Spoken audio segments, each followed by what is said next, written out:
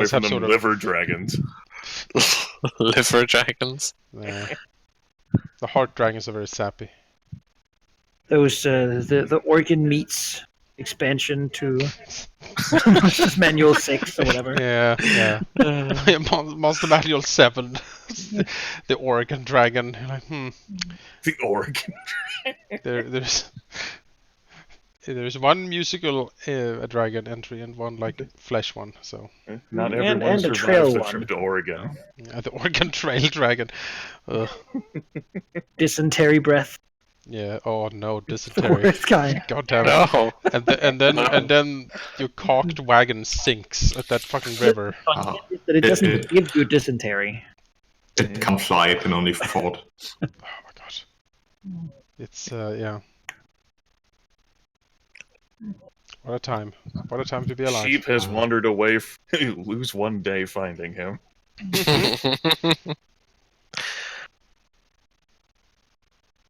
Alright, shall we do the thing? That's Yes. Now we've played a couple sessions, and I was just thinking about this before I made a call, and let's decide on a way of doing this. What do you call that? A precedent. Now, do we recap before or after we do sort of the metagame like hero management and goal stuff? I'd say after, although I have no huge preference. After would mean we sort of use it as a lead into play. Before would have the benefit of people getting to remember what their goals could be about. You know. I have no preference. Although perhaps having it first to get it out of the way and everyone is on the same page is a good idea. And I can do that now if you want. Sure. Let's do it then. I also my what's the word? Position towards recaps is I would prefer to have them concise but not too long, because I feel like that drags along, so I will try and be as quick but also concise as I can. So 4 minutes. last time on Dreads of the Dragon Coast, we had just decided to leave our temporary lair and left the dwarves behind to defend, because clearly they would die if they did anything in our presence. They're kind of weak. First thing we did was to make contact with the monastery, which actually didn't end that badly for them. It's a lot of talking, a lot of we're here now, so don't do anything and we won't do anything to you. And we got a lot of information, actually. More so that, first of all, the main thing is that there is more cultists around, and the vicious, crazed druid that was leaving the marks everywhere has actually been tracking them down and killing them for quite a long time, if I recall. And there are more down the valley by the river, which kind of brought us to the decision that we would follow that after, but there was more information that he gave us that I can't recall, so perhaps I'll fill it in afterwards. But yes, trying to follow the cult down the river. Then came the Grand Kobold Migration, as people seem to be calling it now. We basically stumbled into kobolds. They were looking for critters to meet their quota for someone named Tax, I believe. Now that sounds like a very straightforward piece of information, but getting to that point was a very long, drawn-out process. Poor Valignant was stuck right in the middle of it, much to the rest of our amusement. But eventually, after a lot of back and forth, we somehow got them to lead us back to Tax, who had been escorted by some orcs, no doubt from the orc camp that raided the dwarves previously. And because the kobolds didn't fill their quota of critters, one of them that Valignant liked, well, not liked, but wanted for himself, was going to be killed. And of course, he didn't want that, so we attacked and probably killed him, really. And the orcs.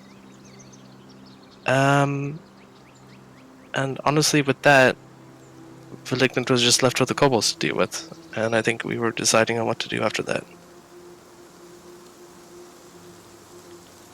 Yes. You decided to uproot the kobold nest and have them follow you around as a sort of a wild aura of crazy little worshippers, for as long as they last.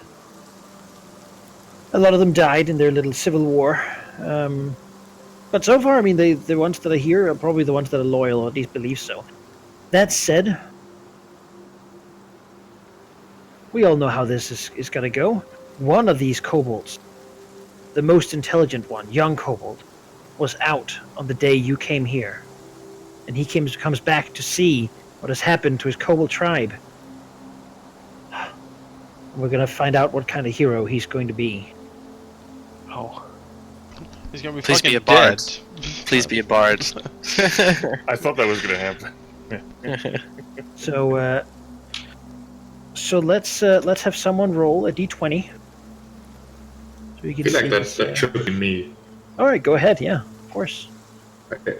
I don't want to hog the d20s because I think I did one last time as well, but this feels He's hogging the d20s. That's I fine. am. That's I am, fine. yeah. Sheep likes rolling. That's fine. She's All right. super greedy. It makes sense. Well, that's interesting. Double faker.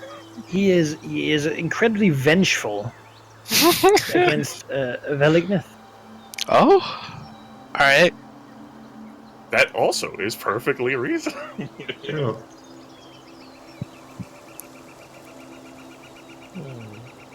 Then we need another one. He has 2 traits. Someone else do the honors. I did it last week. I'll fucking do it. You better Yeah. fucking do it. We need a roll. 17. Okay. He has a lot of family, like a lot. This means that if the hero dies, a sibling clone with a slightly altered name will rise to take their place. Oh The my dragons God. might actually not know the difference, and so we'll see the hero return no matter what they do to them. Oh, this is great. This is. We need a name that is so generic that we can like add a few letters or like change a few letters. A generational kobold. Yeah. Yeah, apparently there's a lot of family out and about in the world of this kobold who are ready to take up the ancestral vengeance, which is fortunate because kobolds don't live incredibly long, so at least mostly. So we did figure out that our first hero was going to basically latch on to the next one Yes, we created. exactly, because So he's friendly. So the fake warlock will on his way out of this, find this kobold, who seems somehow more able than he is, and he will befriend the kobold to aid in his vengeance. So we get our first adventuring party. I mean, so far I don't feel threatened. You say that, but as they're ruining everything Velignith holds dear. And we Yes. need a kobold name. Does anyone have a good kobold name? I don't feel as if any of us dragons would care about a kobold's name, so it's kind of like I can't help.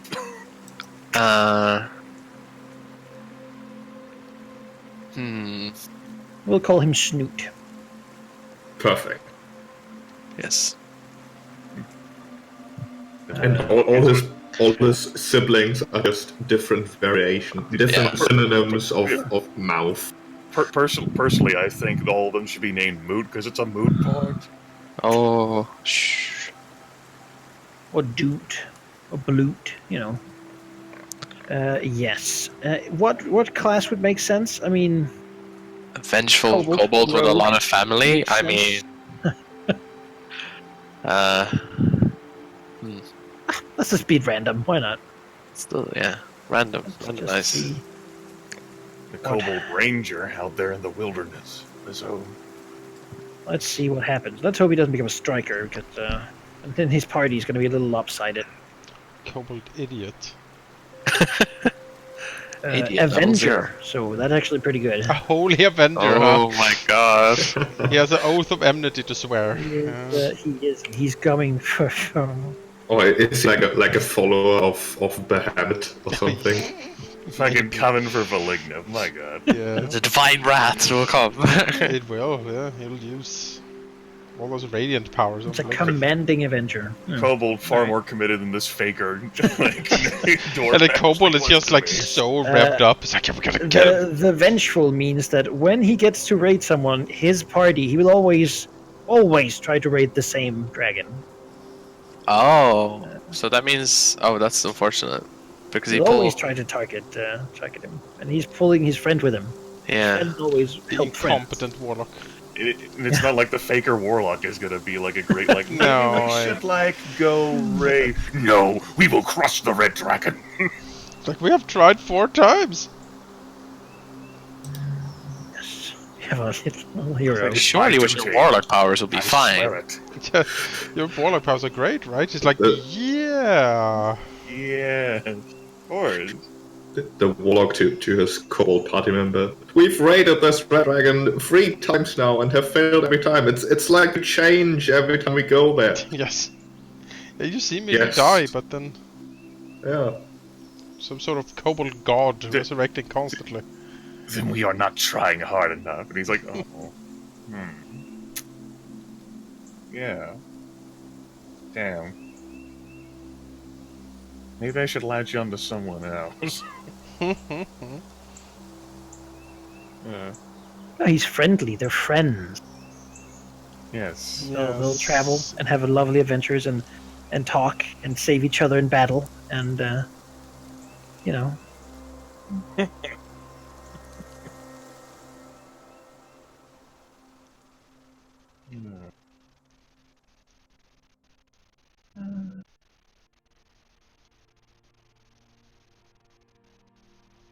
Damn it, Token, you're supposed to be owned by all players. Why do you not respect my name changes? Obadiah Grimmeth wills it. I'm the secret admirer, it's fine.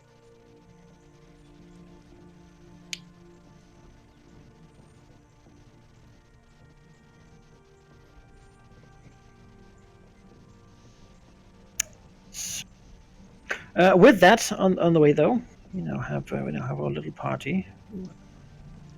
They're out there doing whatever they do, Dying, hopefully. trying to find more help. And if he dies, he'll just be replaced by someone else. Snoot to replace by Snot.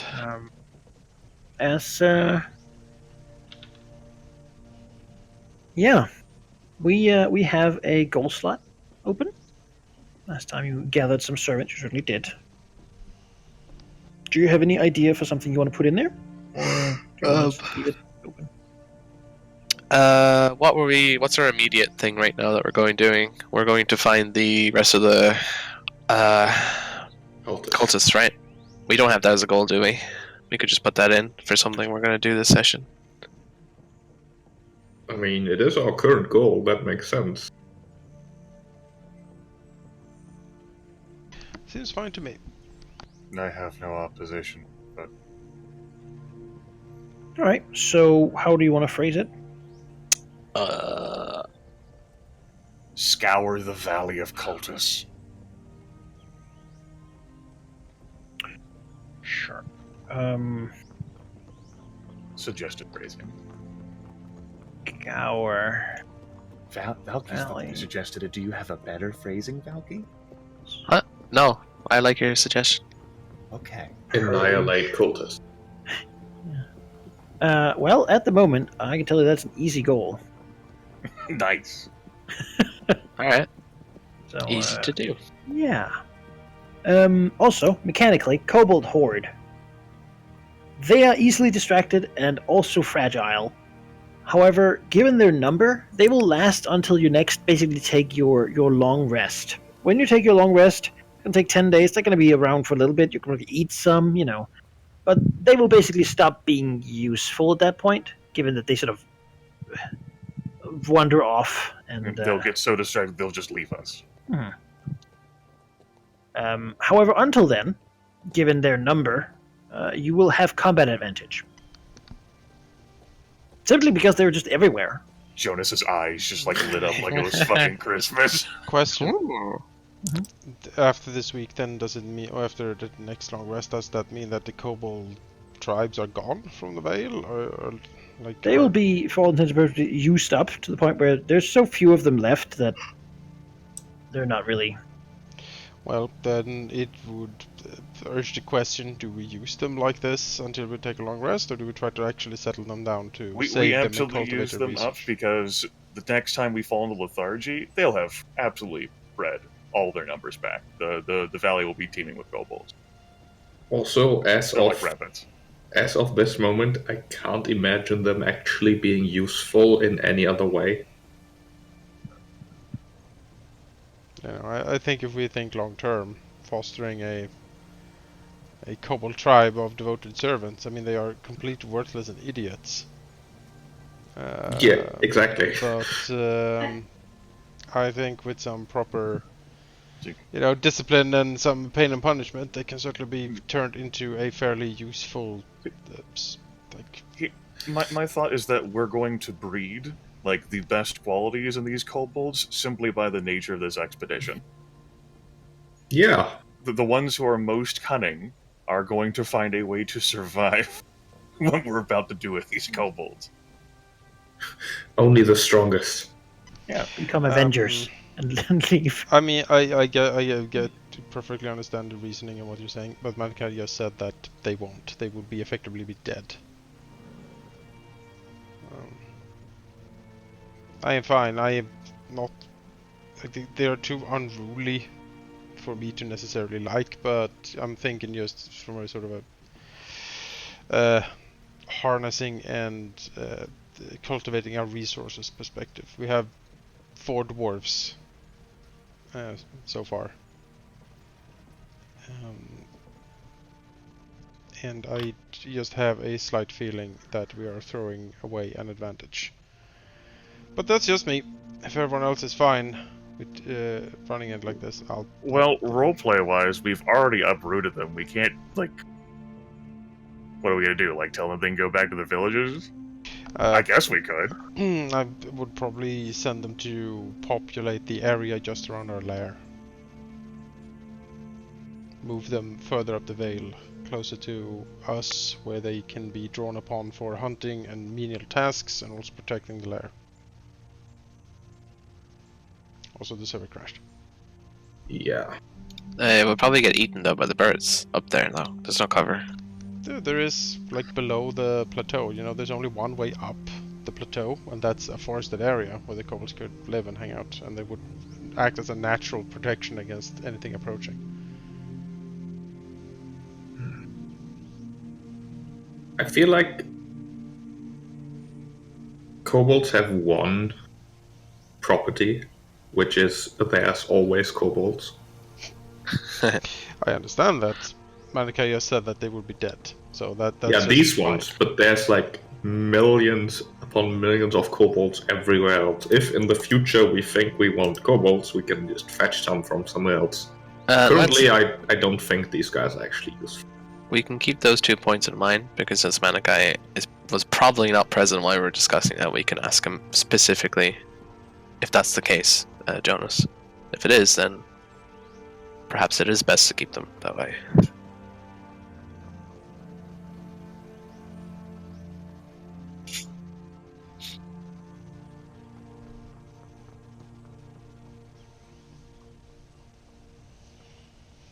But So, I'm gonna...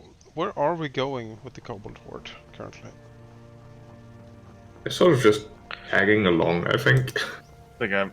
So, like, if we're actually hoping to liberate the cats from the dwarf caravan, like, we're going to need their assistance, if for nothing else than to haul what's left of the caravan back up the valley. Oh yeah, good point. Like the cultists are like a nice thought, but since if we are going to actually make use out of the kobolds, then like if liberating the cats for the dwarf caravan is going to be hard. It's not like we can really. It's not like you're going to put on the harness, right? And we're going to put all the cats on top of you and make like a cat tower. Yeah, As funny as that would be. I don't Cat think dragon. I don't think we can charge the camp. I think there are too many orcs and they're too powerful. What we need to do is draw them I mean, out. currently we Kill off. outnumber them. We kill off maybe 5-10 a week, and we keep doing that for a month or two. And You are no fun. Can I ask you a question? Do you think your character would do that though? Yes, in the face of overwhelming odds. Is it overwhelming odds though to him? We don't even know. We don't even know how many are there. Like we haven't even gotten to the camp yet. We have no idea. I mean, you might be right. There might be 5 measly orcs that offer no opposition whatsoever. I just don't think that seems possible. Seemingly that they have terrorized the Vale for a long time. Well, that's because everyone's not dragons, and of course they've terrorized all these kobolds and dwarves.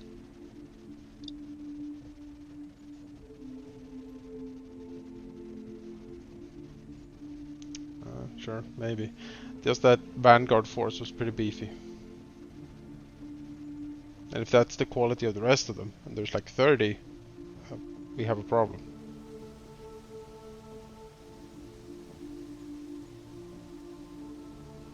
I feel like if that is truly the case, then that's another argument why we should use the kobolds right now rather than saving them later.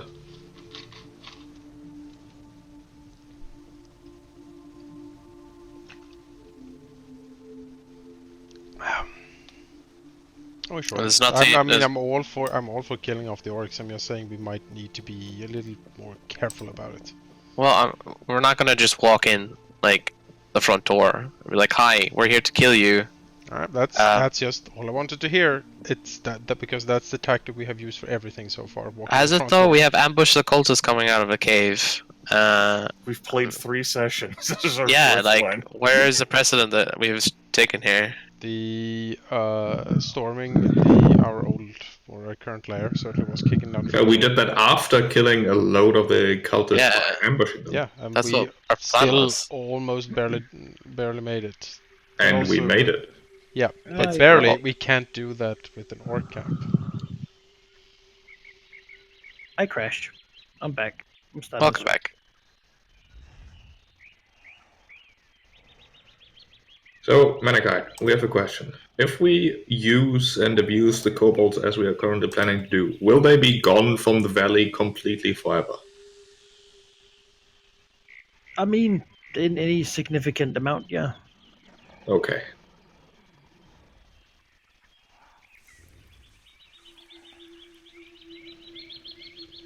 I don't know, it would take literal generations to get these kobolds to understand more than 3 words. Playing an actual dragon, I can't muster up an iota of care if these kobolds are ruined forever. Yeah. I do not have a problem with preserving them for further utility, as Telraxes might want to do to discipline or train them, but it is so undragon-like for me to consider wanting to do personally.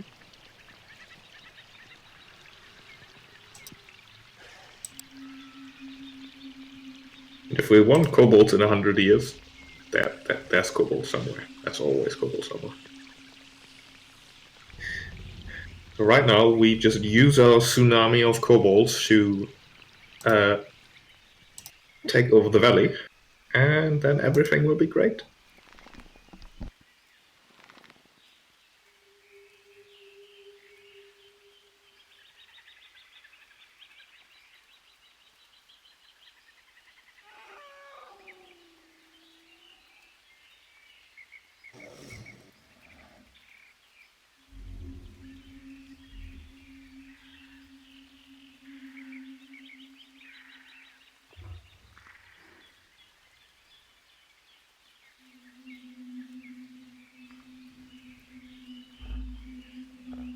Silent. Yep, lead on. You're the leader of this expedition. Oh, I didn't realize the server was back yet. It is. Okay. Then let us keep going. Great kobold migration of the valley. Write this down in the history books. Oh,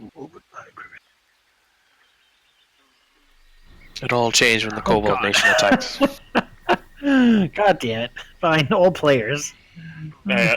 All these goddamn people owning the token. It's funny because I own everyone else's token. Like they're all Proud sign players of properly. Bone Dad, bludgeoning Autumn Express. I hope by the end of this campaign, which will be this session, it'll Double just be click full the of token, my just jokes. crashes. Goddamn names. It's one way to make notes of sessions. How many sessions do we have? Sure. No, just be way to keep count. Session 4 right now. Woo! Yes, you can certainly take the kobolds as they are and command them forward with you. I mean, even if you don't, they will probably follow you for a bit, like just swarming about and like do things. Keep picking up their little dumb rocks and running after you. You know, wanting you to have them. You know, or carrying them for you. Surely that's what you would want. Or going and building your nest somewhere, even though you don't know where it is, and they probably don't know why they would want it there. You know, things like that. Yeah. They're trying their best. Yeah.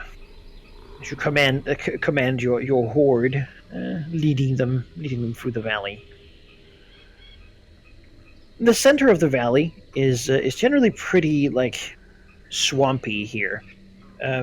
Vague layers of what seems to be like age-old mud that has never really solidified is laying here, and so the ground is sort of very soft.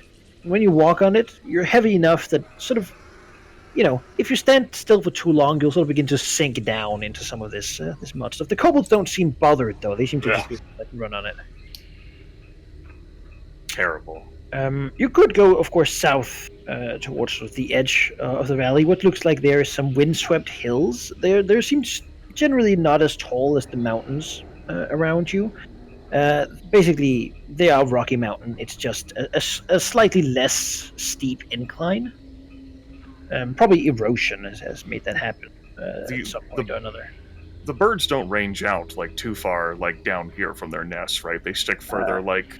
They don't seem to fly down into this muddy, like wooded land. It's reasonable to assume that if you were to climb up in the mountains, they probably still would. They probably have a very long range, given that they're large predators. Sure, but like still like through the canopy or whatever, I could see like the fact that they're up there. They're every now and then is a thing up there. Thing is, like down here, you're basically invisible. But if you were on like flat stone, you would be visible from very far away. Okay. And it's very hot. But you could basically walk up there. But you could also just walk along it on the slope. All right. Or you could go to the other direction and go sort of on the north way, which has a similar slope, though that is more like a cliff covered in a row of pine trees. As that has a much steeper. I mean, a cliff covered in pine trees, if there happens to be a cave there, that would be interesting to say the least, although I don't know how high the chances for that are. Pine trees do sound appealing to me, and there's so many little kobolds that they're naturally going to find every little crevice to pull out shitty rocks for us to carry. Yes. For them to carry. Maybe they find shiny rocks too. Yeah. North sounds fun to me. It's also just a direction. Why not just pick one and keep going? Yeah. You push north, avoiding the sort of the deep mud pits. Yeah. In the center there. Perhaps not feeling like getting all the way down and getting all muddy and into the scales, and who knows what kind of parasites might live in that mud. Sort of push upward against the pine trees. Continuing here for a bit, leads you to basically, past the ridge to a bit of a strange-looking landscape here. The cliffs are very smooth and curved, and as you sort of walk around a cliff, you can almost go up in what seems to be a smooth slope, definitely artificially made, going up to what basically looks like a plateau. or several plateaus. Artificial slope with plateaus. That might be worth investigating further. Maybe it's like a sunken temple. It is upwards, but just means you can see more out. Might as well check it out. Direct slides upwards. Yeah, so long as we remain within tree cover. There are trees. You continue up. The stone here is pretty hard. The trees are fewer between, and generally they seem to have a wide root cover as opposed to a deep one. It is likely that this basically is mostly stone, and as sort of scrape with your claws, you can certainly feel that there's not a lot of dirt here. As you go up. Could you guys somebody give me a dungeoneering check? Sure. Figure out what this situation is. I can give you a dungeoneering check. This is your moment. You've trained years for this. Oh, don't say that. Now it's going to roll a 1 or something. Calling on your ancient purple draconic heritage. Draconic heritage is asleep right now, it seems. With that result, you're not sure why someone would want to make like a big... Basically, it looks like someone took a huge chunk of the mountain and removed it, giving you sort of an open-faced plateau here, where you can sort of look out over the valley. It's almost completely flat, and then the sides here are basically carved smooth against the mountainside. Well, who would do that? That seems very stupid. It is a huge area too, like not a small thing. Maybe it's a strip mine. So there used to be like this was like a valley that like giants like lived in, and they have like their tombs like embedded like within this. Like we stayed in one for a couple of years, and our player is currently in one. So I imagine that whatever's happened to the valley is a result of their work, for whatever reason. Could be. Do you need to have dungeoneering trained to roll a check like that? Don't think so. No, just go for it. Because if it's like a... You don't need to. You don't need to have trained. Just do it. Okay, because if it's like an old mine or something, then Bellingham would be very interested, but it's probably not. Bellingham been looking for ore, but it seems to be very ore empty. Oh, it's worst kind of empty. More than 18, reveal anything? Yes, so Raxos notices that this, if he were to build like a great castle, this would be an amazing spot for it, really. But that's probably not the actual purpose of it. It appears that as he goes and looks around, that although that would be a great thing to do if you happen to have stuff for a castle, it appears that a lot of stone was moved from here. And the stone here, the rock here, seems to be a pretty high quality compared to that of the sort of softer rocks of the surrounding mountainsides. Right. This is probably an ancient quarry. Okay. Where stones have been taken, like large stone blocks, really. Enough to have made an indentation into the mountain itself. A lot of stone has been taken. Right. Huge amounts. Just learn how to make those float, and you got your sky fortress. Easy peasy. It doesn't need to float necessarily. I just want it to be high up. Because it makes perfect sense that Tilraxos would notice something like this to build his sky domain. Yes. Yeah. Yes, he will, inform the rest of the party of his thoughts. They have very high quality stone, and that's nice for building things, if we ever need it. But why would you build a cave if you can just have a cave?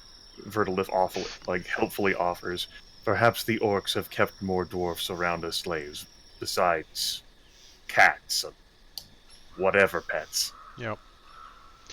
It's also not about building a cave, is it? About building something grander. It's this temple, a castle, something that will be a monument to my greatness. It certainly also looks like it is very, very old. Since this was used. So you would rather have a castle than a statue? I'd rather be under rock than above it, but... Can't I have both? Well, if you didn't have the castle, you could build an even bigger statue instead. I can't live in a statue. Although... If it's hollow, then you could. Yeah, huge Burgle dragon shakes statue her with a head. dragon living inside the dragon Oh statue. my gosh. I don't know, that seems rather silly. But you never know. Sounds like a great idea. Think of a huge, life-sized, triple life-sized statue made out of iron so that it gets really hot in the sunshine. Can't have a statue. Valignif would try to eat the statue. It's true. What? No. You can just find out what's inside. If I build it, I wouldn't have to break it to figure out what it's made of, because I'd know. On it. You would build it? I thought you'd just have dwarves do it, but I mean, if you wanted to build it yourself, get your claws dirty.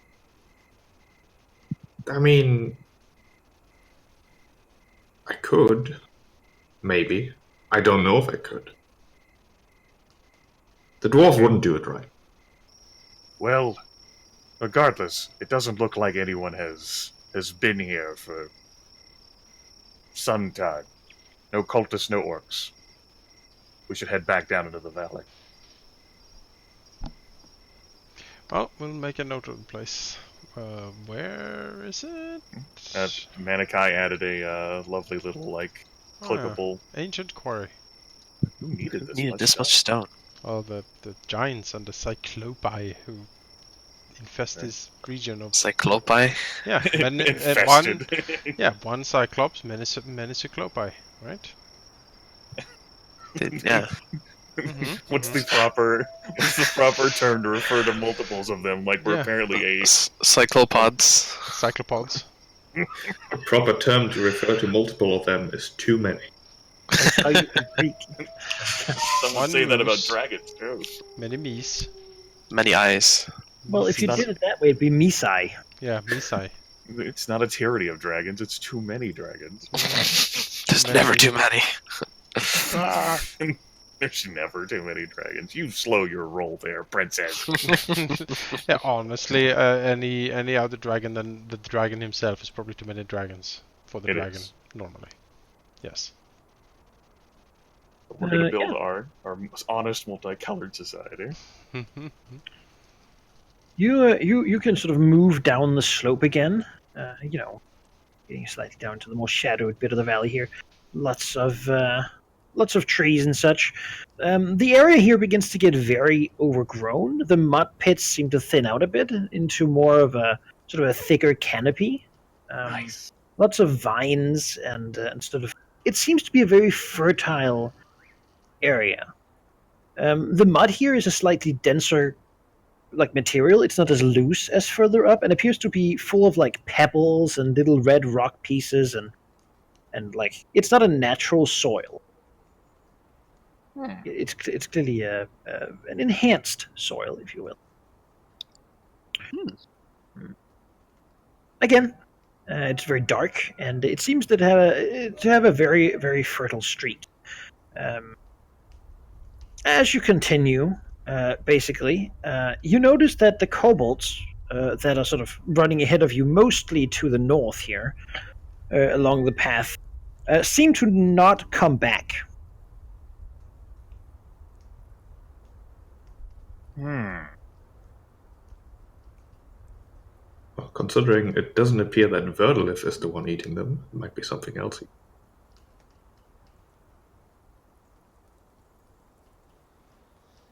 Could be. This, Manaki,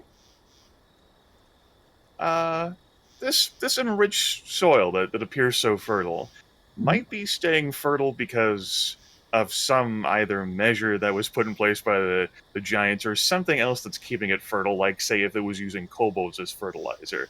Would a nature check be appropriate to see if that's what might be in play here? Sure. Good roll. Yeah, alright.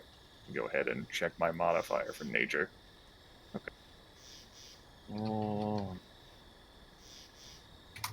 21.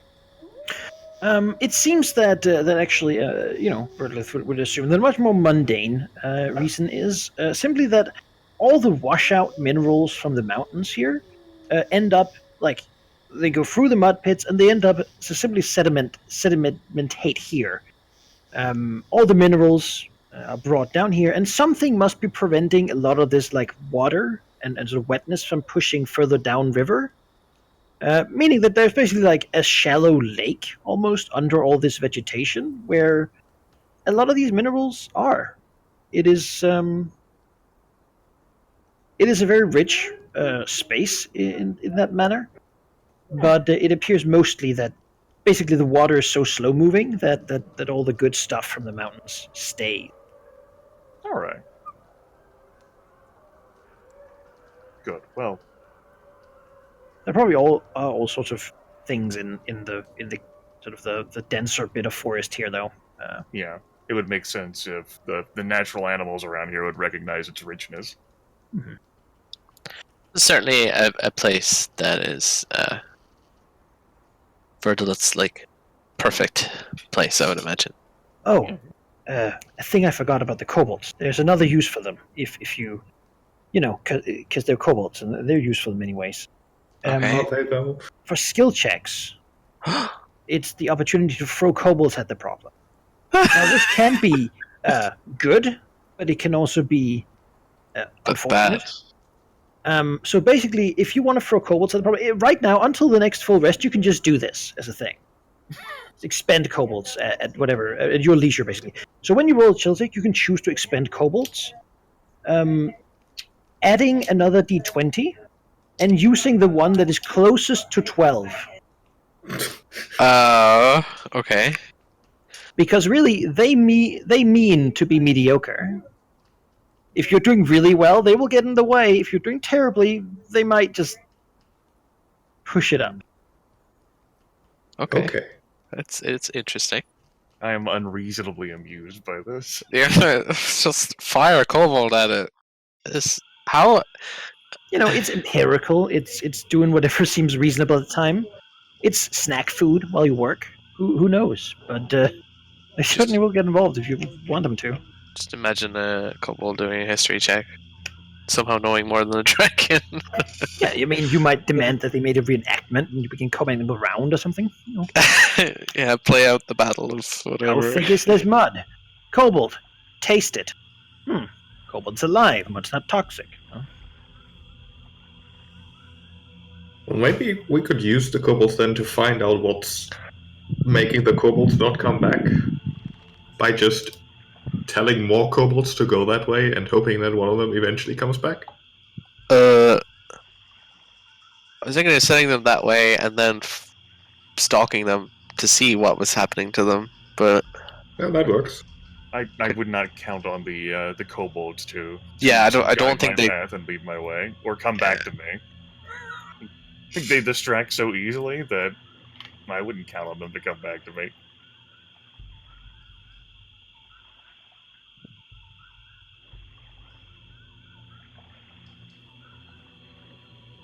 All right. Yeah. Well, we could then send a couple out as bait and follow them. I do have a vested interest in checking to see what predator or what camp or whatever has been set up further ahead. We could potentially pull back if we decide that we don't have a vested interest in it. But if it's eating kobolds, it's a threat and something we'll need to look at. So I mean, it's not a threat because anything that threatens kobolds doesn't really inherently threaten us. But it would be good to know it's in our valley. Yeah, I mean, not yet, but who knows? Not the threat. You take that back as being a threat. An annoyance, then. I mean, for weaker creatures that can't fly.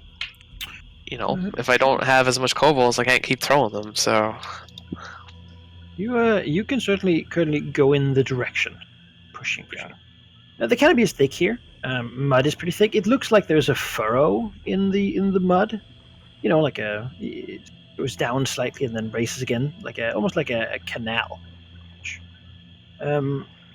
As you continue, you basically find out what the kobolds have been doing. as you step into a slight clearing, right up next to basically next to the cliff wall here, and see a kobold basically looking at a bunch of other kobolds around and saying like, "Oh," and walking closer, before seemingly like sniffing about and then like collapsing with the other kobolds. A couple more see this happen and seem to be intrigued. What could this be? Surely they must too investigate. The region, the area here, the clearing where these kobolds seem to just sort of fall over, is, as I said, right next to the cliff face. And sort of halfway buried in mud, you can see what is basically a huge diameter pipe. What seems to be like made out of marble, going into the cliff face, far enough that just sort of gets dark.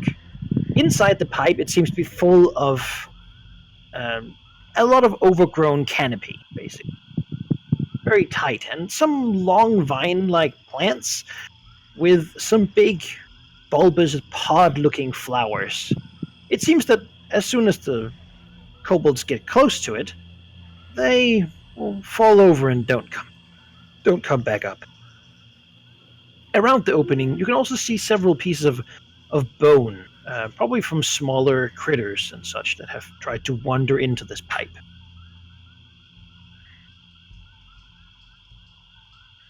Vertilif looks prospectively, like intrigued instead of horrified by this. Nods her head emphatically. This is good. This is good. We should check out that pipe, preferably without falling over.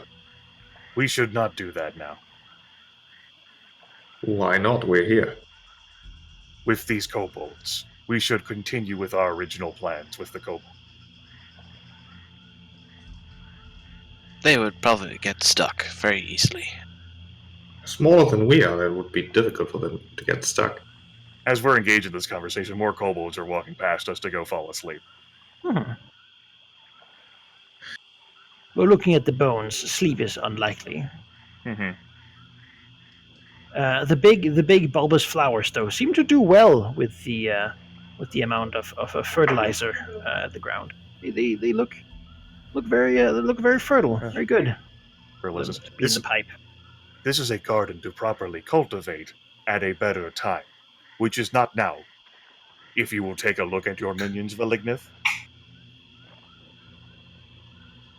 I could burn the flowers, but you wouldn't want that, so I suppose we should just keep walking. These will protect my future lair. You want to live in a pipe? No, I'm going to move the flowers. Oh, okay. Live in a pipe? What is wrong with you? It entirely depends on what's in the pipe. I couldn't even fit in the pipe. Oh, it's a big pipe. I couldn't even fit in the pipe. When I said huge, I meant huge. I couldn't even fit in the pipe with everything I wanted in the pipe, like all of my servants, and my bed, and my food. The pipe is 5 squares wide. Basically, it's halfway full of mud. So, like, it has a flat and then like a half circle ceiling, though it probably was round at some point. Please, I have to have the servants please move into the sewer it pipe. appears too deep. It appears too deep to basically for you to see the end of it. Given the canopy, it appears that it could continue for quite a while. Who knows to where? The pipe is not the same as the forest. We will come back here and see what's in the pipe now. If you'd like. I wouldn't have said it otherwise. To be distracted by something else and it never happening. That's probably exactly what's going to happen. Well, mark it on the map. Let's Vertilif will... No, she wouldn't. No effort wasted. Like, she's not gonna fucking herd these kobolds who haven't gone into there, like, away from there. You just start walking away.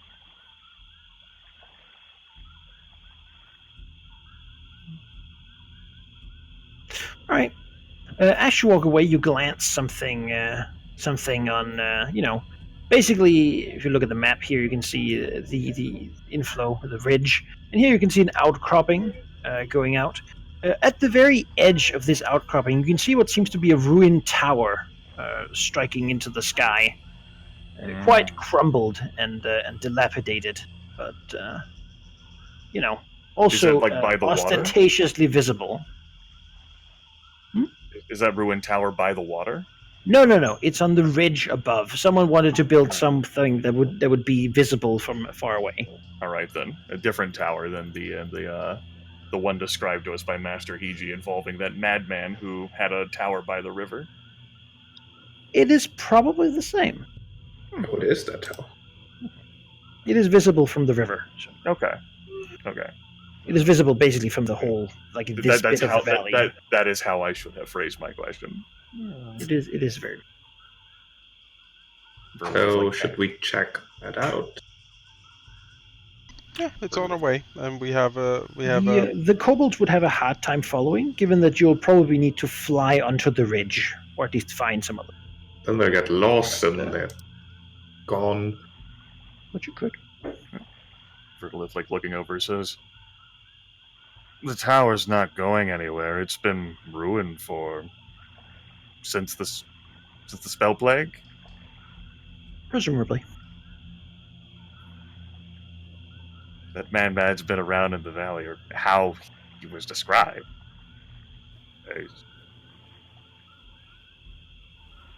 We could.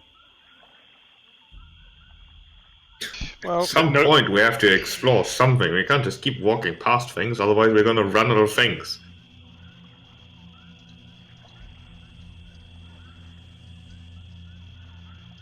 Vertilift doesn't seem that strongly motivated, only because of the amount of effort required to fly up there. It's fine. Mark it on the map.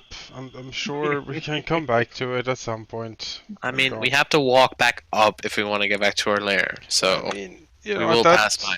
Yeah, we'll take a look back home, and at that point the kobolds will be dead anyway, so we don't need to, I as a player, am perfectly fine doing it. Just merely making a, draconic nudge. I do like these descriptions, Manaki, of the locations. It's like, why aren't you looking at these? No, I have to add a description, otherwise the name doesn't show up when you click it. It's factually correct.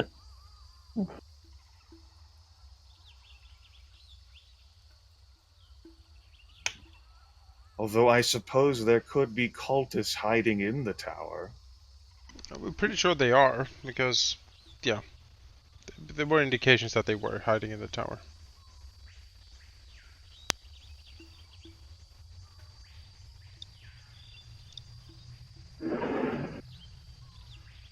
However, Sorry, no effort wasted, right? I think, given what we know about Vertilift, you'd rather look around on the ground before having to climb or fly anywhere. Son of a bitch. Yeah. There's the whole other side of the valley too. I mean, and the kobolds can't go. Yeah, it's for a different time. Yeah, I'll take that point of draconic essence. No, yeah, that's. I mean, we could. It'll still be there. Yeah. I mean, cultists could be anywhere. They're going to be by a source of water to poison the river, and there's got to be closer places to poison the river than that. Up there. Entire other side of the valley. Can't really argue with that, honestly. I'm too tired to.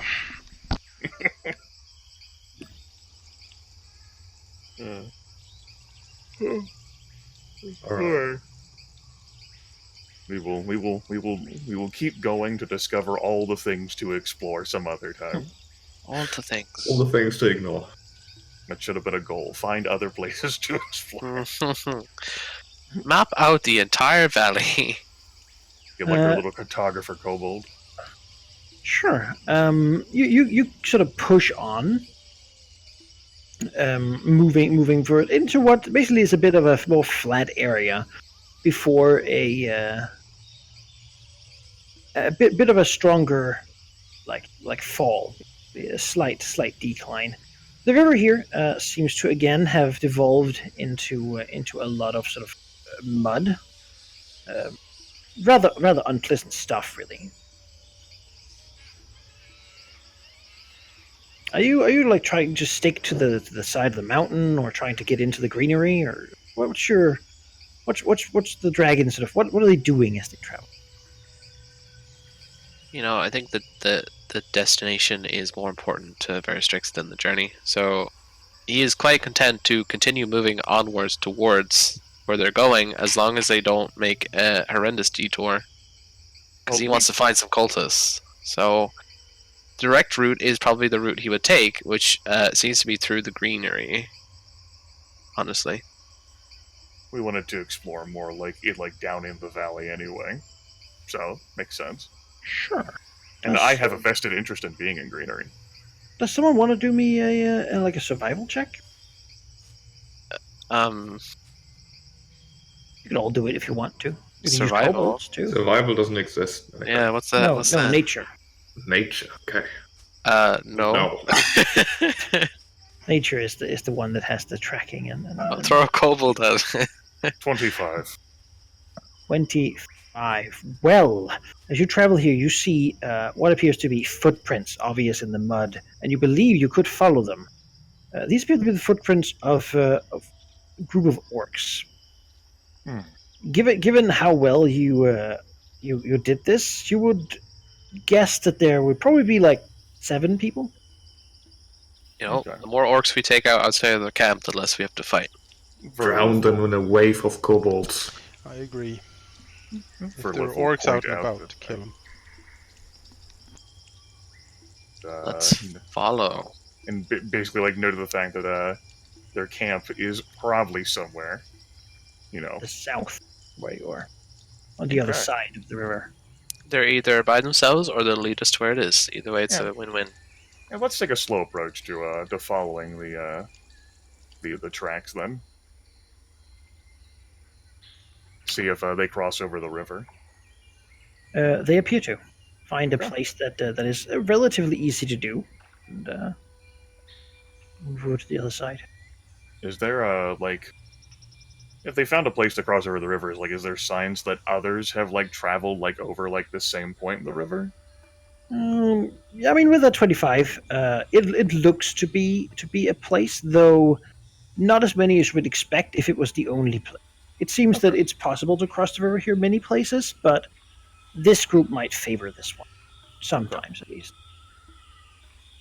There are no real roads or paths here. Verlif makes note that while, I'll say it in character, we could set an ambush here as we did with following Tilrax's suggestion with the cultists, but there is no guarantee that orcs will use this place to cross the river. Or that they will come back across the river anytime meaningfully soon.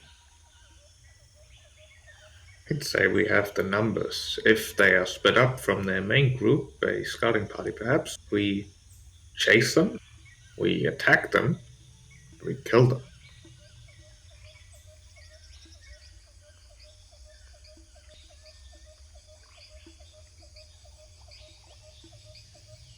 I am surprisingly amenable to that plan.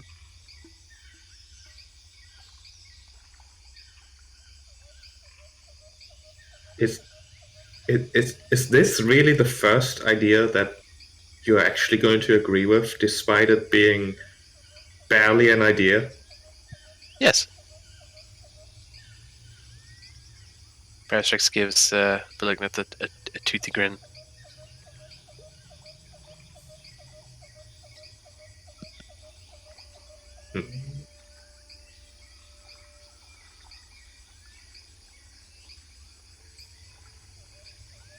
Well, I can't disagree with my own idea, can I? Even though I am honestly quite amazed that there's apparently no objections for the first time. Well, eventually, if you try. If you are many fishing for times an objection, I don't think a dragon would say fishing. I don't think that a dragon with like a fishing pole. I think that one is like that idiom's lost on the dragon. You're looking for objections. I'm sure Tilractors or I could find one. I have no argument, though. No. My idea is good, so we shall do as I say. Let's pursue it then. Go, lead the way, leader. Right. But I know if we'll tell the kobolds to charge. Pretty much. It's gonna be adorable watching them ford this river. Yeah, it certainly is something that happens. One thing kobolds are not is stealthy, but they can run pretty fast, and you do indeed quickly catch up to what seems to be a group of orcs traveling along. Like the Mongol hordes riding someone down, except in tiny and without horses. As you sort of come rushing, they will, pretty much act with hostile intentions pretty much immediately, given that it's not really, what else are you gonna do? I think as an orc, turning around and seeing a mob of kobolds, and then dragons. Yeah. I'd be compelled to act hostile as well. I would certainly think so, yeah. I would not be assumed that this is a matter of parley. No. No. I think I'll take to the skies for this one before Ouch. starting combat. Hobgoblin archers. Yes, they seem to be leading the group, and seem to be a little better armed than they breath.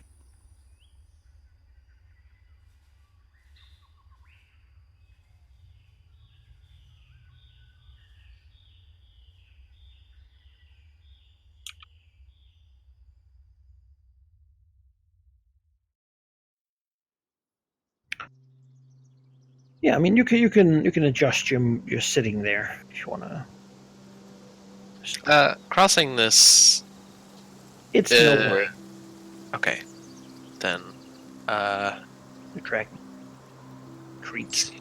Let's see here. I'm fine where I am. Further away I am from those archers, the better. Yeah, I'm okay with the positioning. You want us to stay right next up to like the northern border, Manaki? Or Ideally. okay. If you want to move a little further forward, that's.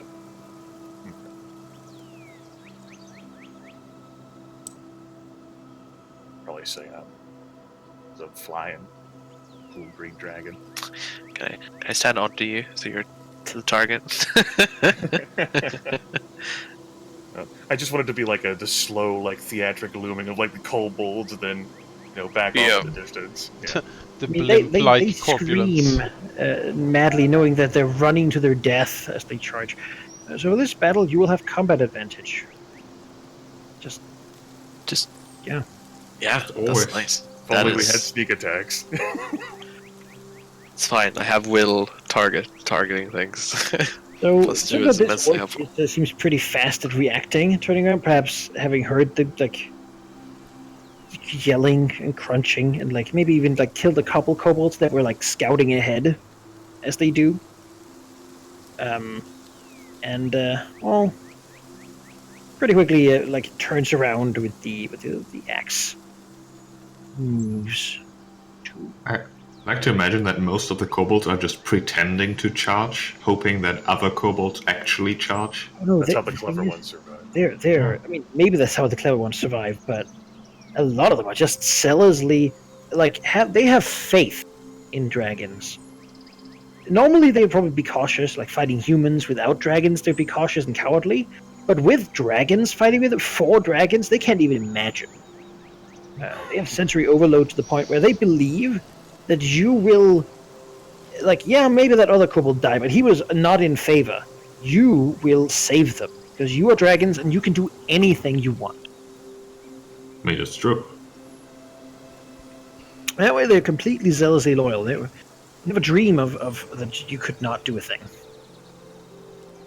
Yeah, the orc moves up as he does. Sort of with one hand, takes out a hand axe and just chucks it at Talaxos. Seeing, we just imagine that they're like kicking and like chopping kobolds as they do. Out of my way! There's a miss. This archer. What is your age? Has his.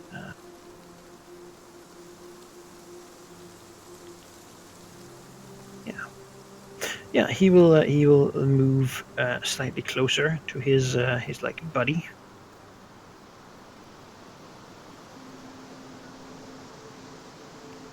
Here, and then he will shoot at Valgneth, coordinating with his buddy to give him a bonus to do the same thing. Would Valgneth be in cover for the bush? Hmm? There's a bush in front of him. There is a bush, yes. Sure. +2. Well, in that case, it's exactly my AC, so still hits. Try my best. Take That was a good point, Jonas. That was a good point. And the other archer will begin to point his bow towards me as well. The scales, they're just not thick enough yet. Oh, this orc screams and charges. Hey, that's rude. Using his charge to move extra and make a melee attack.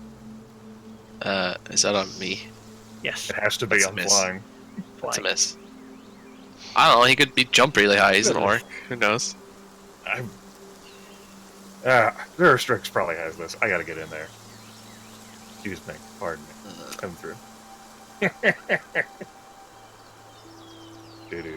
Let's see, that's 1. Use my move action to go there. Yeah, use my move action to go there. We'll convert my... Damn. I had thought I had decided this. And I'm a terrible human being.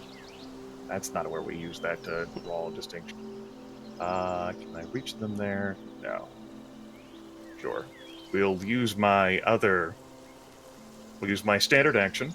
We'll convert that into a move action to go there. And I will use my minor action to spend a power point to invoke a Battle Mind's Demand. That's a close burst 3, which will be good enough to hit, we'll say, Orc Raider 3 and Orc Raider 4. They are marked by me.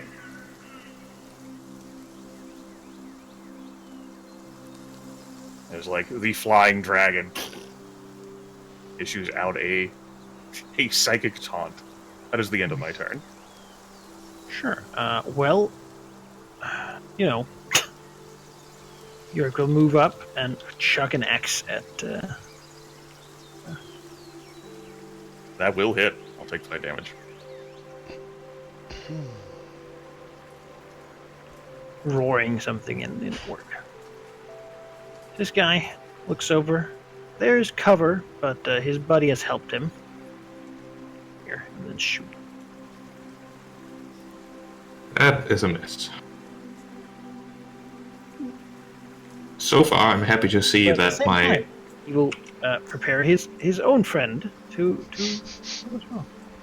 They're basically helping each other. How nice. So far, I'm happy to see that my heavy shield has done no difference whatsoever in any combat so far. One day, though. One day. He's over here, and on the way also chucks an axe at... Always axe chucking. To whom is the axe being chucked? Me? Burgle. Alright, yeah, that'll hit. To whom does the axe chuck? That's right. He chucks to the...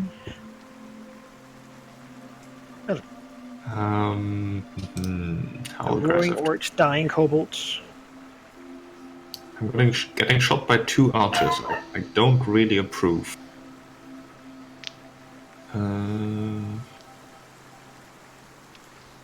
See, Valgneth will go here.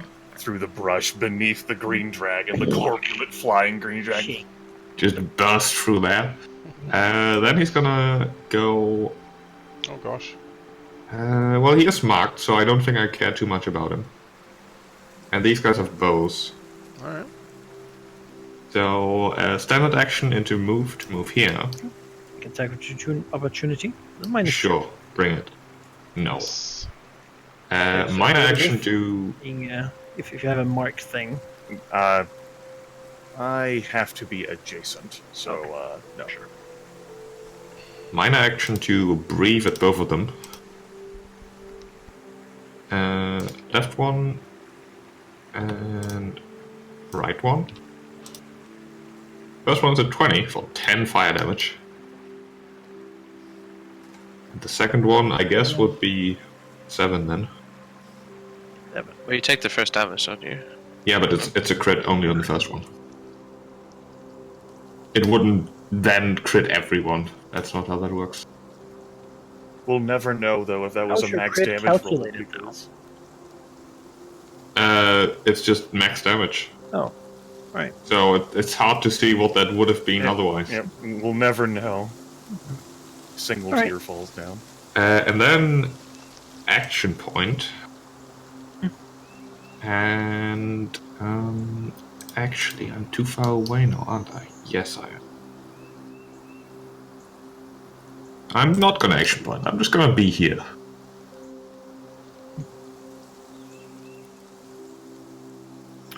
Sure.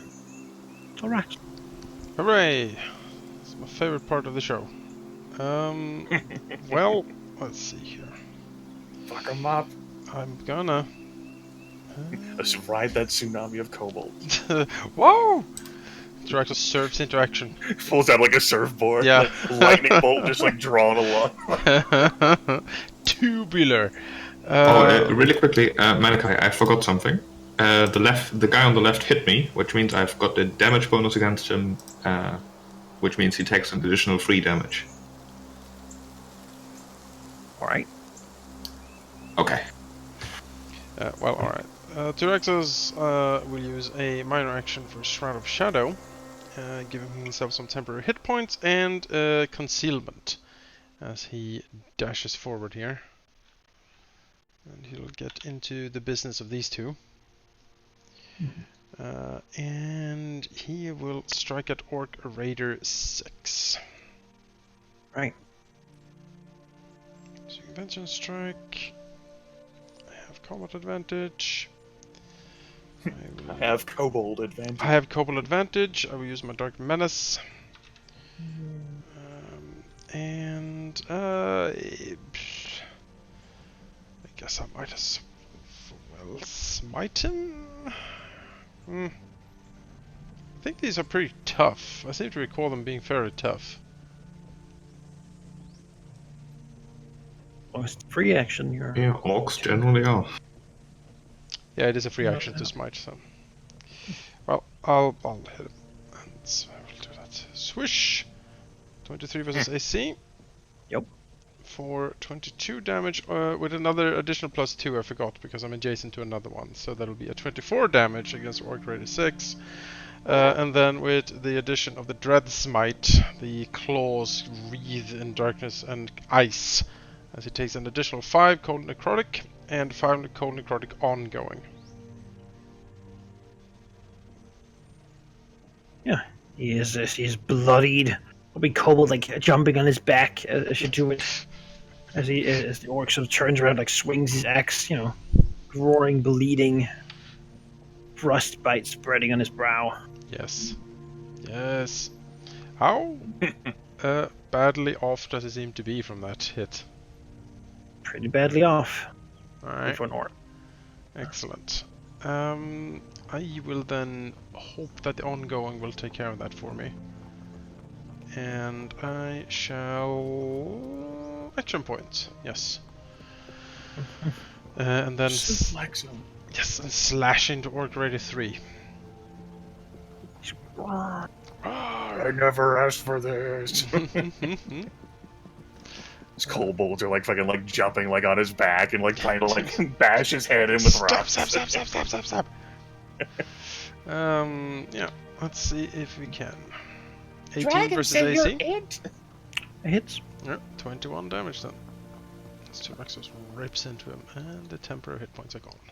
Because I used them.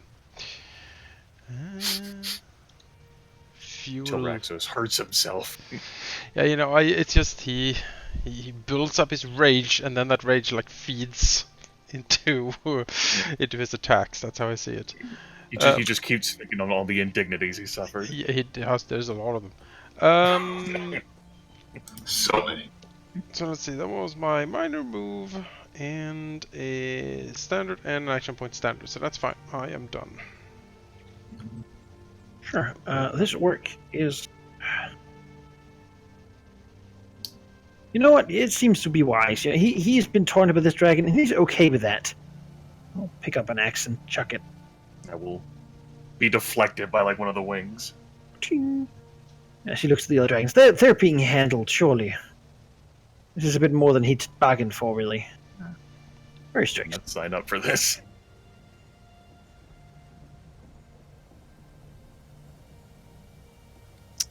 Well, I can't really handle this because everything I can do provokes. So well, you might as well. You can just fly away. Then he'll provoke, but then like all the orc raider can do is just throw at you. From that point, you can fly straight up, or you can shift away. Certainly. Well, anywhere I shift on the map currently will leave me where he is, so I'll just fly up. I'll fly up 10 feet and provoke from him. Oh, look at that. Okay. Oh, well, I'm blind. I'll shift. I'll shift back here. Alright. The god has seen fit to bestow more map upon you. Okay. Well, that definitely clears things up a bit here. Well, this orc still needs to be dealt with, and I think orcs are fairly stupid. So let's try and hit the orc in front of him. Given that none of them are running, you probably can, probably a true assessment.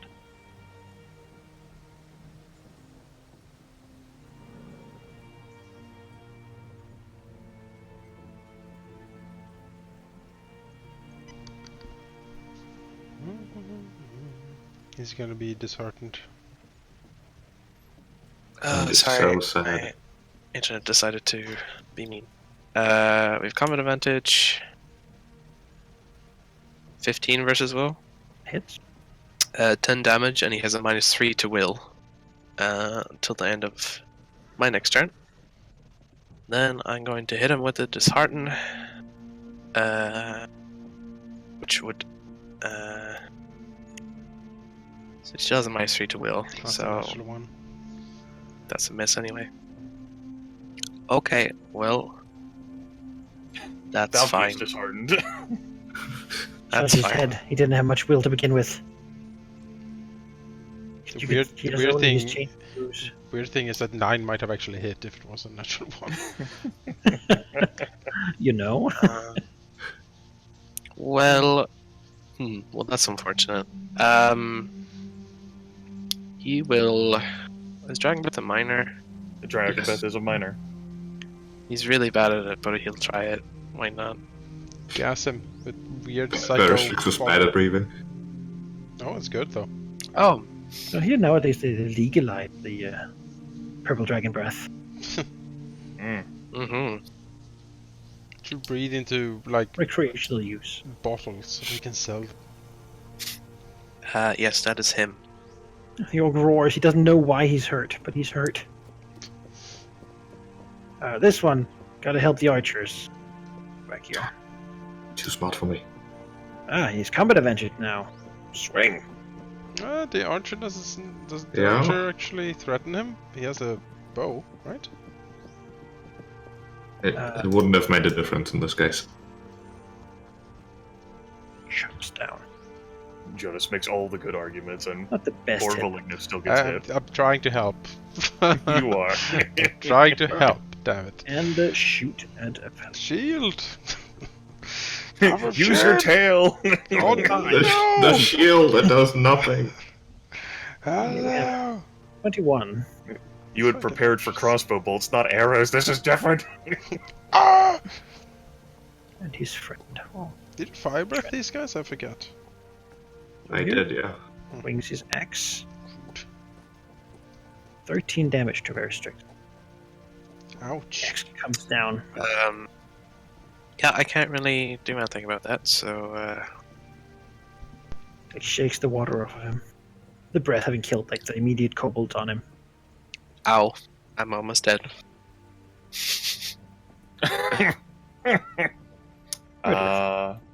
I don't need to be setting up anyone for a perfect flank, so let me go ahead and use my 2 movement to go down here, and the corpulent green dragon will touch down on the ground. Touchdown! Crush. Kobold broken. As a minor action, I will activate my Dragon Breath. A spew of poison will come from the green dragon's maw. Let's see here. Against Orc Raider 4 first. That will be a 12 versus Reflex. Woo! Spring Break. And then Orc Raider 5. Woo! Spring Break! Kobold just fucking dying. Yeah. One of them grabs a kobold and breathes. I suppose that would be a 14 and 12 versus Reflex. Does that change things? Because I didn't have... Okay. And Orc Raider 4 will be hit. Okay. Standard action will be to make my standard action attack, because that's how that works. And Grimace stalls for time as he looks at his buttons, and it's going to be a... I don't think either of these matter, because none of them are going to call up. We'll use a Twisted Eye against Orc Raider 4. 18 versus armor class. That hits. Alright, 14 untyped damage, and if I end up having any allies adjacent to him till the end of my next turn, he'll have a penalty to those attack rolls. That will... I'll action point, and I will use my other standard action attack, Conductive Defense against Orc Raider 4. 23 versus Reflex. Nope. 13 lightning damage. And should this Orc Raider, for whatever bizarre reason, attack one of my allies, he'll take 4 lightning damage. Alright. They bloodied, they basically go into like a furious rage. A flurry of green, fat limbs strikes this Orc Raider as she lands on the ground, kobolds screaming and flying. That'll be the end of my turn. Shift over here, getting closer to Verlith, and then swing. Axos. That is a miss. We'll step back and shoot at Valiant. +2. 23. That's some good roleplay there. The hobgoblins basically moving like a unit, even though there's only 2 of them, stepping back, synchronizing their shots, and clearly the 2 of them, sort of the orcs are raging in fury. The hobgoblins seem more to be cold, calculated, and disciplined. They're in fighting. Toraxos might be like, yes, this is exactly what it needs. These are the kinds of people. Hobgoblins, yes. Yeah, fuck the orcs, get the hobgoblins. That's what Toraxos is like, I will spare you if you but pledge your fealty to me. Tries to uses his warrior surge. Doesn't recover 10 hit points and make an attack. It's a hit. It's a crit. Oh, 21 damage. That is no, that is still rolled, but it should be max. A lot of damage. Good heavens.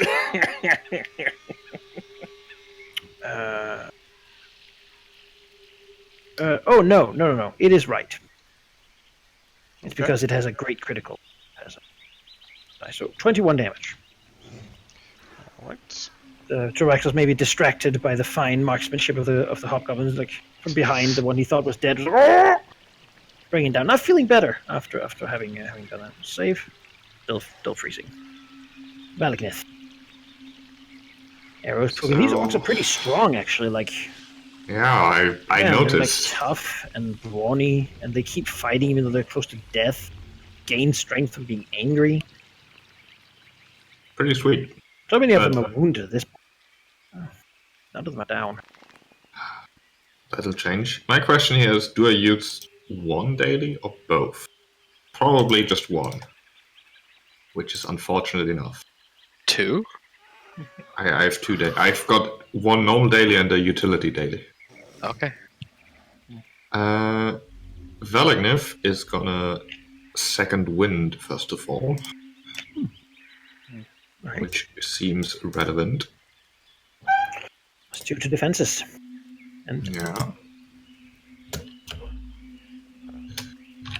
And then he is gonna use his utility daily, which basically he's so frustrated that his shield doesn't seem to do anything at all. It's probably a good idea, but he's not using it right. So he has to somehow like put it in front of him proper and just block everything. And he will try to do just that, sort of hiding behind it, as he uses his Shield of Sacrifice, trying to infuse his shield almost subconsciously with some of his rune priestly magic, which, oddly enough, causes himself to lose a healing surge. Or do I actually? I believe you can target you or one ally in burst. Yeah, that's what I'm thinking. I think actually Verdolif will lose a healing surge here. I will permit you to count me as an ally for this. And then one or two allies, which will be Torexus and I, will get to spend a free healing surge. Hooray! All of us get +5 power bonus to armor class until the end of your next turn, huh? Yes. Power That's a up. nice power bonus. Verdolif, like, frowning, like, Ian, like swiveling, like, the fat head, like, look at Velignif, confused. It doesn't seem like Velignif actually knows how his magic, like, works. He didn't seem to do what he did intentionally, more like subconsciously. This is the power of a level 2 true dragon. Behold! And alright, so that was a standard action, a minor action. I don't intend to move. Could also throw out a normal heal as another minor action. Good. Which seems relevant, so yeah, why not? He will also heal himself. The Rune of Mending. So many runes going on. Yeah, I know. Fucking, like, all sorts of glowing happening around the red dragon. And suddenly, like, all the fucking things are just shiny. Alright, he will use this in the Rule of Protection, which means Tilrexus and Verdolif also get +1 to all defenses. Okay. I'm up to 25 AC then. Maximum power! Alright, I'm done. Also, look at all the things in my label currently, and yes, they do stack. Right. Right. Well, this thing had the audacity to crit him, and that will not stand, so he will lash out, trying to actually kill this thing off now. Right. Rexus is like, you were supposed to have died. Like, Yeah, this is bullshit. your self-healing crap. I will not have it. So, 16 damage. What the fuck? They are very healthy. They are very healthy. I do not approve of this. Then he will shift here. Right. Let's see. Actually, can I shift? Wait, I was here. Is there any way I can shift to hit them both with my breath? Yes. No. Well, I can go here. Yeah, you could shift Yes. there and hit both of them with your breath. Yeah. I'll shift here and minor action, like breath these two. Roar! Yep. Big scary roar. Maybe to remove your action point, Josh. Yeah, I'm just pressing buttons. Don't touch his token! It'll take the universe! Ah! Alright, let's Lightning everywhere. attack on the dude on the left. That is, yeah, 9 damage that hits. on Orc 3, and yeah, the dude 16 reflex. Still hits. Alright, another 9 damage. Zap. Guy's bloodied. That guy's dead. Excellent. Yeah! Lightning sort of in the cold, culminating to just like roar, even as he like continues fighting. Like finally Kobold climbs on him, half roasted, and like he's fall into like a melted clump. The lightning burns them. The other one, number 3 there, beginning to flip out now. Flip out. I'm done. Right, this one, we'll use his warrior surge to heal and attack. That will not hit. Not a hit. Oh well. What can you do? Excuse me. He'll shift. No, actually, he's stance. He's close to the person who's. Well. Move action Right. shift here. Like Standard all three action. of us are fighting 6 of them. Meanwhile, Veristrix in the back. Yeah, well, I'm a squishy wizard. I don't fight things. I make things not do things. You do actually have Orc Raider 3 and 4 lined up for targeting. That's what I'm about to do. I just need to get away.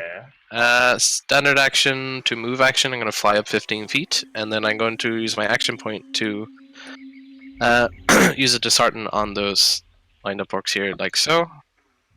Start to scroll to see it, and Orc Raider 2 is like, this is fucking bullshit. I crossed this fucking river for this. Fucking Yeah. flies up. He's winning. He's yelling out, "Victoria!" The dragon is fleeing from him. combat advantage, right? Yeah, okay. 16 and 10. 16 is hit. Okay. I love my rolls. Like I don't think I've ever consistently rolled above average. Should So your far. normal should be +7, and then with combat advantage should be I've added a +4 because 2 from combat advantage and 1 from feet, 1 from the orb. Yeah, your level bonus. Oh no, your level bonus is the orb. no, Is the orb, yes. The level bonus is separate. It's not separate. It It is your highest. It's not. It is. Oh wait, we're is. making a difference here. The level bonus you always have. The inherent bonus doesn't stack. with Yeah, the orb. like it's in my macro to do the level bonus. Right, so you have 4. It's right, basically, is what I'm saying. Okay.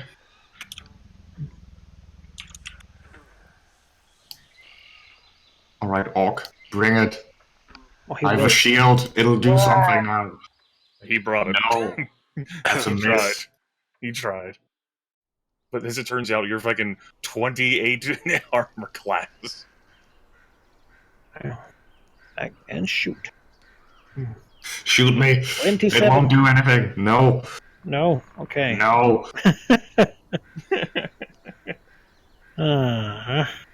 This guy. Oh, fuck it.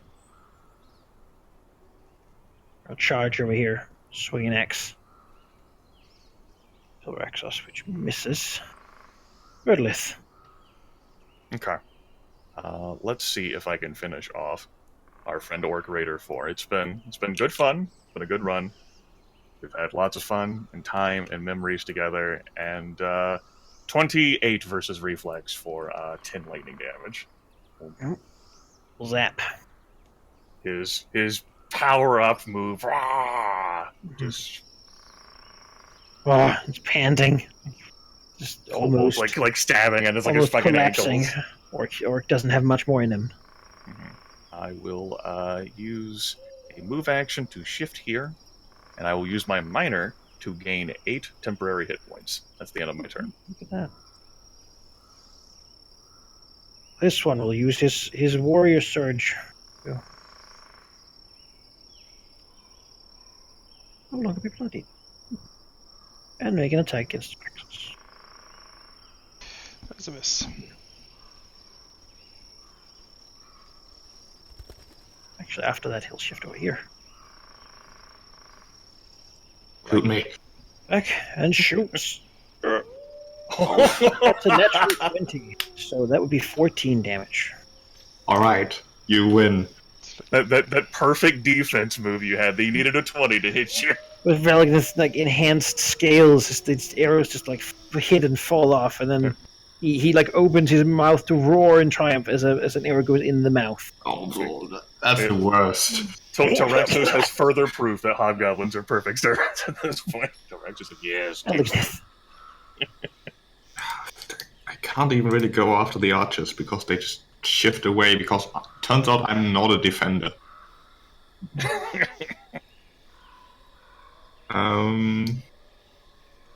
Okay, so I think I'm just gonna shift here And which one of these two?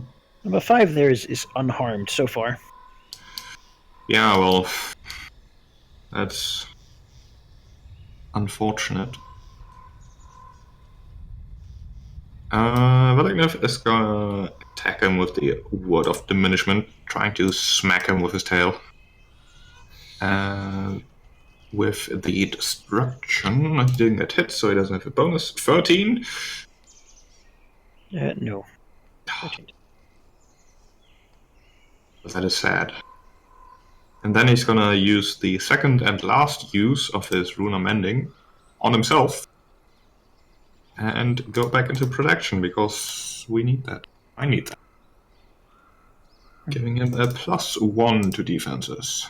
Goodbye 28 AC, it was nice knowing you. Correct. As his turn ended, our power bonuses are gone. Yeah, well, I guess I have to deal with this orc. I can't really get over there to where more juicy targets are, but Verlith will solve her problems, I'm sure. Well, we will do Vice's Reward to get myself some temporary hit points and more power bonus to all defenses. Tank up. You can do that Vice's Reward more than once per encounter. No, the previous one I did was Shroud of Shadow. Oh, okay. I have 2 separate powers that do you can similar understand things. that. Oh yes, and I will get even more as this goes on. I will pick a lot of utilities to generate temp hit points for me. Shroud of Shadowing Vice Reward. Yes, and then I'll pick something called Virtue, which is a bit odd, but it's from the Paladin, so... but that does similar things. So yeah, more defenses up, because these orcs hurt. And let's stab this guy. Yes. Yeah, they are creatures of strength, certainly. Yes, they are. Not too easy to hit. Well, not too hard to hit. No, they're fairly easy to hit, I would say. And Raxos can appreciate strength. It does move the world. You sure can. They are formidable opponents in its brutal, savage way. Enraging the orc. How great. Why aren't you as easy as the other dragon? Oh, the dragon fled, I'll get you. Also, if you can, shift next to Valignif. Okay, sure. Whoop. I shift over here. Oh, more dragons flee from him, he knows. Guy's tired, though. We're here to get combat advantage and swing an axe. That will not hit. Where's Strix? Well, he moved over and tried to attack, which means he's going to get blasted. So let's do a burst here. Look at that. It wasn't supposed to be like this. Yeah. Alright, that's a bit better. That hits both of them. Alright. 7 damage and -2 to attack rolls. But this dragon had challenged me. She just eats out his nose and falls over. Is 3 over here. Alright, the speedy 3 of Aristrix. Easily outflying every one of us. No. Orc swings. That dragon's no fun. He'll switch over here and attack Tolak. No more luck for him. No. Just unfortunate orc. Doesn't even need to dodge. They don't need to move anymore. They can just shoot at Valaknith, though. They got this going. That does not hit. Haha, the shield works. No. Oh wait, 21? That would be it. +2 as long as they attack Valaknith. Yep, that's it. What they're doing. What's damage? Shield does nothing. Shield does nothing. This one. Move over here. Dragon flee, but it'll get him. 20. No. 10.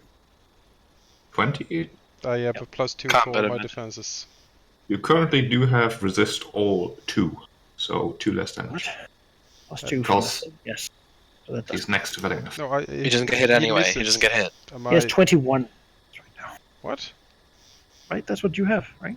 Yeah, okay, I'm getting confused with the different numbers. You did not get hit. You win. Yes, win. thank you. You win! Woo! Hey, what a It's prize! even, Black it's even 22 AC currently because Velignev's thing stacks with. I will stab you in the throat. Many numbers. I just need to know the result, not the thing. Go ahead and shift over here. Mm-hmm. Present a wonderful, fun target for Orc Raider 3. This is his moment for that combat advantage that he's dreamed of.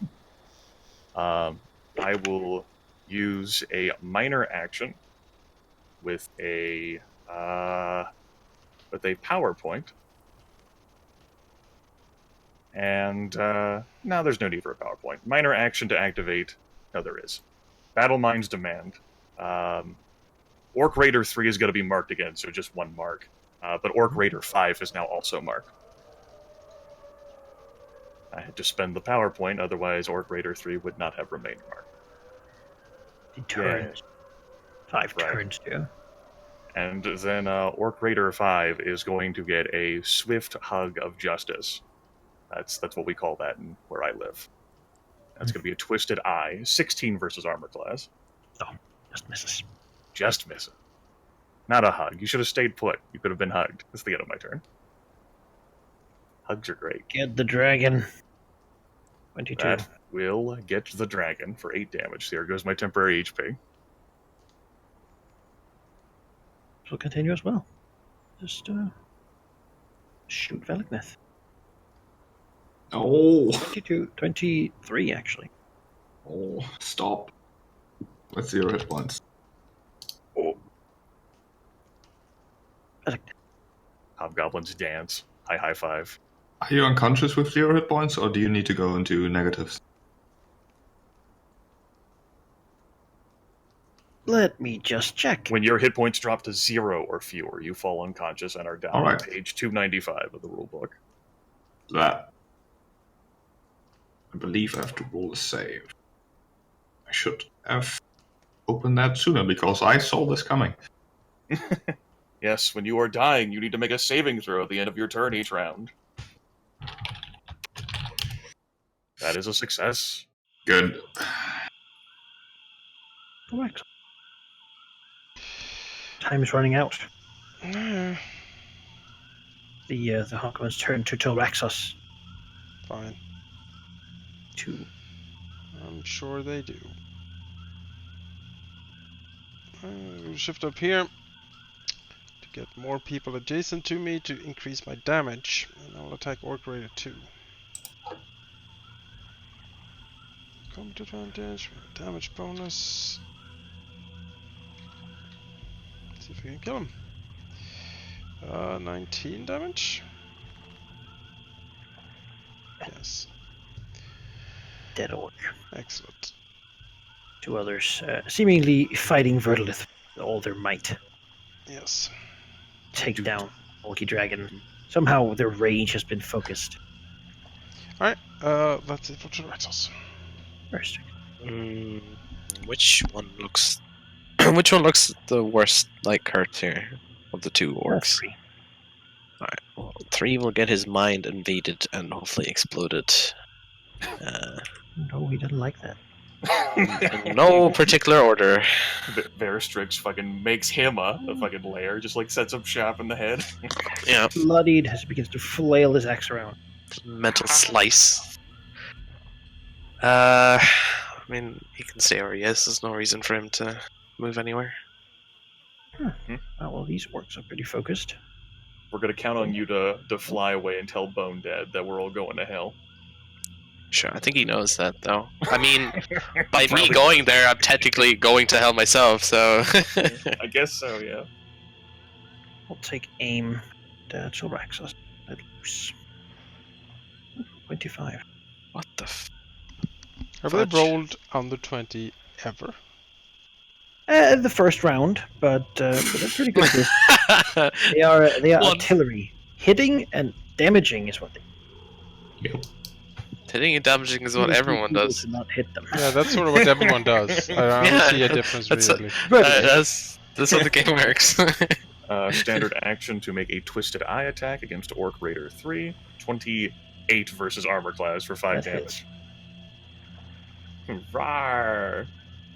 As like a tail like goes and swipes Orc Raider 3 like off of her back for a little bit. Get his face off. Let's see. No move attempt. Minor. Oh yeah, I have that thing I can do. Well, not now. I end my turn. Sure. Well, he'll keep attacking. 20 versus armor class will hit. Okay. Striking for 12. I am bloodied.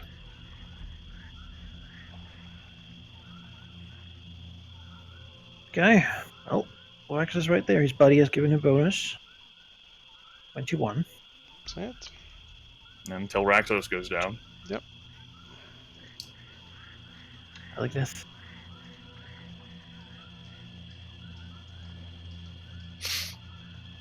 Alright. Here comes the 20. No. That is Not one a try. failure. This is We're dying. this is sad.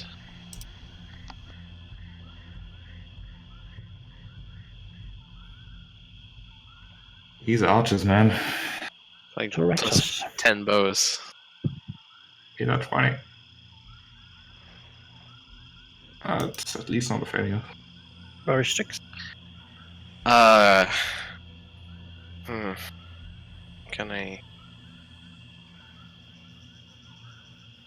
Well, I like how the archers have spaced them out just enough so I can hit both of them. So let's try and clear up this area here. Never let's try and kill that orc. Or 3. Please, just die.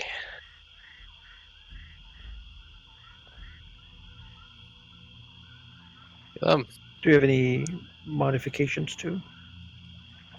No.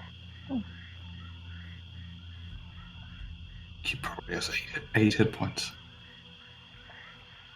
Now what? He had already expended his power. Anger. Falls over. Okay. That's very strict.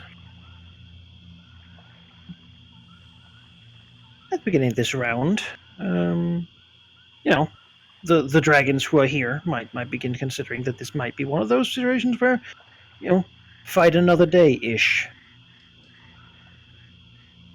If they think so, they have a lot of kobolds they could sacrifice to give them a chance to. I'll probably scare these people off or kill them.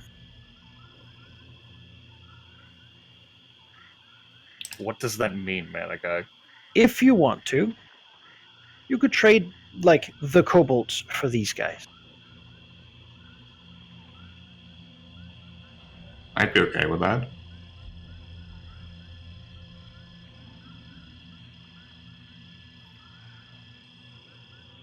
Although, yeah. Valky, you're the only other person conscious besides me. What do you think? Conflicted because throwing kobolds as this certainly will get us out, but also it is kind of like what we didn't want to do to waste them in the very beginning, but we don't really have a choice, do we? Yeah, there's no choice. Do you see any reality in which those non-bloodied hobgoblin archers don't gun us down? Don't phrase it like that because some of my good ideas. Honestly, no, I don't. I don't see a way for us to not horribly die from this. So, best case is to use what we got and get out of here. All right, Manaki. The kobolds are going on spring break. All right. It is their party time right now on these bodies. Sure. So basically, I suppose you maybe Veristrix would do it, or who gives the command? Vertilith will use one of her mammoth claws and swipe a tsunami of kobolds at the Orc Raider 6. Yeah. And beckon them forward towards the hobgoblin archer over Valigna's body. Protect the dragons. Sure. They will, or will be pushed back by the sheer wave of bodies, as they fight. And I mean, incapacitated eventually in the slaughter that follows. Hmm.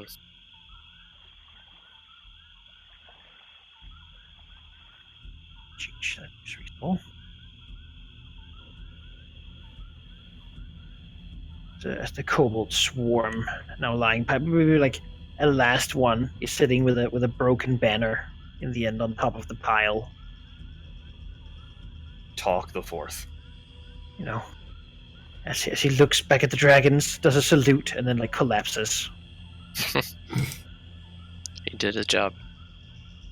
Verlif pays them no further mind after the kobolds have gone to work. She like looks at like Velignith and like Telraxos, absolutely upset. In part because her soul is being tugged on very mightily right now. I suppose Verstrix kind of flopped, like, not very graceful landing because he feels the strain almost immediately, and kind of lopsided flies down to Raxos. Probably worse for both of us, that psychic disturbance. It's like these two are down. But at least not as bad for you as when two people were down and the psychic disturbance was ongoing. Yeah, he can handle this, for sure, for now at least. Let's help our associates up. Verlif will start like nudging like Velignith with like the nose spike. Just sending mental messages for Taraxos to get the hell up off the ground. Get up! Wake up! Verlif will probably like roll Velignith's body into the water. Oh no. They didn't even have crossbows, they were bows. Who knew we arrow just could fly need so true? to just arm everyone with crossbows, and we win. That's how we win at this veil. Just crossbows for everyone. You can take a short rest here. Whatever creatures like that might have been here have left, given the kobolds. It seems that whatever critters were here learned to stay away from kobolds.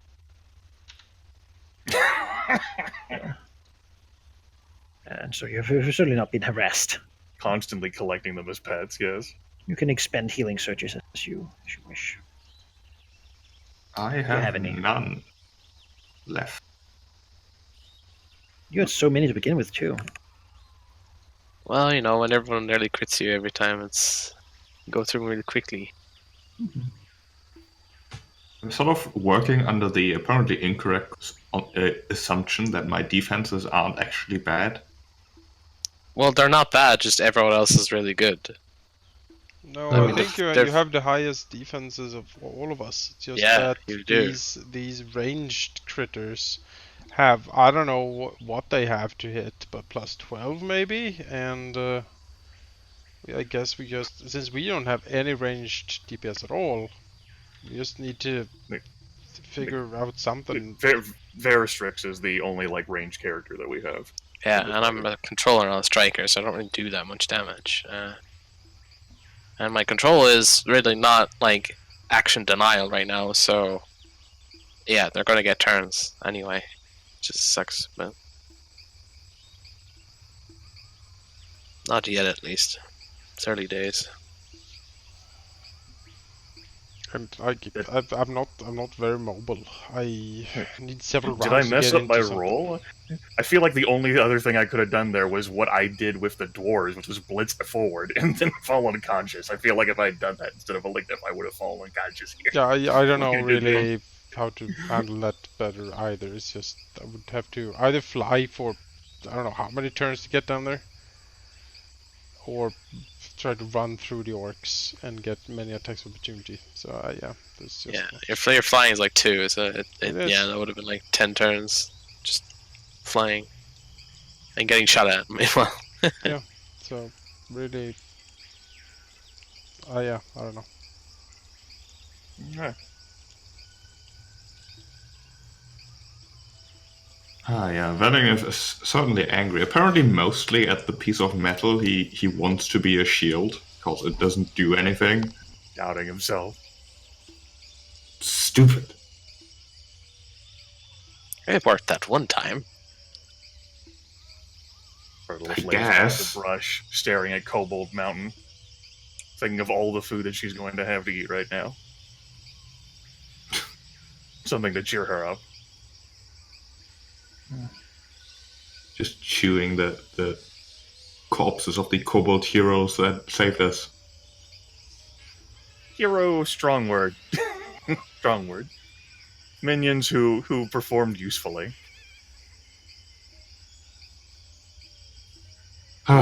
We never ended up using their kooky skill D20 adjustment closer to 12. We never will. For the best.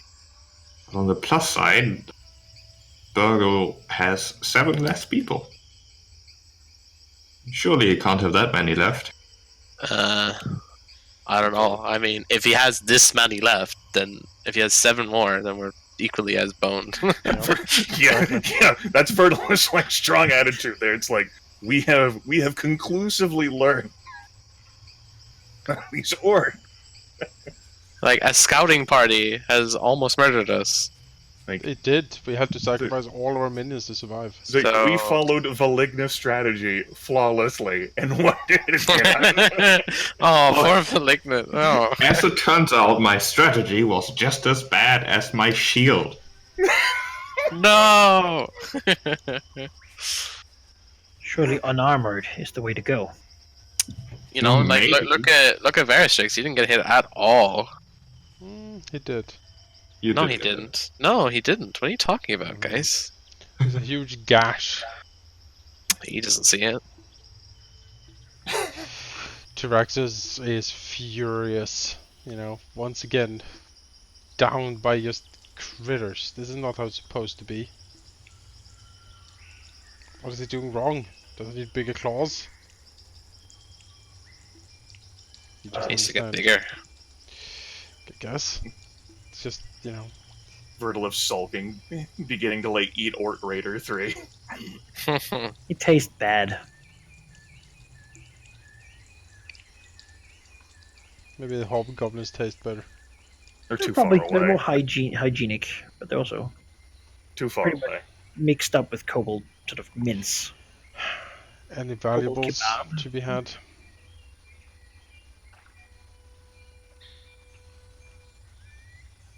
What was that? Any valuables? Those longbows. You dig through, and it seems that of this group, the hobgoblins are the ones that carry the pouch.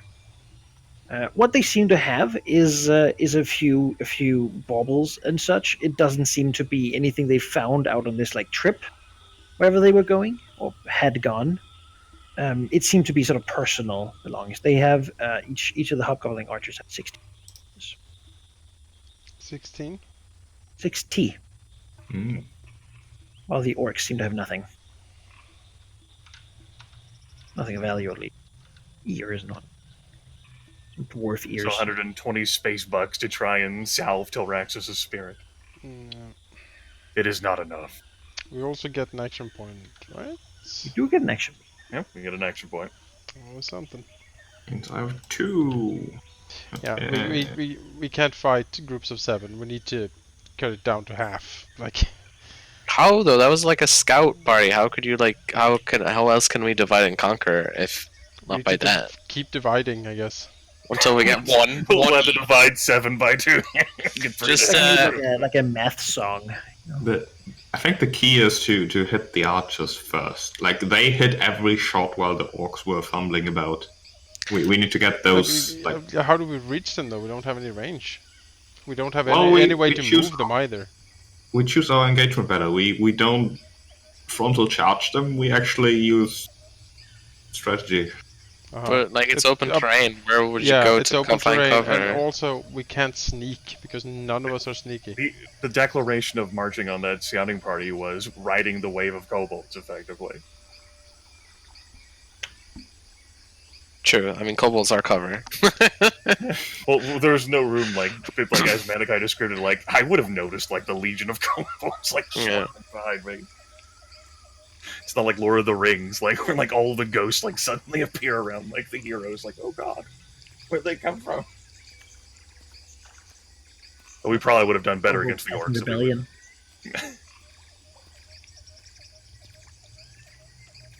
Burgle have said, you know, maybe that caravan isn't worth it.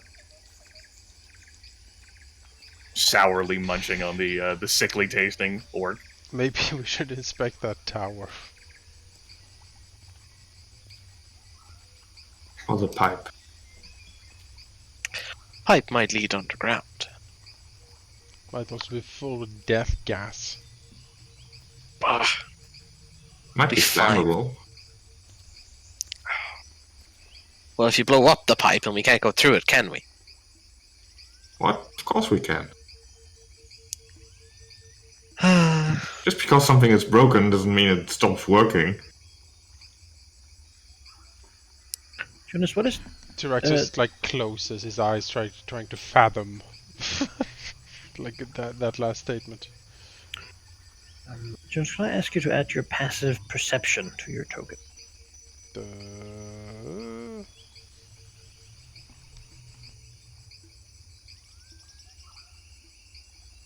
Sure, let me check. That's a good sign. It's 10 plus your modifier, right? Yep, 10 plus your modifier. Sure. My passive perception is 13. Woo! Best of the group. That is so depressing. Like, Veristrix has a 10, Religniv has an 11, I've got a 12, you got a 13. It's nice. Nice counting there. Good math. Yeah, it's like also what irks me is like, yeah, strategy and stuff is good, but like we can't sneak. We're not very perceptive. Like we just fucking just walking around eating a cheeseburger. We're dragons, the world is owed to us. But we're not actually dragons because Dragons wouldn't get absolutely murdered by two guys. We were with cheated out of our bones. destiny. This is the Divider's fault, like I've been saying all this time. The Bone Dad is killing us secretly. Stupid Lord Asmodeus. Meh. Yeah.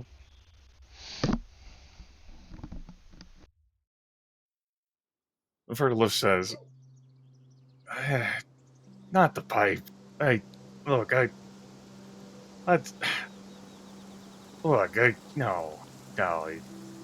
I don't know. I mean, you don't have to go through it. Rivers just kind of looks down at his slender serpentine form. He sees no problem going through that, but looks the back pipe at... is like 5 squares wide, like immense in size.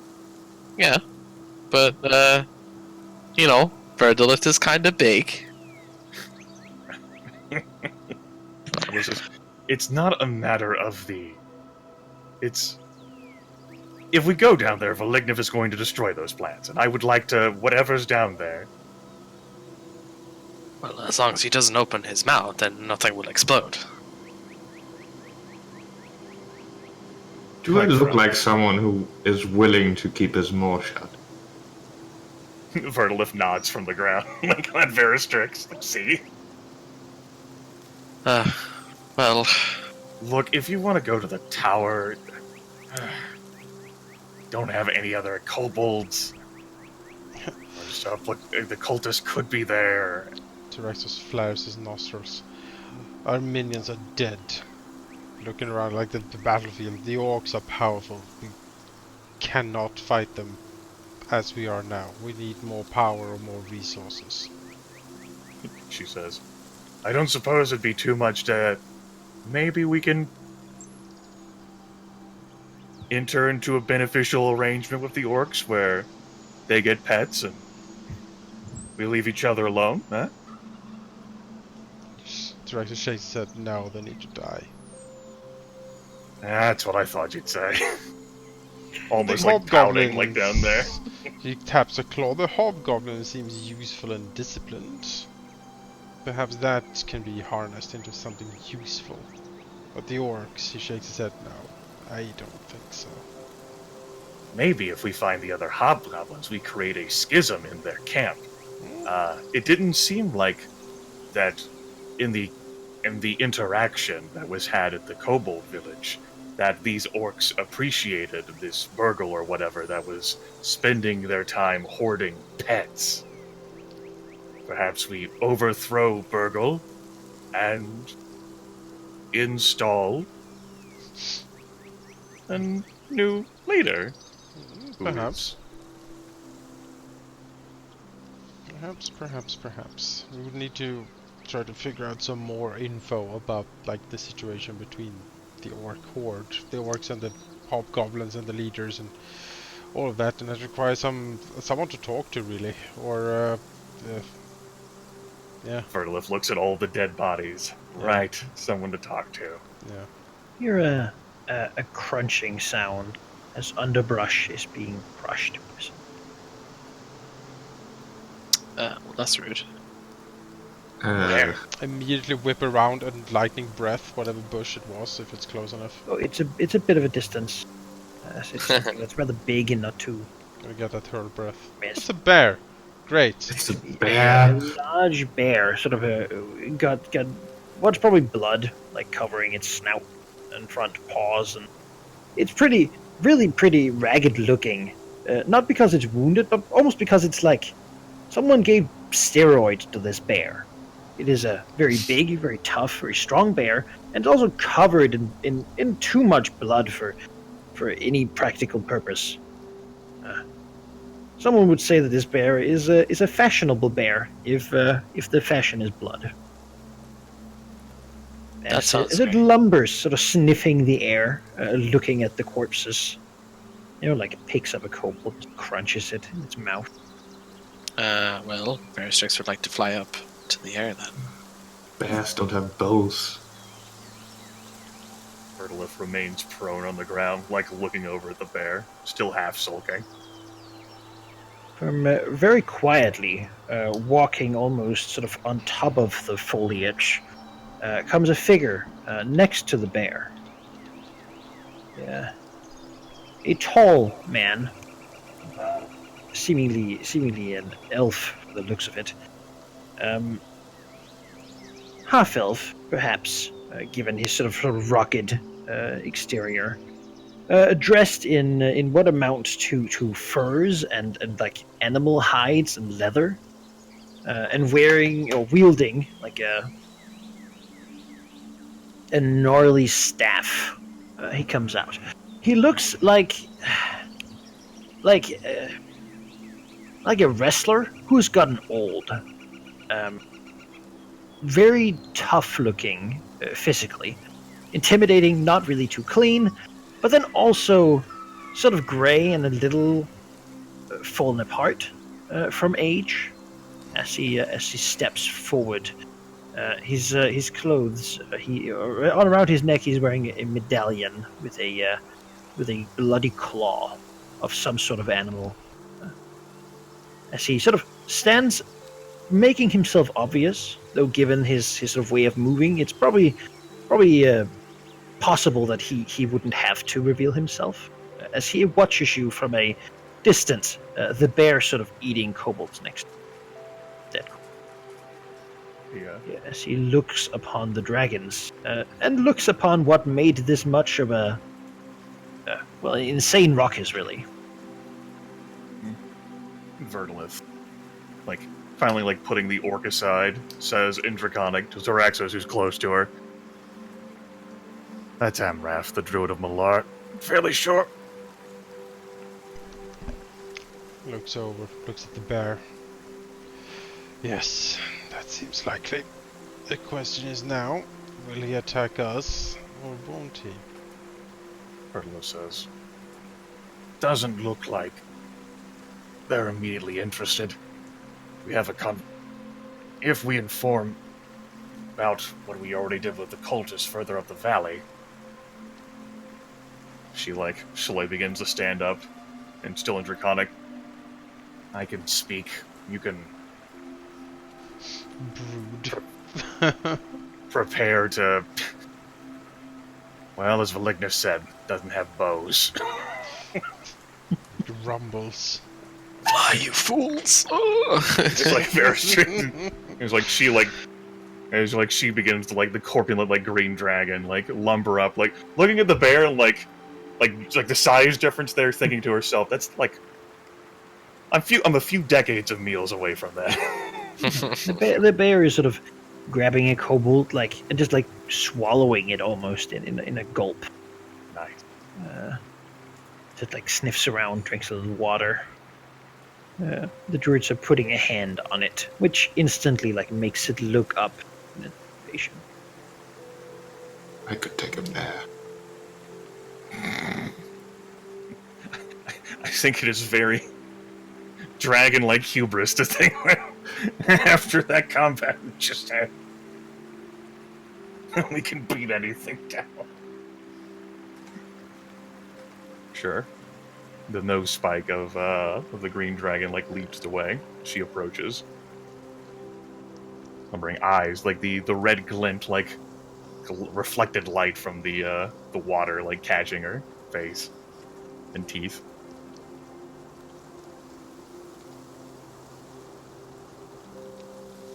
Quirks her head. In curiosity. Perhaps not as much as the druid's curiosity is, though. He watches. Keeping the distance, basically. Looking at the dragons, seeing how they move compared to one another, looking at the carnage. It's hard to say how he feels about it. He has sort of an enraged rest face. Mm-hmm. He sort of looks perpetually angry. He's like me. Vertilith will start by perhaps lobbing a curveball, which is another idiom that a dragon would not appreciate.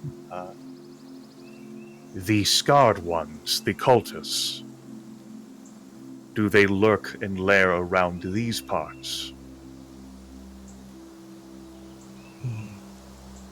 Looks to the river. Back. Nods slightly. They do. They do. Still.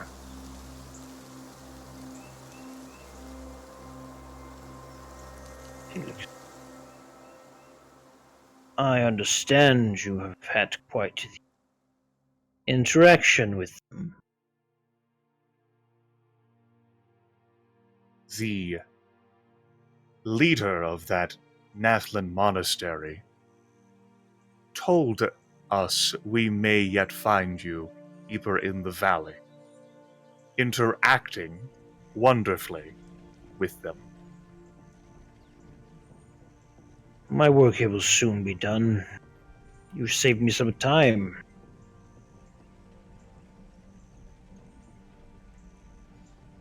She leans back a little bit against the bear. The bear seems to relax, sort of making a non-threatening attitude.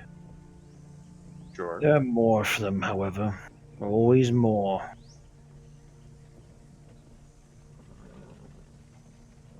Vertilith's nostrils flare.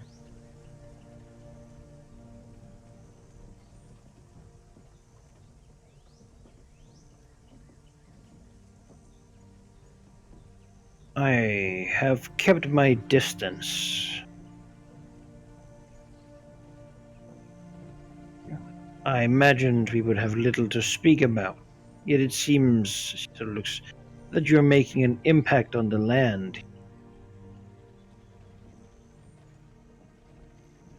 What do 4 of your kind do together in such a place? Vertilith looks away from the druid and towards the water and says, "It is a predator's responsibility to ensure she always has more prey to eat.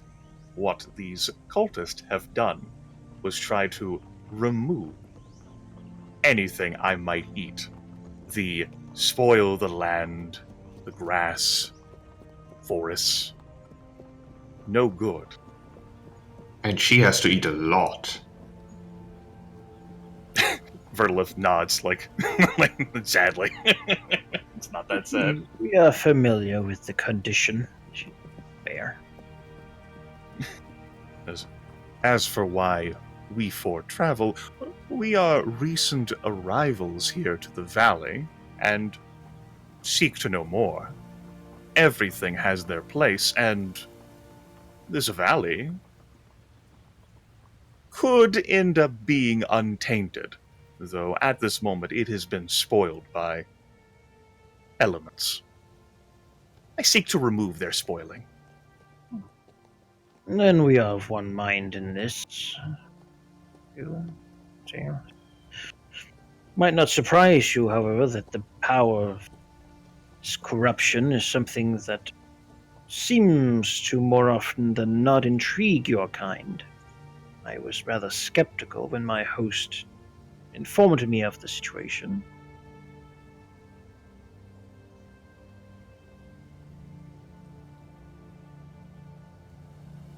Vertilith, eyes narrow suspiciously. She was not sure how this druid. She's still not sure how this druid has gotten his information about them. Obviously, like, there's no way that he could have gotten back to the monastery. No. So it's like what would have told him about them? She says, "The one directing you informed you of us?" She sort of gestures to a dark shadow, like high above the canopy. I speak to old predators of the land. As a fellow, they share what they see. Burle's head slowly shifts to look up through the canopy at the damn birds. Massive, circling around up there.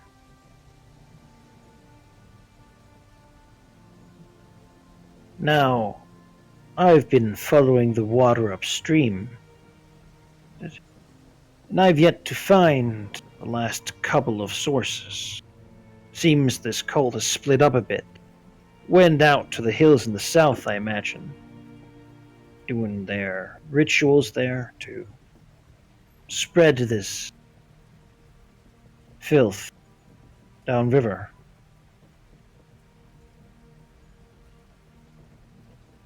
It is in the water, you see. If they succeed at it, the line, the water will carry it, and whatever drinks it might get infected by it. A last-ditch effort. I do not intend to let them finish it.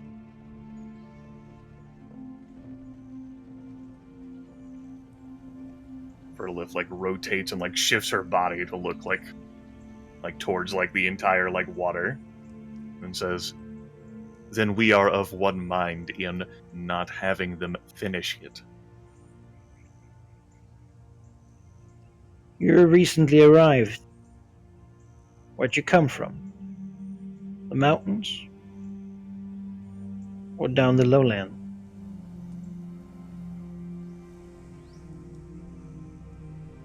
I'm not sure whether she actually has an answer for that question. I don't think there's a truthful either or there.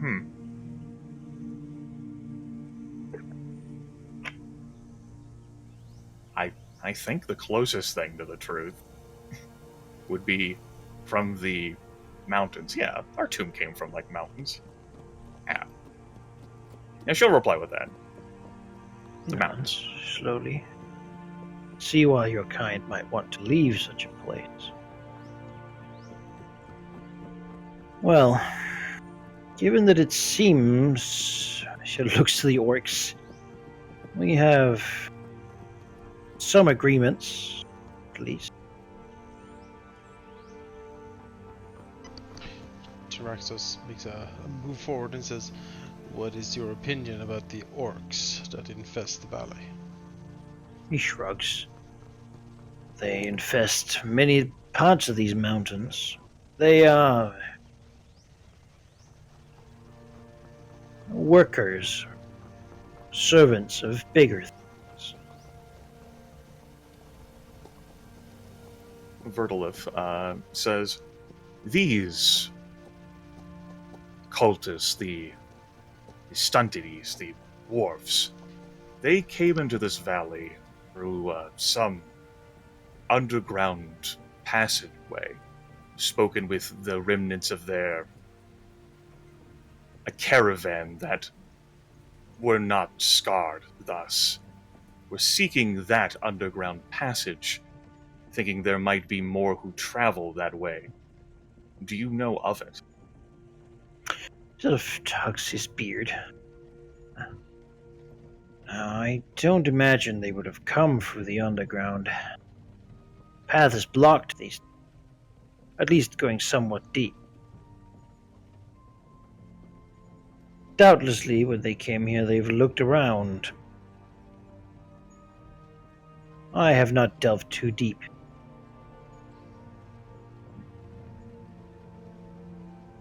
Vertilus, head shifts over to look at Veristrix welp. So yeah, you get a mental sigh.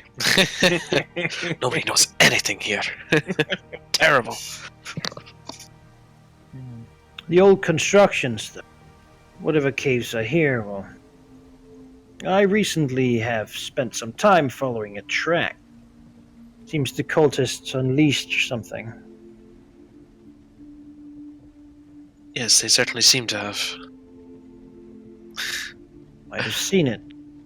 Large skeletal thing. Where did Followed it it for quite a few days. It continued further into the valley, to the very edge. Found a cave entrance, tried to surpass. Seemingly didn't find what it wanted inside, for it decided to climb the mountain instead. I watched it for a while until it finally succeeded dragging itself up there, pushing itself further in. Seemed to want to enter some place further in. I decided that once it left the valley, it was no longer my concern. Vertilif will agree with the druid and file that under not her problem. It was not something I forward.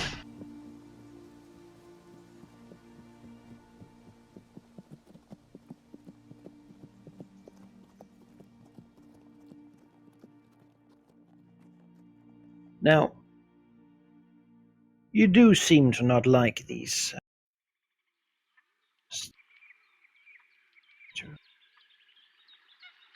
They're a symptom of a bigger issue. Years ago, the world changed quite something. I am here as a representative for the Emerald Enclave. Close enough by. Traveling the land trying to get rid of all this filth, yet it keeps springing up.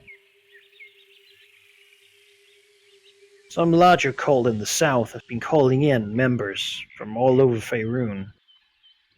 They come here traveling through the land, and some of them choose to stay. Try to get rid of the ones that do. I reckon, however, that given some of them carrying their livelihood with them, an enterprising group of creatures such as yourselves might find that a valuable bit of information.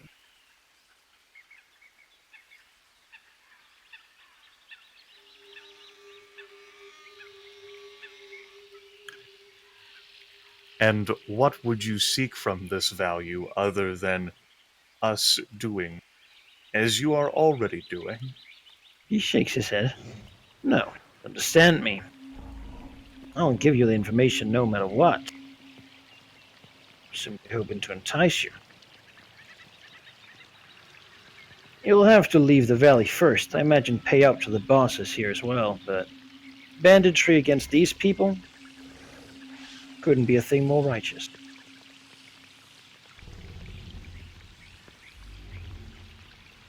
And they leave their homes with the intention of never coming back. Some pass by pretty much right outside the valley.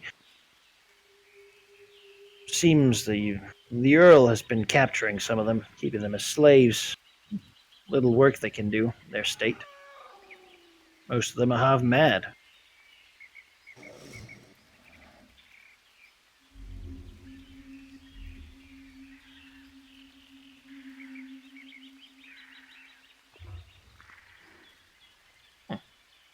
I don't actually know how Verla would take that information. Sounds beyond her and her current interests. I'll leave that for someone else to contemplate, I think. I don't know. If there is monies and riches to be had, that's certainly nice. And robbing these cultist people seem fairly nice too. Not really necessary to leave the valley, however. No.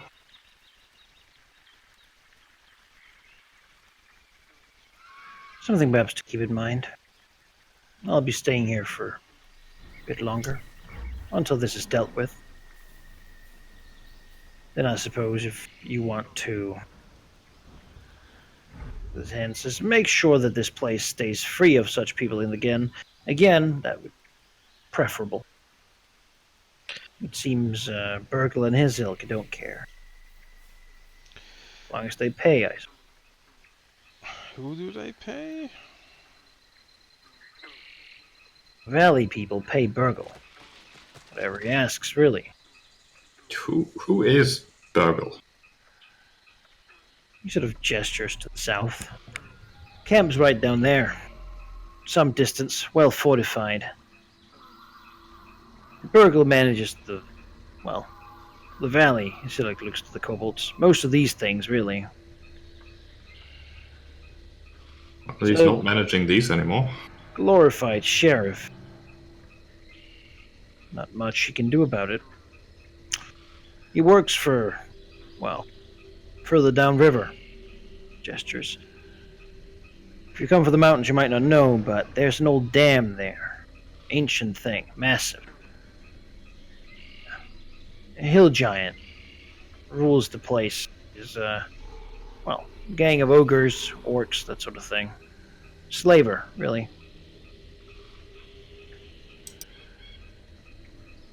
Burgle sort of manages this valley for him. It's the only reason anyone deals with him.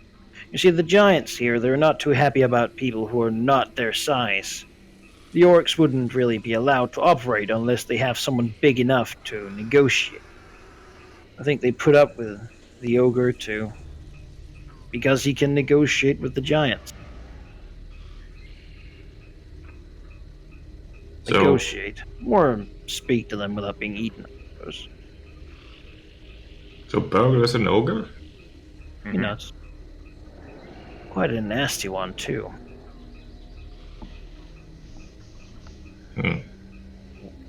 What is with this? Verliff like narrows her eyes and snorts. Pet obsession? No, Burgle collects cats and lizards and... His beard slightly just... I've not gotten close enough to speak to the ogre myself, mind you, but I was interested enough to interrogate some found. Seems that the ogre values anything he would find cute. Oh, his definition of that is basically everything as smaller than himself. Oh no. We are cute.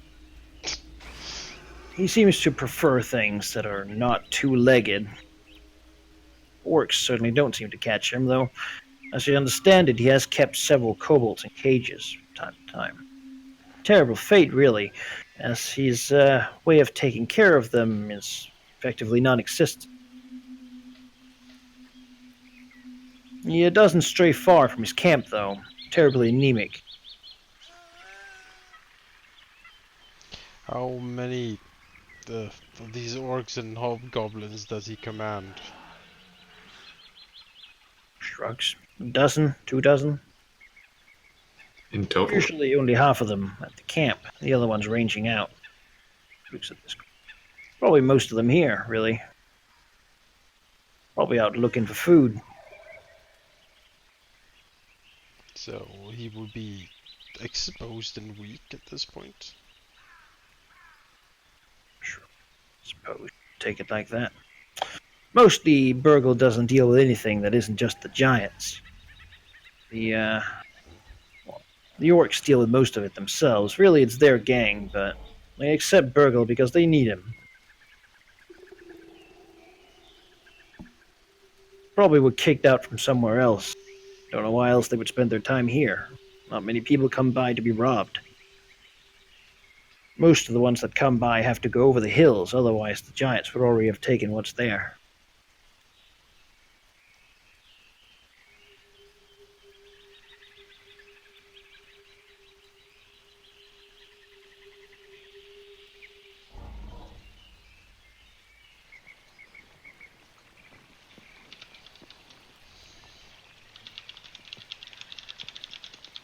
All right. You have a problem with Burgle, I take it? I would prefer to see him dead, yes. Any particular reason? Kobolds. They killed all of our kobolds. He's in our way. You know, from all the information I have, it does seem like this place would be better off if you took care of him, especially if you plan to stay afterwards. Inevitably, someone else would come and take the spot, but...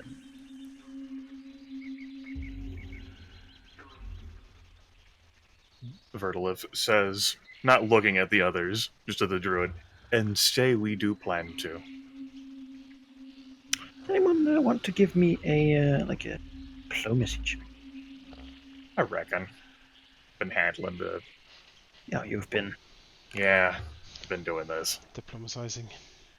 Yeah, I guess. Diplomacy.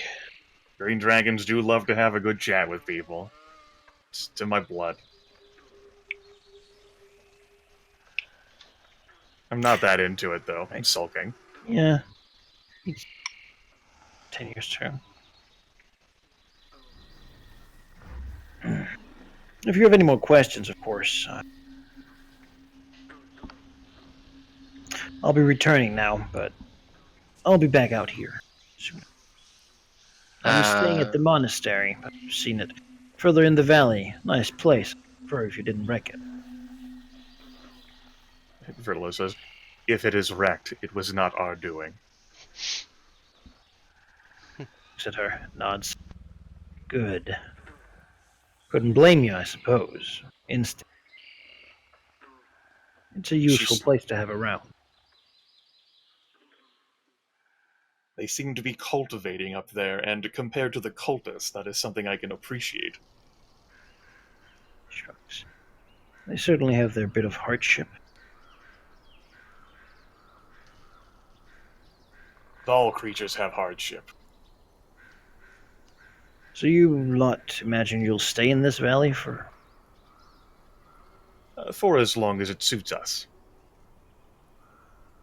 Then you might travel out the plains, perhaps. If needs must. Regardless, enemy of the cult is enemy. It's a friend of mine, so to speak. He'll step forward and actually take off the medallion he has, sort of hand it or reach it over for Vertilith to take. Sure, Vertilith will, or gingerly, slightly perplexed, reach out to take the medallion. She recognizes it as significant for Malar, but the intricacies of that. If you wear this, anyone who stands with the Enclave would notice it, and either think you killed someone and taken it, been given it. Either way, you'll get their attention. Vertilith contemplates the medallion, unsure how to wear it. She saw him take the neck, but she puts it up next to her fat face. Where she holds up his claws in a measuring gesture. That the claw is not just of any beast. It appears to be a dragon's claw. Oh. So it's been given if you give one of us a human finger to have around her neck. T-Rex's eyes narrow at this, and he says, "Have you killed many dragons?" Not personally. great predators, though. Something to be respected, feared. Good riddance, I say. Traxxas nods. What is enough? Green dragon.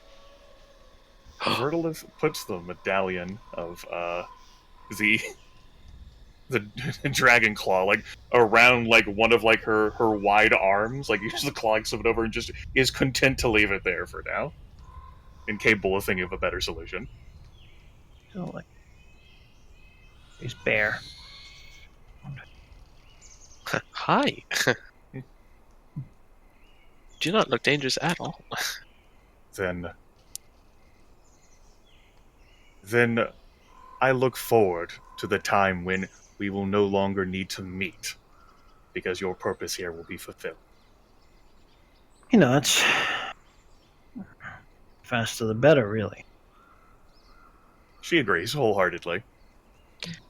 If we have any questions or we need to notify you, I'm sure I can send you a message if you are, well, receptive of one.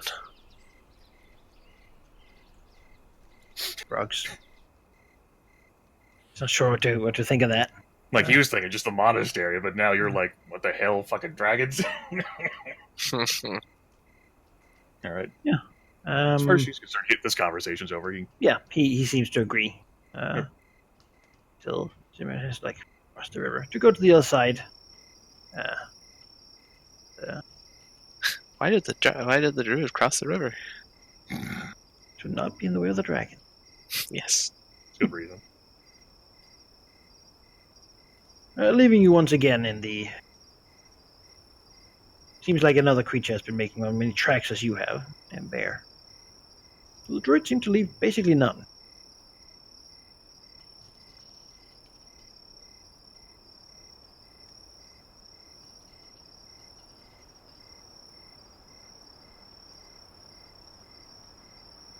Burgle breathes deeply. Says, giants in this valley. And the live ones. Certainly seems a bit more evolved than I imagined it would be. I wonder how they taste. Probably at least a lot of meat on them. Depends if they're alive or dead, wouldn't it? Regardless, the giants are far away, I would think. Yes. Girdle or Gobble or whatever his name is seems to be the representative here in the valley. Burgle. Right. She like looks like to the south where like the druid had pointed like their camp was, and obviously where this orc party was heading back towards. Now, if this is most of his forces, perhaps now is the time to strike after all. It is hard to say. Perhaps we should gauge on how much forces he has left before we make a decision. Certainly. How do we do that, though? It is possible there may be an overreaction or panic of some kind. We killed almost all of the orcs who were at the kobold village, save the one who fled. And this party is now completely destroyed. This Burgle, the druid said, and like the dragon like rolls like her tongue over the word anemic, seems loath to put forth much effort, relying on orcs to do work. How will the rest of the camp respond when none of these creatures return? Draxus nods and says, you imply that they will see him as a weak leader, perhaps overthrow him. Or some sort of disturbance or chaos which we may exploit. Eyes glint looking at Tilraxos. He can understand exploit. Yes. Yes, he does. Yes. Bellingham can understand chaos.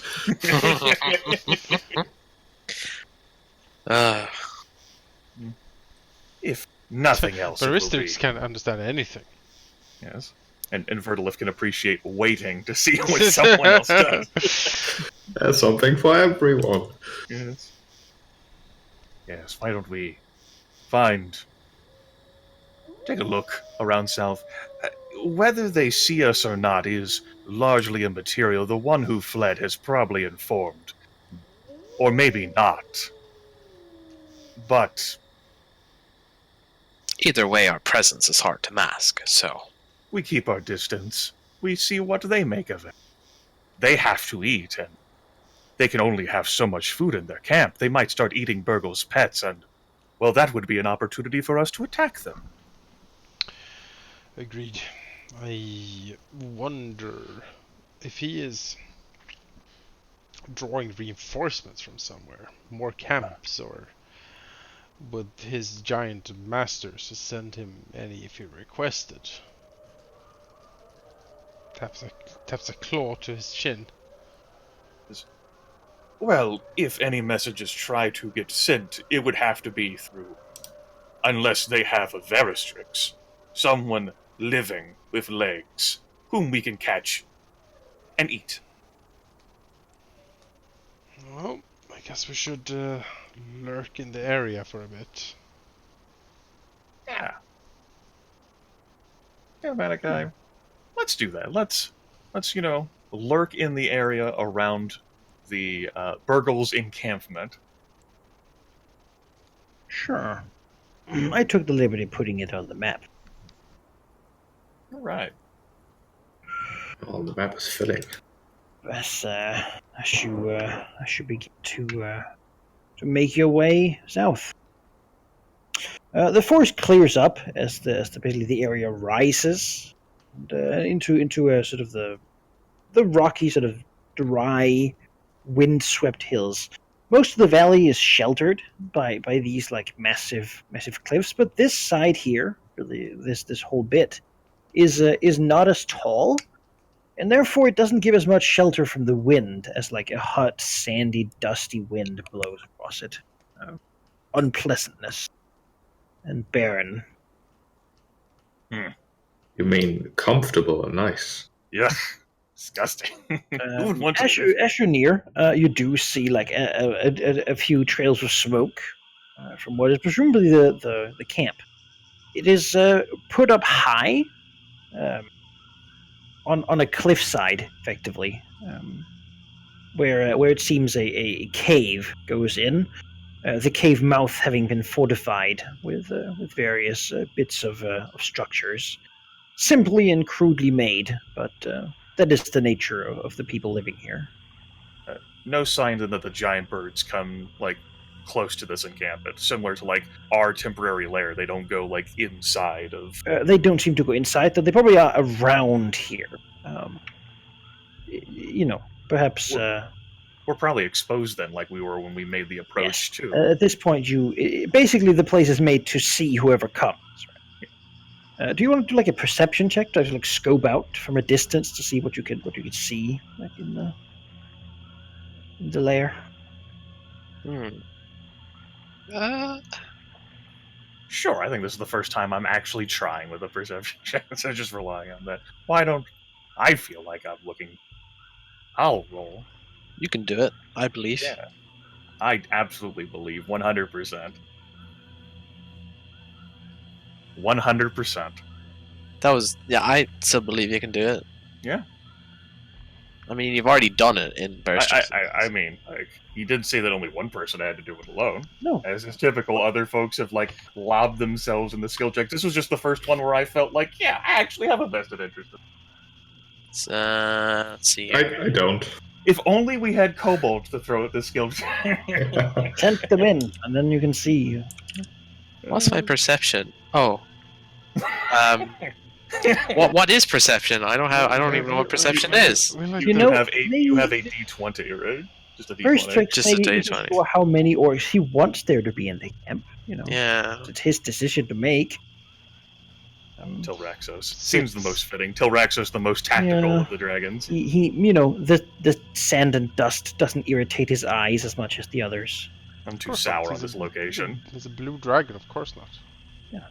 as he narrows his eyes, and can see indeed the helmets of what appears to be a pair of hobgoblin archers, like overlooking the area, clearly like on guard. They need to die first. One is in basically around a small like hided watchtower, allowing them to be safe from things that don't fly generally. Just look down. Beyond that, he can see a campfire, a couple of tents, the cave opening. It appears that there are like a few orcs walking about. Not too many he can see, but what does worry him perhaps is that he can see around the campfire a couple of orcs seem to be mixing like some sort of powders into canisters. Like a little bit of the powder falls in the fire, and it like gives a huge plume of flame. As they seem to be making some sort of something. Grenade orcs. Arm themselves with. While a couple of other orcs are sort of walking in and out of the cave, probably like doing something inside. No sign of an ogre. He does see one of the orcs. Is sort of pained, like sitting down with something like on his neck. Those tats. Well, he will deliver all of this information to the rest. Well, all the better reason to not approach their camp right now until they schism somehow. there is more than 7, so... If you would prefer, I can roar a taunt at the watchtower. They surely spotted us but they can't shoot at us from this distance. I wouldn't be so hasty on that, prediction. Just tell my character not to be hasty. She's like, just easily slides. I'm like, okay. Just slump like, oh, good. I totally forgot. Good idea. You'll never look down those words. Come on, the ritual is almost completed. We're not in a hurry. You told me not to. 20 millennia later. Be hasty. 1,547 years ago, we stood on a bluff overlooking an ogre You told me not to be hasty, and I've never. This is my story of how I became a dragon statue. Record I'm scratch, still freeze here. frame. Yup, that's me. You're probably wondering.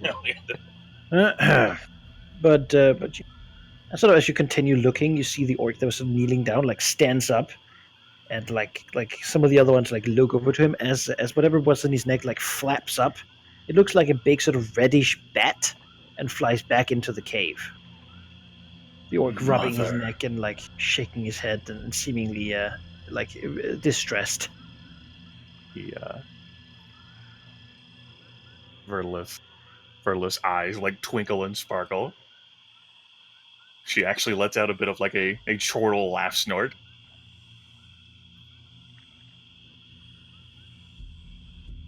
So last time I suggested something and nobody objected, so I'm not going to suggest something in case you are not going to object again. So what I'm saying is it's your turn to figure out what to do.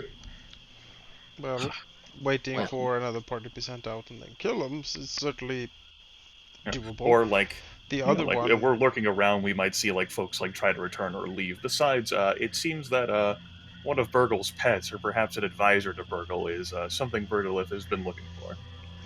A bat. Well, if we were to attack the camp, probably do it at night, where our night vision can help us, and then we would attack from the air and fly up on the tower, killing whatever is up there. It'll take several rounds for anything to get up. The tower seems to only like it's not like a watchtower. It's a construction of wooden beams that raises a guy above, and then there's a ladder for him to climb up. I mean, even so, land up there, eat them. There's no real room to land, but you're not bothered. You can fly. I mean, Burgle could just crash into it and then all of them go how down. do they stay up there if there's no room to? There's room for a person. Okay. But we're the same size as a person, aren't we? Yeah, but there's probably already going to be one. Oh. So there's a 5 Like foot it's square. literally just like a square. It's a 5 foot These square. are orc constructions. does he- Yeah. Okay. So you're saying there's a chance we Does he could knock him sit off? on something, or does he just have to stand there naked, like on the 5 foot square in the night? There's like ropes around him. Okay. Just knock him off. Fly in, swoop down, knock off the tower. Easy peasy. What happened to the I'll idea of just lurking reveal- around this camp? Well, I'm just furthering the hypothetical situation presented.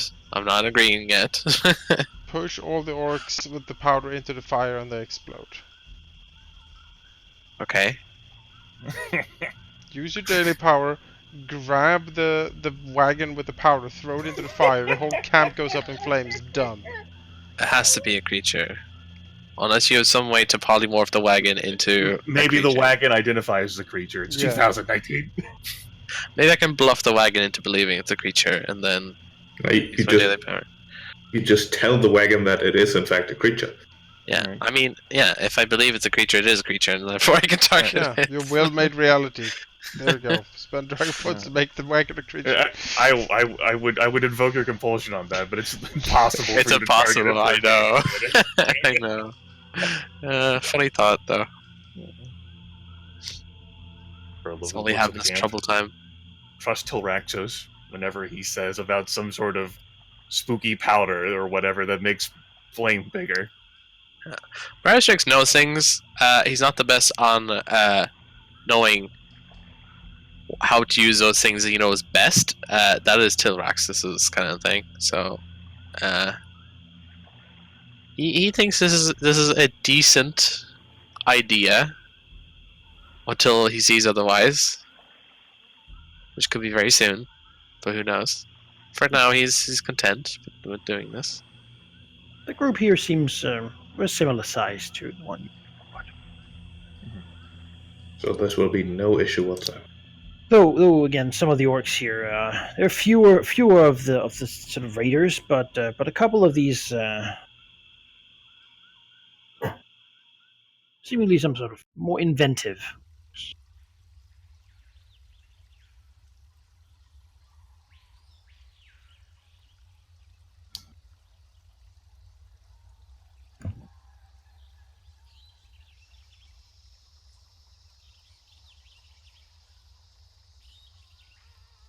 I'm lurking. No further discussion of this idea has made me want to attack them anymore. No, Like, we should attack. It's suicide. Just Attack! fall back, like put up, plug some lurking around here at a comfortable distance. The only other lurk suggestion I have is that these folks are eager for new leadership, and if you want to say that you are Burgle's replacement to speak to the Hill Giants on their behalf, they might be willing to get rid of Burgle, and they don't have to know that you're not actually from the Hill Giant. Oh my gosh, what a heist. Possible. Or- I think he needs to be weakened more before that's. I have a brilliant idea. The Lignith will set one of them on fire, and then I'll throw him into the wagon, and then everything explodes. I'm not being serious. I like the idea though. Are you seriously being serious? Because that sounded like That sounds like the best idea we've had that all. sounds like only destruction is true. I think we can fall back from here for a while and go investigate the tower, for example, or something else close by. We know where the camp is now. There's no new dudes coming around, probably. Let's just work around the camp. The tower's on the other side of the river. Sure. We had to cross the river, so take some time. You can make your way to the other side again if you wish to return to the tower. Take some time, but it's down for the foliage and such. Rest.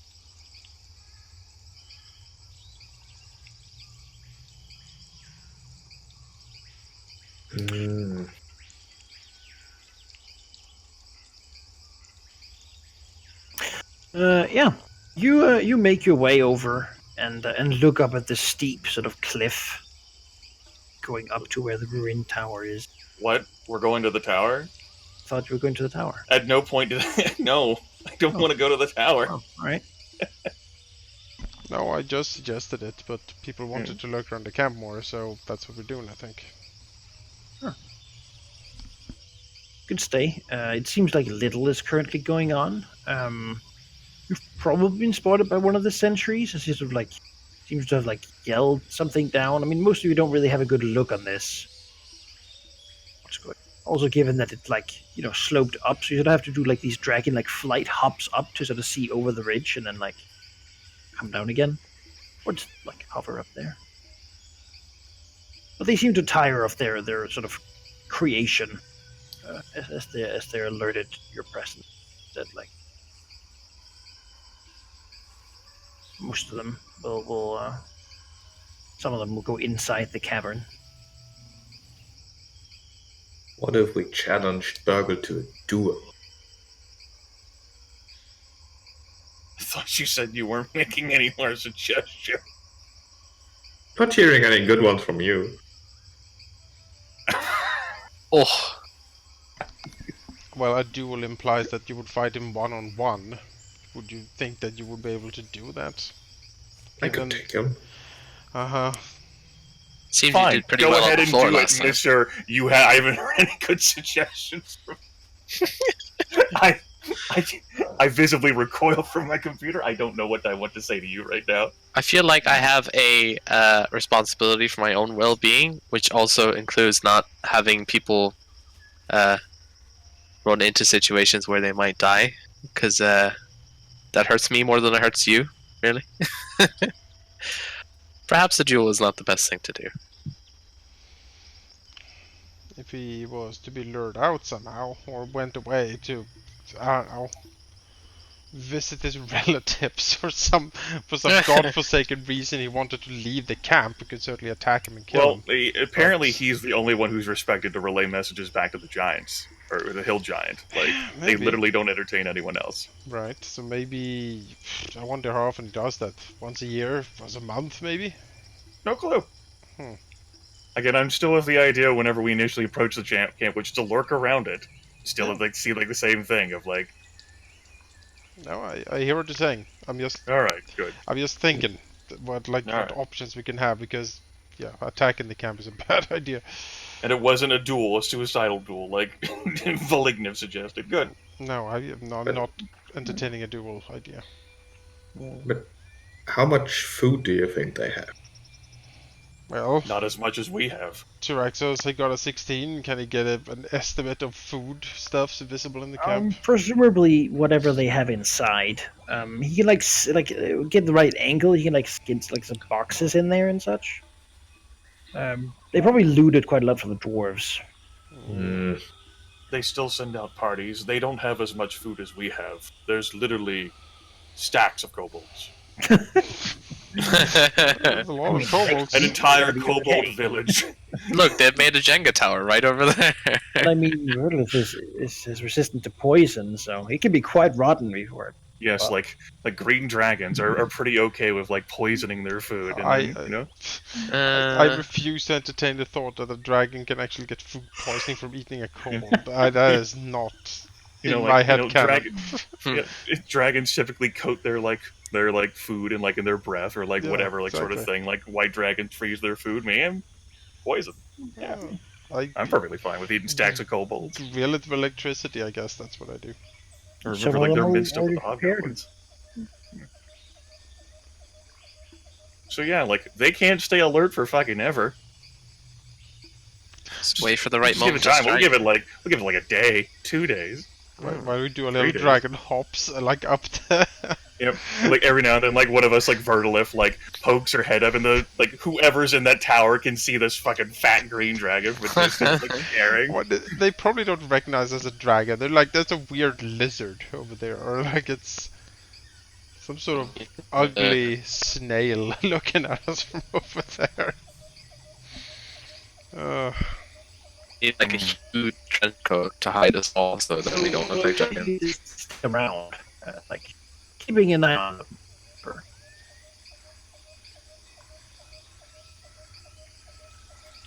Yeah. We're just sticking around, keeping an eye on them. Yeah. Trying to freak them out. Can Veristrix like mentally dominate a small animal to send in as a scout? I don't have that power. That is not a power I have. No. Damn it! Oh well. I got it. We'll try, and then we'll have Valignev hurl the small animal into their camp with his incredible athletics. I mean, I can throw Valignet into the wagon. I wasn't talking about the wagon to set on fire mainly as part of our lurking strategy to a small animal, just lob it in there. It is true though, if we want to blow up the wagon and the camp, we can just throw Valignet in there and he can put it on fire and explode. He likes that sort of stuff. A while goes by, waiting. They seem nervous, sort of under your gaze, and seem to move most of their stuff inside. Until like a big figure moves its ugly pale head out of the sort of the cave opening and just looks in your direction, presumably, asked or told that you're here. It watches for 10, 15 minutes, and then it goes back in the cave. That happens. Burgle says, "Okay, Valig, I've got an idea. This is better than your dual idea." Tolrak says, Veristrix, "This is, I would dare say, the most superlative idea we've had in our valley. So, these orcs have been moving their supplies into that cave, and that pale creature, large enough that it must be Burgle, poked head out to look outside the cave, and then went back in. So what if that, now hear me out, that opening collapsed, no longer existed? Like if some explosion or rockfall were to occur, which sealed whatever was inside. Now it would, the caravan would be a casualty, but so too would everything else inside, and the matter resolves itself." It wouldn't collapse the entire cave, just the entrance. Just because a collapse doesn't mean everything breaks. No, we leave everything in there until it dies, Valignev. Oh yeah, that works. Yes. Veristrix is just nodding, of course. You're contemplating. A couple of hobgoblins seem to have been sent out from the camp and are coming in your direction. They seem like people who lost a draw. They seem disheartened. Really? Well, they will be in a moment. On guard. They come walking out. I mean, this is an abstract distance, right? Yeah, sure. They basically walk a good distance away, towards you. Burgle looks towards Silver. Talking to each other. One of them looks back to the camp where a couple of orcs are on the rampart, watching them go.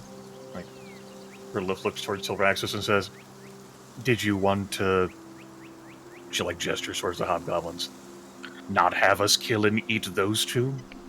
I guess we'll see what they have to say. We'll go here. Into hearing distance. One of them sort of, they look at each other, seemingly talking. One of them says something that sounds angry in Goblin to the other one. The one getting yelled at steps a little forward and sort of yells, "Hail, dragons!"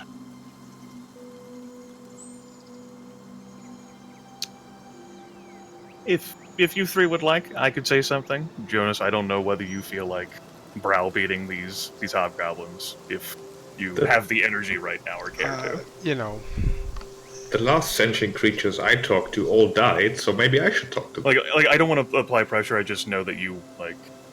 I didn't want to step on your toes. No, I'm fine, thank you. These are certainly an interesting opportunity, let's say. Although I don't want to get fired by like 2 billion arrows by going forward. But sure, Tyraxus will take a step forward towards these creatures. He looks to his companions. The band of Pale Burgle is to invite you to... Looks at his companion. The companion just looks, stern. Step back. To come visit, as Burgle is unable to see from this distance whether or not he desires for you to pertain to his... the goblin sort of seems to run out of fancy words. Cages? Tyraxus, like What? his frills and his eyes, He, or around his head, sort of stand on edge for a little bit, and like rattle slightly. The mighty Burgle was unsure as to whether or not he would find you appealing, and so wishes to inspect you closer. Tyraxus holds up a I am claw to shut this idiot up, and then he will He say, shuts up immediately. Tell me then, creature, you seem intelligent enough to hold, or at least attempt a conversation. But I will ask you this, why in the 9 hells do you scrape and bow before this idiot Burgle? Surely you can do better. Looks to the other one, who sort of looks sternly at him and says,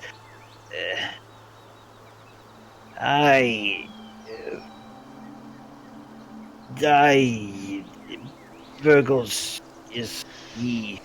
I have seen what your people can do. It is rather impressive for short-lived mortals as yourselves. There could be gainful employment in a better service and with a better master than Burgle, if you would care to do so. Do you think for 1 second that he appreciates you, or that he makes use of your talents in a meaningful way? I should think not. He flicks a claw dismissively. Burgle is a complete idiot, and by all accounts a degenerate. His days are numbered. He will die. You can make this happen. You can help yourselves. Set you free, yes?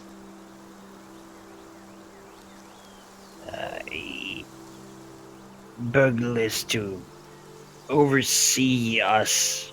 We were banished from the company. He sort of looks at you, unable to figure out what to call you. As he'll sort of try to phrase it without calling you anything. I am called Tyraxus. Tyraxus. The Burgle is a cruel master. True enough.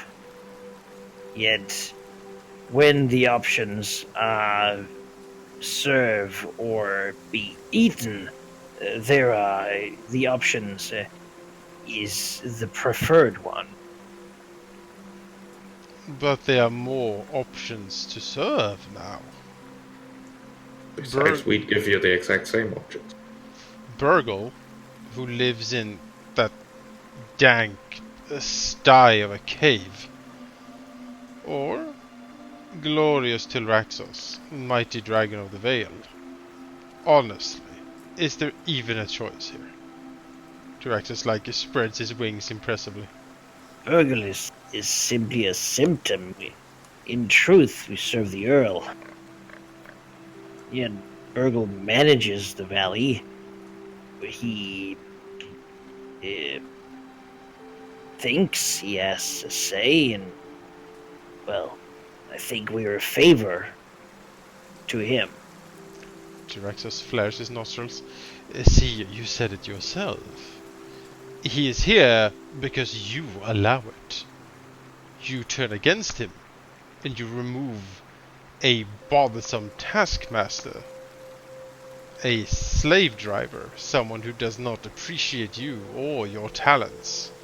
Instead, if you were to help me and my compatriots secure the valley for us, we would delightfully take care of Burgle and any of the other miscreants and chaos mongers that has holed up in that disgusting pit he calls a home. Could you give me a diplomacy check? I was trying to... sure, I was also trying to do a little bit of bluff and intimidate. I don't know if that went through, but... I could accept the bluff as well. Okay, I'll go with the bluff. I'm trying to sugarcoat it here. Peeking from beneath Tilraxus's wing, Verla says, "We won't waste your time collecting pets." Exactly. Go ahead and make your roll. Does that count as an assist? Okay. Does that count as an assist? Good argument. I have no idea if assists are even a thing in the 4th edition. Oh, nice. They nod. This guy over here steps forward a little bit, looking at the other one. Basically they exchange glances that basically say that these two might know better than orcs what dragons are. Mm-hmm. And they seem comfortable in the situation. Currently in. Tyraxus's eyes gleam. They can feel the eyes of the orcs on the ramparts behind them. Mm-hmm. Tyraxus's eyes gleam, and then he says, "Imagine, instead of living in a pit, imagine, if you will, an ordered village, a fortress even, yes. Rows, discipline, armaments, control, and dominance." He holds out his claw, grasping as if he would grasp the world, or at least the valley, within his claws. Fantasizing about the ancient quarry with the stones. Exactly. Exactly. The hobgoblins seem to be buying it so far. You are dragon, and you have dragon minions. That's a pretty big deal. And also you see one of them, the guy who was sort of further back, seems a little weaker. Has a big bloody lump on his shoulder. Seems to be bulging out through his armor. He's sort of almost trying not to scratch at it. Mm-hmm. Tyraxus nods wisely, and then he says, "Burgle has his pets or parasites feed on you. I have seen this. Such indignities you would not suffer in my service. What I want is an iron grip on this valley. I want order. I want discipline and dominance. And I will not have you become some sort of walking repository of blood for whatever vermin lives in that cave together with Burgle." Peeking her head beneath Tilraxus's wing again, Verla says, "You are better than kobolds. You will be treated better than kobolds. Your talents will be duly appreciated." We also won't have to kill you. That's useful. How about, yeah, whoever wants to, try to do me a diplomacy check here. No. I'll try. Would you care to assist me, Grimmith? Sure. I have no idea if assisting's even a thing in this edition. No, I mean, I should actually doing the roll for me here. Oh, okay. Oh, yeah. Yeah. Very reasonable. Let me your modifier. Yes, I will be your modifier, baby. Wow, that's very... Get Oh, modified with a nat 31. fucking 20. The hobgoblins look at each other, and it seems basically like they're expecting the other one to disagree. But when they don't see that, they just sort of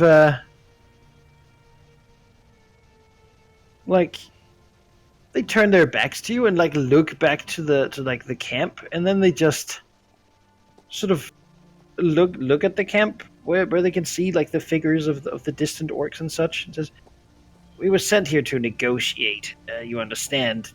You're supposed to ask you to come in for an inspection, as Burgle would like to see if you were up to snuff. I wouldn't do it, though. He's a gross, filthy monster. I don't know you, but gotta be better than this." Tyraxos nods. Vertilith nodding beneath the wing. They basically go over here to not just like leave, but stand behind you, like next to you. They don't presume to go behind you. The wisest decision you have made this fortnight. Tyraxos One nods. of them, like they each have like on their clothes, they have like basically like clothes, and then there's like a big pale spot on their like chest plate, which they rib off.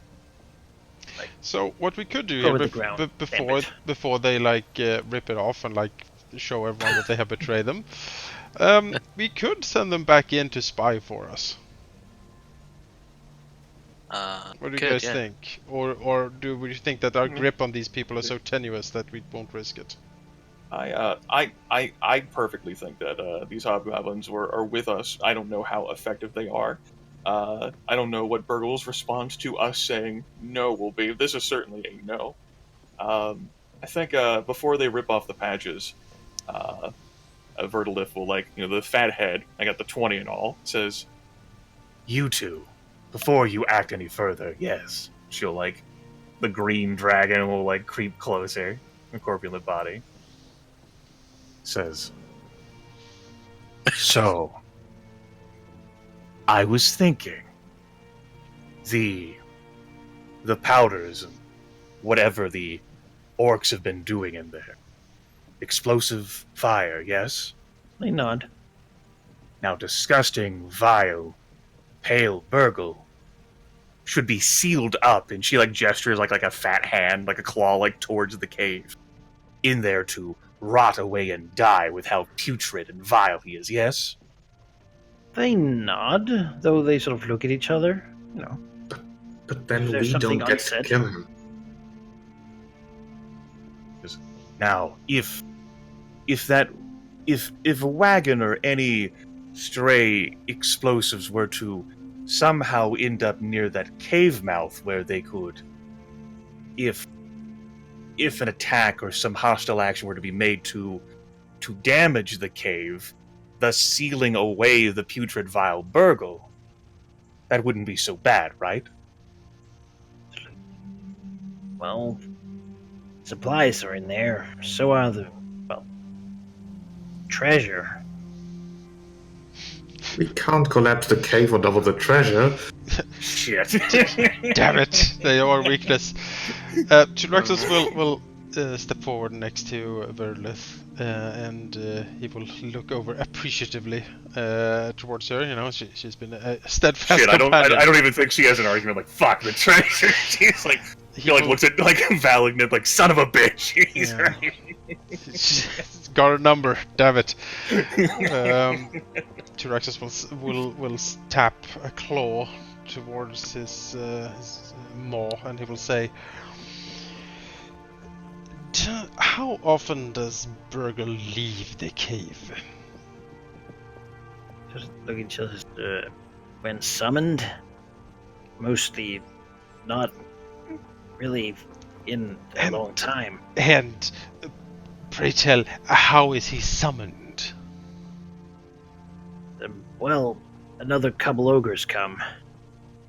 Down south. Really.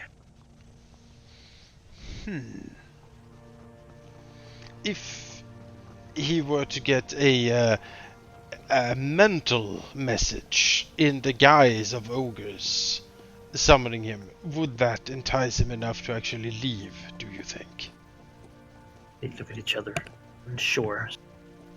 Is very stupid. Perhaps Draxus nods. mental. I apologize, Tilraxos, but I have little notion of what that might mean. That is fine. Draxus waves a claw dismissively. Now, you two are, of course, the luckiest, but also the wisest of your kin that we have met so far. He nods sagely, and then he says, how many more of you are inside the cave complex with Burgle? Well, there is currently most out of patrol, looking for some troublemakers. Beyond that, there is the two inventors, firemakers, skilled people sent here to assist Burgle. He finds the fireworks amusing. Fireworks? Are they loyal to him? No, but they're loyal further up the chain. So if Burgle was to be removed, they would not switch sides to wiser masters. They would probably return to the dam, inform the giant Earl what happened. Yes, that won't do, I'm afraid. The other orcs? Stupid but savage. They suffer Burgle because he's strong. They have nowhere else to go. And with respects, Tilraxos, they are not worthy of your vision.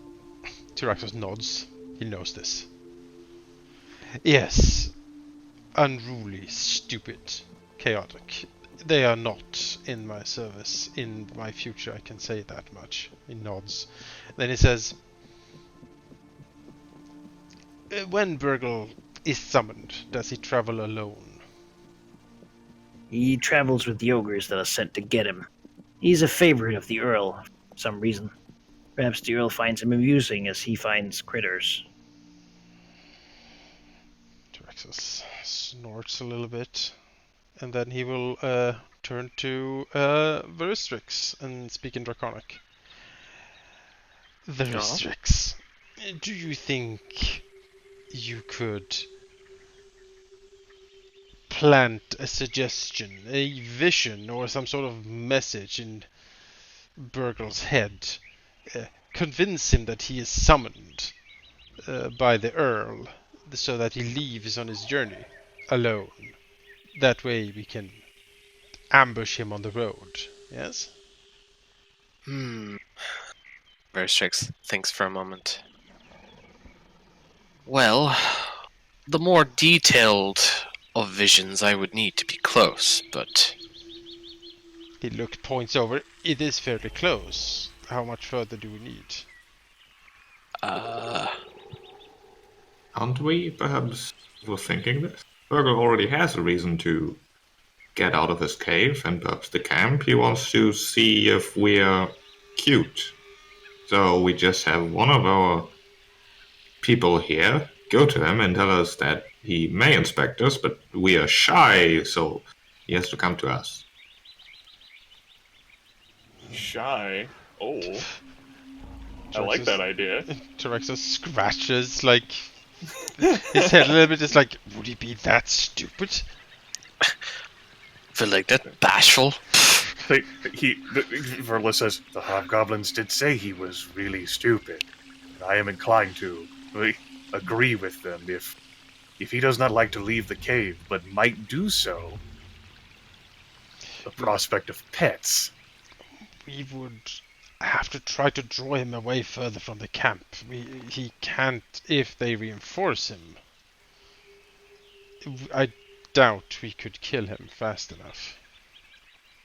Well, we bring him right here. He probably won't bring any guards if he is told that we are perfectly cooperative and even looking forward to... I can't even say that, but you get the point. of course he'll have guards with him. He'll have those two. Oh, yes. Exactly, yes. Yes. Nods her fat head. Just gauging how long it would take a few orcs to run out from the cave and actually assist him out here. And as she nods her head, she like a blip of like concern enters her head because this idea was absolutely from Valigna. and like she thinks like, should I be like, nah, it's probably fine. The hobgoblins just stand at attention while you speak Draconic. If they do bring more, I can perhaps suggest that they are being betrayed, and I might be able to convince them to turn. Alright. That seems doable. Risky, but workable, I suppose. It is certainly a lot easier than convincing Burgle himself to come out by himself. Let us have him come. And if he does not, then we will know that much at least. Yes, I suppose so. Drexel will turn back to the hobgoblins and say, yes, we shall employ a bit of a ruse, I think. We'll try to lure Burgle out by stating that we are willing to be inspected, but that we are rather shy. We dare not stand in front of the rest of the court inside the cave. Instead, we much prefer to be inspected by Burgle in person and in private. He will look around, if this is the furthest away we can go, or like if there is a nice little crevice or something that's like preferably out of sight, really, from the camp. We are shy after all. Just find like a plateau you can like lay down on and hide yourself. Exactly, and then maybe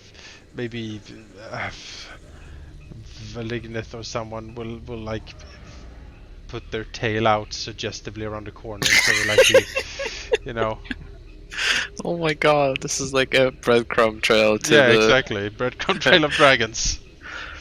Hansel and Gretel story. Yep.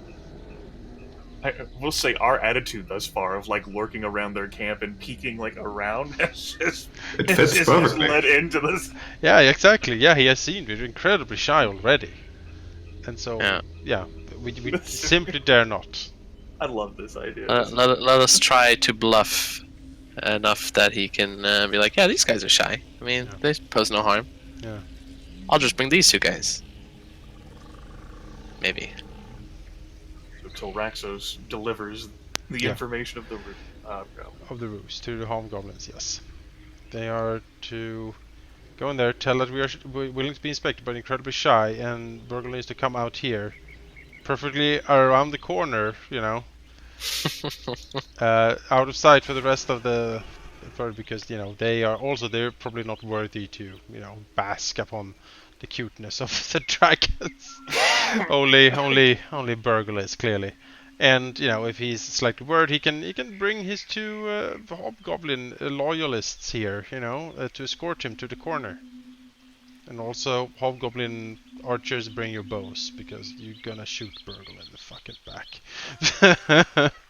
Round with each other, sort of nod slowly. He is very big, very strong. Stronger than 4 dragons. Stronger than 1 dragon. Just shakes his head. That is the right move that Hobgoblin made, to shake his head.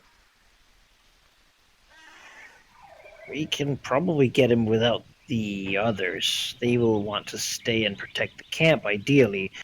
They will not be eager to go, though. If they hear trouble, they will feel obliged. And that's why we need to lure him. Enough. It'll be a question of time before they come over here. Yes. That said, he can probably be brought out, but he will bring his handler. Okay. Always has the thing with him. Who is what exactly? Vertilif nods. Vertilif strongly nods. Yes. Handler is. Handler.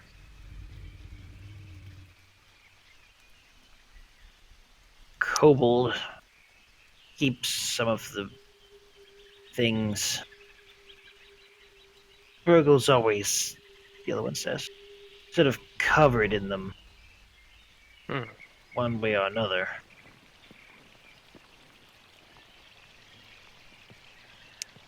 Alright. Okay. Is it rats? Because we've seen kobolds carrying around a lot of rats. They sort of look at each other as also rats. Is it the bats? Oh god. Use more space. They sort of look at each other as it is almost anything. I see. Mostly, though, it's Sturgis. Lots of them. Oh no, The cave is Sturgis. full of them. Oh, Lots yes. I hate Sturgis.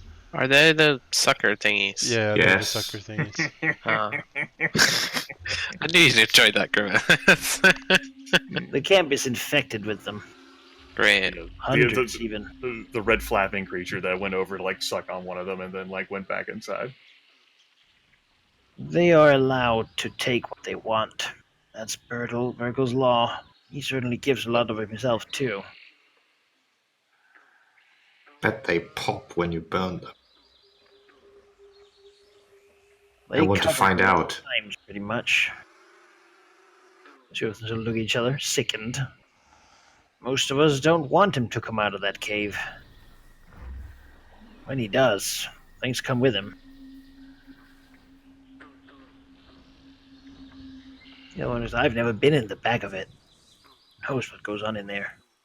Just know that you put things in there. Once a kobold escaped from there, seems like it spooked the rest of them. Whatever tales it had to tell. Vertilif says, it's common speaking to the hobgoblins, there is nothing further to gain through this interaction. Inform Burgle, as Tilraxos directed. They nod. Well, as you say then. Tilraxos. Way back. Just, Clearly not wanting to go back. Mhm. They're done with this place. Vertilif like looks over. How do we supposed to be shy? What is shy? Malignant. You just pretend that you don't want to see people. Veristrix kind of pulls up a claw, says, it's a bit more involved than that. Not that I've ever tried, but it is more appearance and, well, you have to lead them to believe that you are, not that we are, as a disclaimer, but you have to make them believe that we seem weak. Shy isn't weak. That is impossible. There is no way I can imagine that I could seem weak. It is...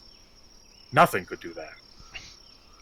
Right, Tilraxos? She like looks over to Tilraxos like massages, his head a little bit, and he says, "The thing, I think, is that we need to keep out of sight until Burgle is right on top of us or around us. At that point, we simply spring up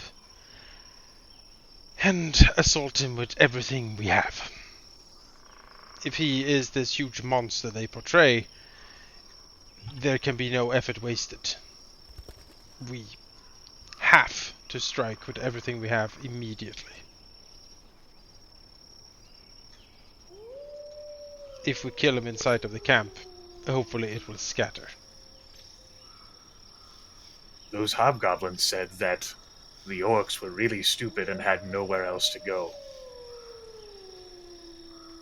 They might, if nothing else, run at us as suicidally and foolishly as all those other orcs did. Tilraxos rolls his shoulders in a shrug and he says, "If we manage to kill Burgle, we can retreat. Yes. The master's dead, and the rest will scatter. Back to that Earl Giant or whatever, and no longer our issue for the moment.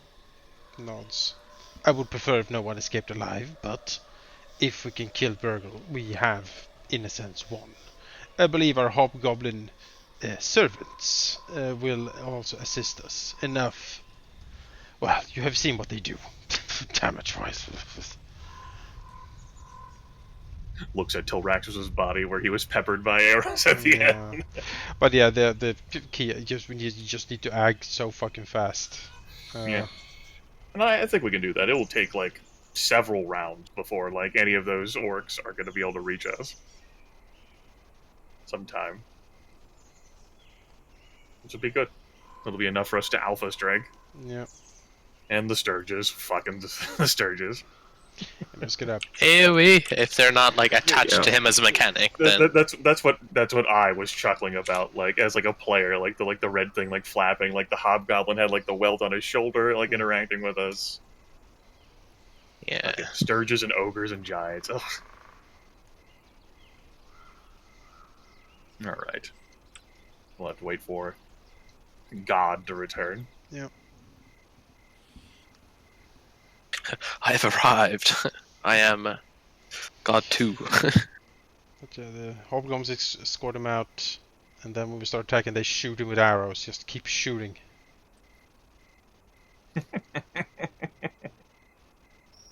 What is this shooting you talk about? I have never been shot. Arrows don't exist. Not in my vicinity, anyway. It gets hit in the face. Like, I want to be hit, but not hit enough that I want to use my new thing, but I haven't had a chance to use it yet because either I get just hit like 10 above my AC, or I don't get hit at all. Yeah, there's like 2 billion. Tell me about it. Yeah. My shield does nothing. I haven't mentioned that yet. No, you haven't. You should talk more about how your shield is. But like your AC is really good though. That's the thing. Congratulations on making your way up to my level of armor class. And see how effective it is. Yep. Hey, but at least those were armor class attacks and not reflex attacks. Welcome back. Fucking reflex attacks. Does our resistance go up half our level as well to our element? Yes. Oh. Okay. That's 5 plus 1/2 our level. Tilraxus, fix your macro. Fix your properties. Alright, sure. It's been so much With lightning all damage. the lightning damage they're gonna deal, yeah. It's gone. I've forgotten in the hubbub of all of it. Yeah, I mean, those lightning arrows, I mean, that's clearly the only way they could hit us that fast. Yeah, it's probably true, actually. Maybe they are lightning sturges. Oh, no. God. The Sturge charges at you as if the spell Lightning Bolt. It's like, oh no. Oh no. 8d6 damage. Suddenly, the Sturge doesn't... It reminds me of the Summer of Fun where we got hit with that fireball. Like, oh, God. Oh yeah, that fireball. That was something else. Welcome back, Manaki. Yes. Yes, we'll just... We're setting up like a... If there's a good alcove or like out of sight, place up here, that's where we set up like secretly. We'll invent like a place, like a rock. Yes. That's it. Around like a little like rock ridge due to how barren it is up here. The pale giant or ogre in this case, can come visit us shy. So shy. So shy. T-Rexes will lurk up here on the ledge looking down. This is so... I think... The tail sneaks out around the corner. The tail seductively around the corner. Whipping across. Billowing dust everywhere. Vertilith like poking her head like around like the fat head to like watch and be like, oh, he's coming. Like 4 rounds of movement there. Act natural. Act natural. Actually, don't act natural. Lumbering out with his great club, a rock onto the other arm, and sort of As he comes closer, you begin to sort of see it. The wind picks up the terrible smell of carrion. This creature, just rot and filth, really, coming off of. Quite so. With our super sensitive like sense of taste, like she like recoils. This is not before the creature is very close. But behind it walks a kobold with basically overburdened with cages of all sorts of critters. A lot of them so covered in wounds and filth as well that it's hard to tell what they are.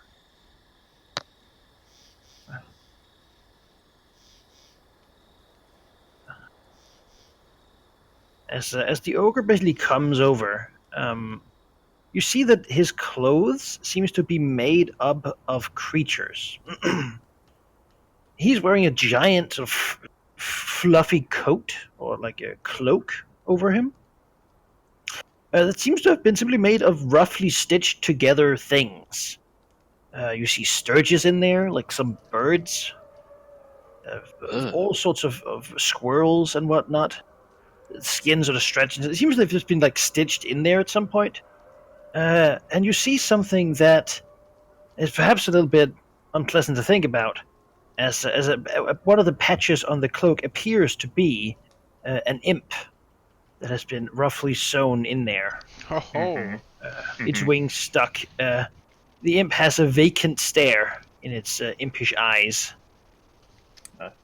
I had thought the fucker had ended up as a pet of Burgle. The other reason I was excited. Well. As the ogre covered in filth. Indeed, very pale. Not because of coloring, though. It appears to just the slow-moving ogre is indeed very anemic. Probably due to the numerous sturge bites and like egg clusters hanging onto him. As like, and I mime this out with a token. As like that approach happens and like that wave of like filth hits, like Verlith is actually like recoiling and taking a few steps back because what the fuck? Like, this is a creature that has never bathed and lives in absolute like filthy conditions. That is like a grotesque that our mind is like, how do you exist? I think our attempt here is to like lure him a little further in the alcove. Tail swish. Yeah, tail swish.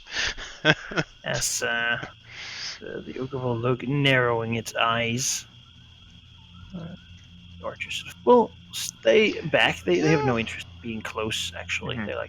But they don't really want to be in that side either. They'll sort of that's fair. Meander over here. As long as they start shooting him the moment we attack, we're perfectly fine. As the ogre sort of looks around and probably sees like Verdlith first. Like Verdlith has been like the biggest one. Like a long face comes out, and like he does sort of the come hither. The finger saying nothing, like sniffing the air. We shall definitely come hither. A sturge like climbs upon him, like looking hungrily at Verdlith. Verdlith takes a step forward, like her eyes like looking back briefly towards Tilraxus. I'm ready to go. Alright. Then it is a slow move into combat then. Yeah, we get him. Let's roll initiative. Get him! Yes! I rolled something okay. Correct. Handler will not do anything because. Alright, it is time. Fucking Tilraxus has saved this high initiative for this moment, damn it. Down the hill he comes. From over Vergle's shoulder. Yeah, just leaps off, like, sails down on his wings. Maws outstretched. It is time to do the best he can. Oh god. Would it be fair to say that he's surprised? Sure. Okay, yeah. Wonderful. Don't try to not blow your biggest attack quite yet. Blow your biggest attack. I'm gonna blow my biggest attack. It's an alpha strike. Of course he's gonna blow his biggest attack. I have to. If I don't do it now and get knocked out, I will. This is your moment. The high initiative roll and everything till Rex was saved up all of his God, energy. I'm so nervous. The bandit boss. Don't get stage fright. A legendary creature of great proportions. If I hit, the smite is coming as well. It's like just everything is... An ogre of great reputation. Yes, great reputation. Here comes his pet, Tilraxos.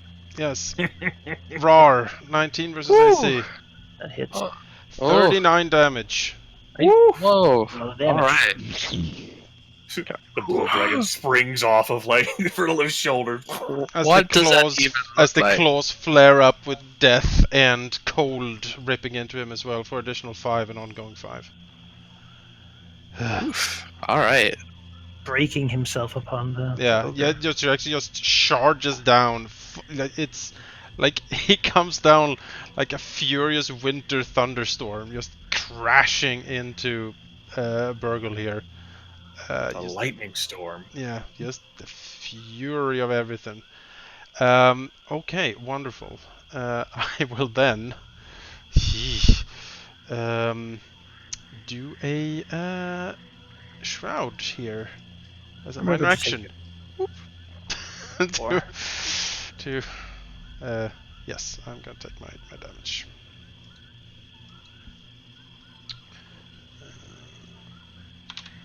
And I have temp 5 and +2 to all my defenses.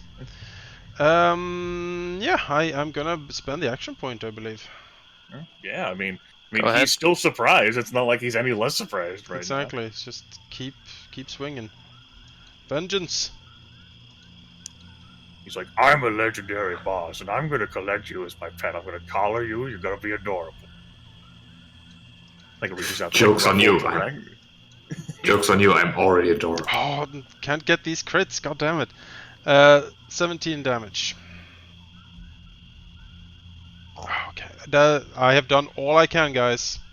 It's up to you now. Tyraxus is done. At first, he seemed like he was okay with you biting him and smashing him. Like, that's kind of what he's used to in his pet. Pets do that. But as you bloody him, basically cut through the filthy, sort of disgusting hides and such, and actually, like, this thin blood he has that left in his veins begins running out. He seems to get angry and sort of shakes off a lot of the things that sit and still, that sort of passively are just on him, who, as he's bloodied, will join the fight. I don't even want to imagine that visual. Get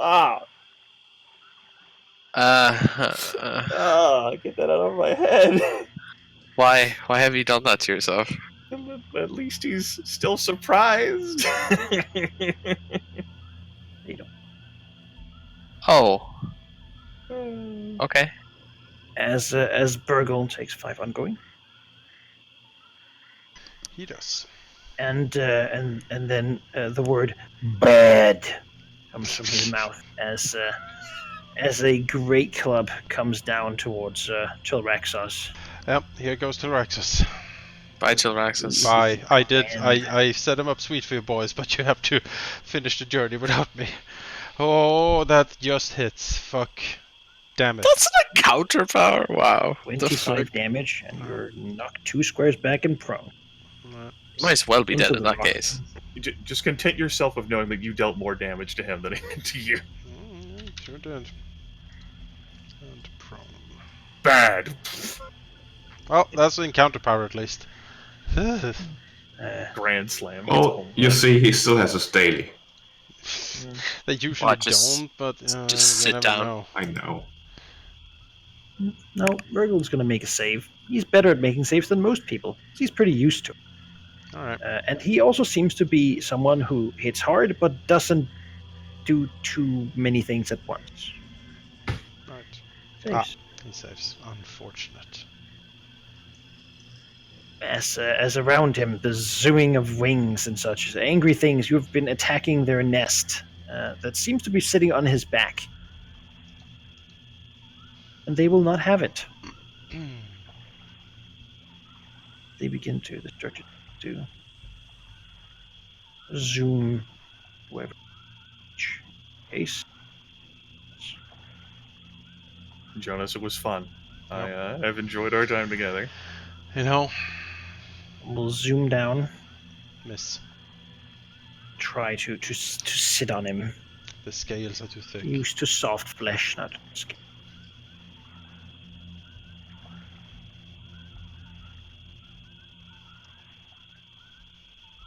For its own target against Verdelith. On. that will hit. It's a natural 20. Certainly does hit. So that is 4 damage. Okay. And the target grabbed. Takes ongoing 5 until escaping. Okay. I will make my encounter power persistent harrier attack against Sturge 4. As a claw comes out from behind the Sturge, like winking out of reality. 24 versus armor class. Certainly hits. That is 8 untyped damage, and I teleport to a square next to the target. No longer out of its grasping claws. Yes. Oh, they're not minions. Well, that makes this a lot harder. Just focus on Burgle. Like here. Okay. Buffing things everywhere. All right. Well, it's not too bad for him. Still takes the 4 though. No grab. There's a lot of things I could do. It's just depending on how urgently we need things dead. They were most urgent. Like never been more urgent than now. Like daily level of. Yeah, yes. Unless you want us to have the bad ending where we become the pets of Pale Burgle. That is like remember the baddest to take ending. the 4 damage breath. The 4 damage from what? Oh yes, from the hit. Sturge Crit, yes. 1d4. Oh, it's yeah, crit though. He crit me. Or it crit me. Teleportation stops him grabbing.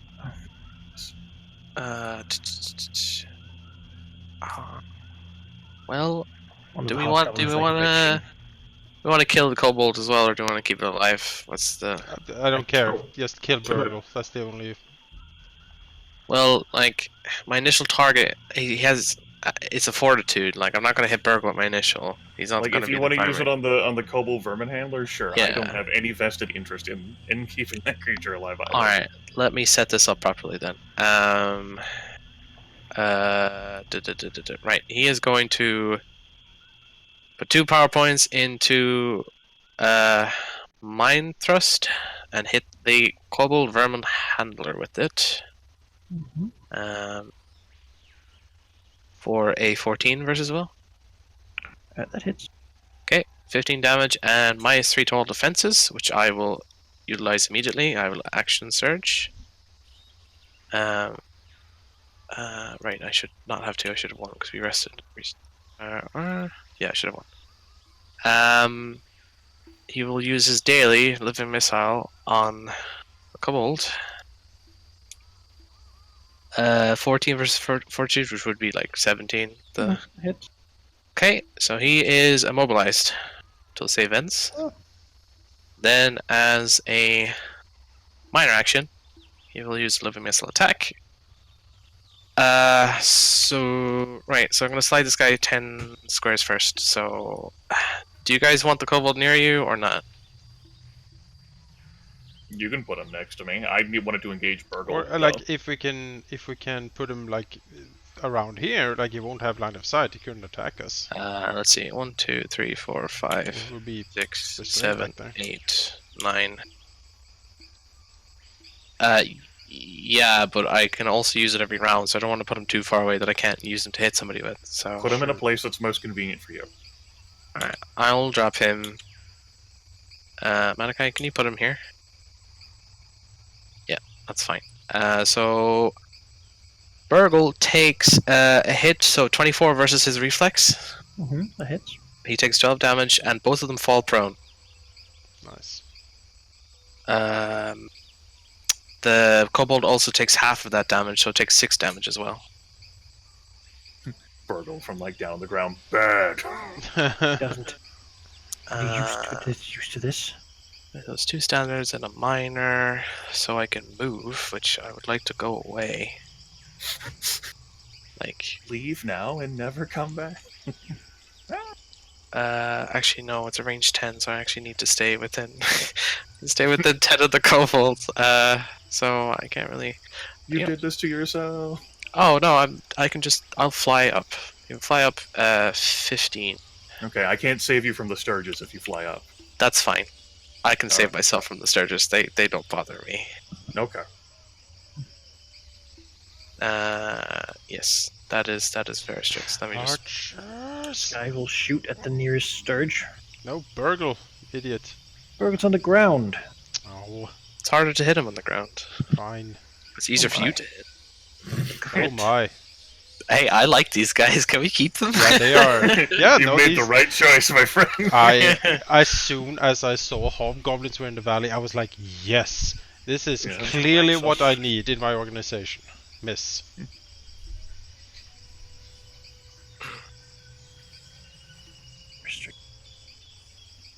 Miss. This first is very strict, and that's a miss. This one will do the same thing. Miss. 17. 17? Oh, I can use it. Oh, I can use it. Okay, well, how does the Sturge attack? Just like attach? It swims in and like grabs and begins to pierce a hole and then suck blood. All right, well, to the Sturge, for a second it appears that happens, but then suddenly, for the Sturge at least, it's like reality warps, and suddenly Verstrix has moved aside almost immediately and missed. Basically instigating his own reality for the Sturge, where he missed. He has a +3 to his AC until the end of his next turn. It's like he sees the Sturge coming I forward, didn't get hit. and he just looks at him and is like, no. No. Actually, end of my turn, which it will be coming up later on, so it doesn't matter. It lasts for a while. Yeah. Okay. As a minor action, I am going to spend a power point and activate Battle Mind's Demand. Sturge 6 and Sturge 5 are marked by me. So the two next to Tilrax's and none. As a standard action, I am going to activate my Steel Unity Strike, where I become one with how awesome and fat I am. Because Sturge like crit me, and that was like really rude, and I need to have like a stern conversation with the Sturge's mom, but the Sturge's mom is like on the ogre, so Probably somewhere. so let's not have that talk. Slightly still moving cloak. Yes, I will activate the daily here of Steel Unity Strike. Yep, that is what I want to do. That'll be 20 versus armor class for an abysmal roll on 3d10. Number 4 there? Yeah, on number 4. 8 hit points, and I assume the Steel Unity Strike stance, which I'll tell you about if that ever becomes relevant. Sure. Yep. My move action, I will go ahead and activate my...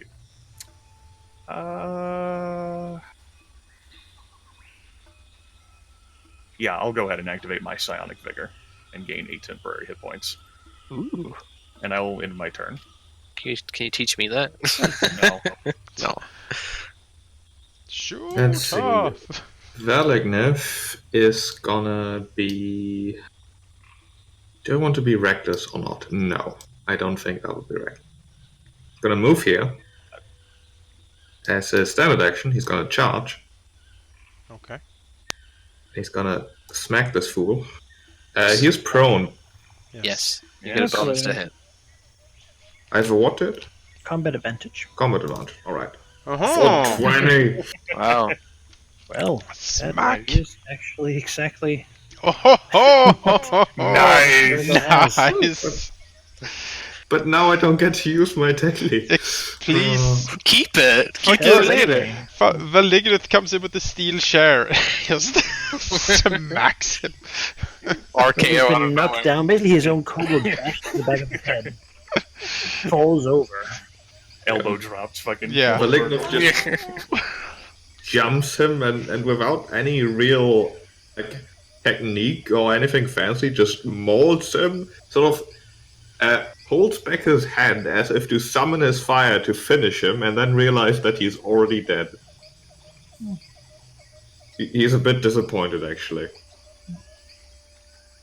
Mouth and claws full of lumpy ogre skin. He will, with his tail, hammer the ground in disappointment and use that to heal Tyraxus. When you charge, isn't your turn immediately over unless you use an action point? It's a standard action. A standard action to charge.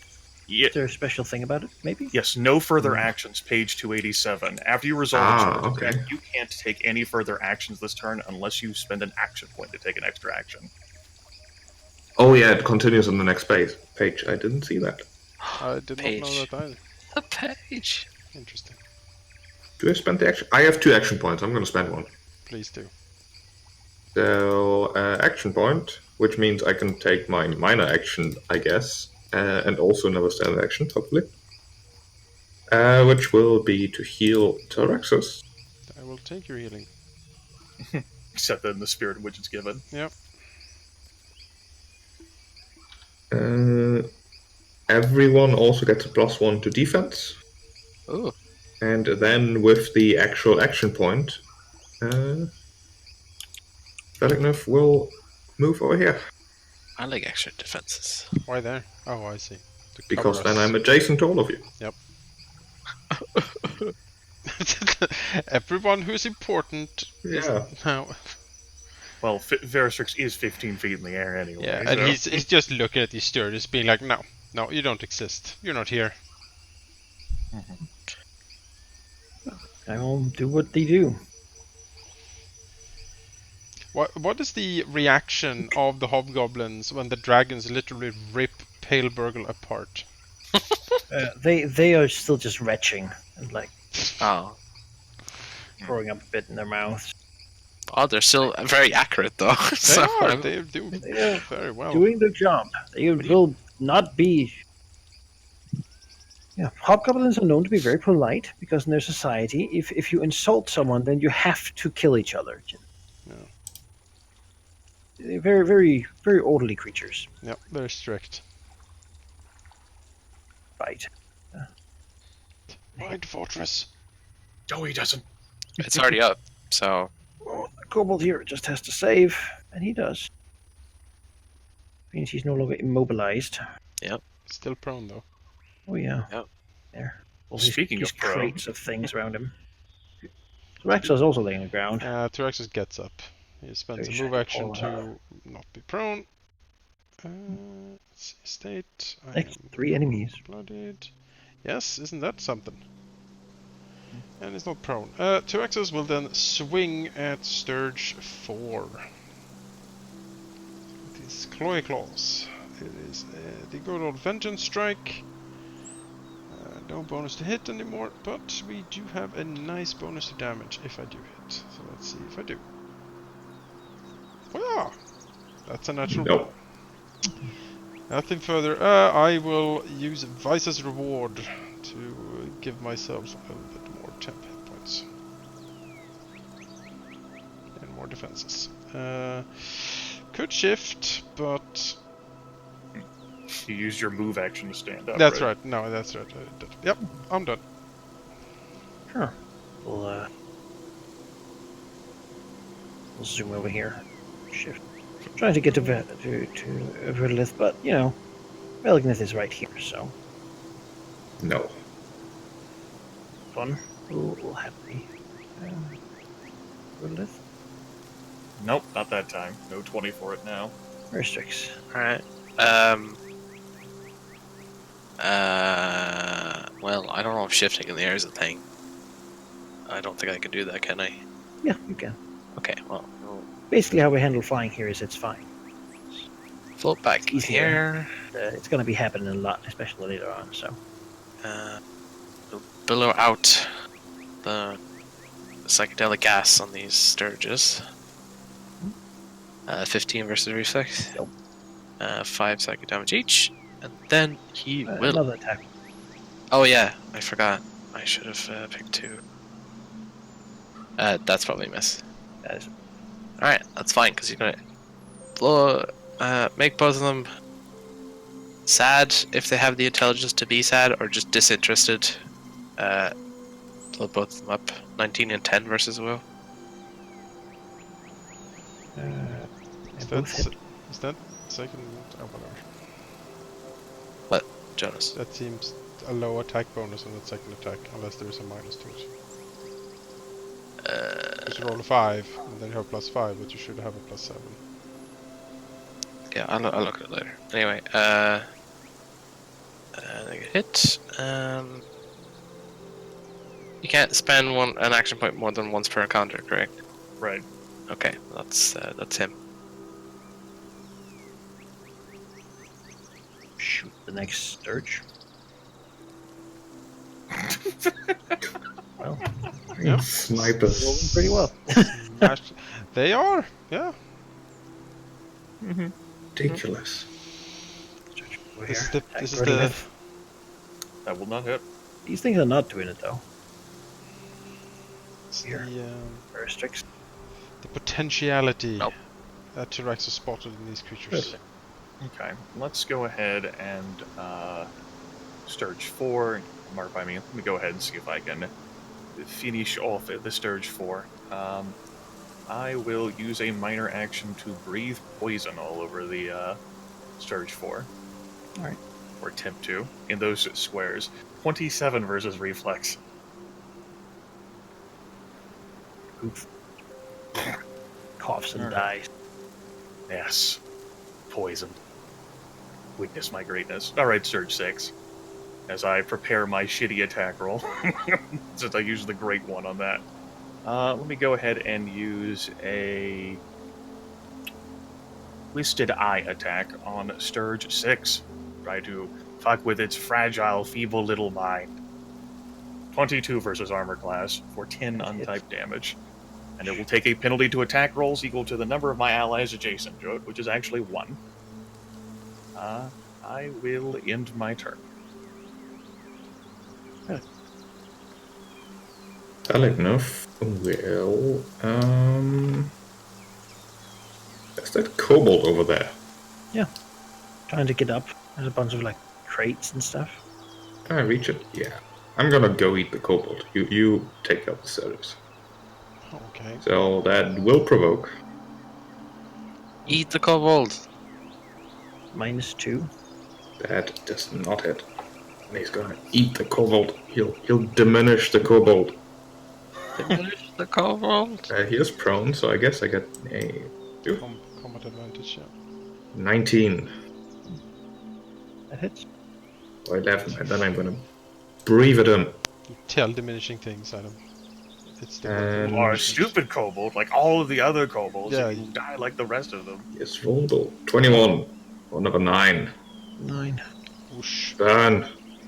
Still So not dead. Is No. that? Do you have destruction rune? Is that an extra 2 for vulnerable or? It's already in there. Okay. Can I do more damage? No, that's all I can do. To his self-esteem, probably yes. Oh, shoot. Sturge 5. Another crit? What the hell? These are my new favorite servants. Like, look at these. Why- Look at what these It's no creatures. wonder 2 They're- of them need fucking ruined. They're These archers need to wonderful. teach me how to fight. Clearly, I'm doing something wrong.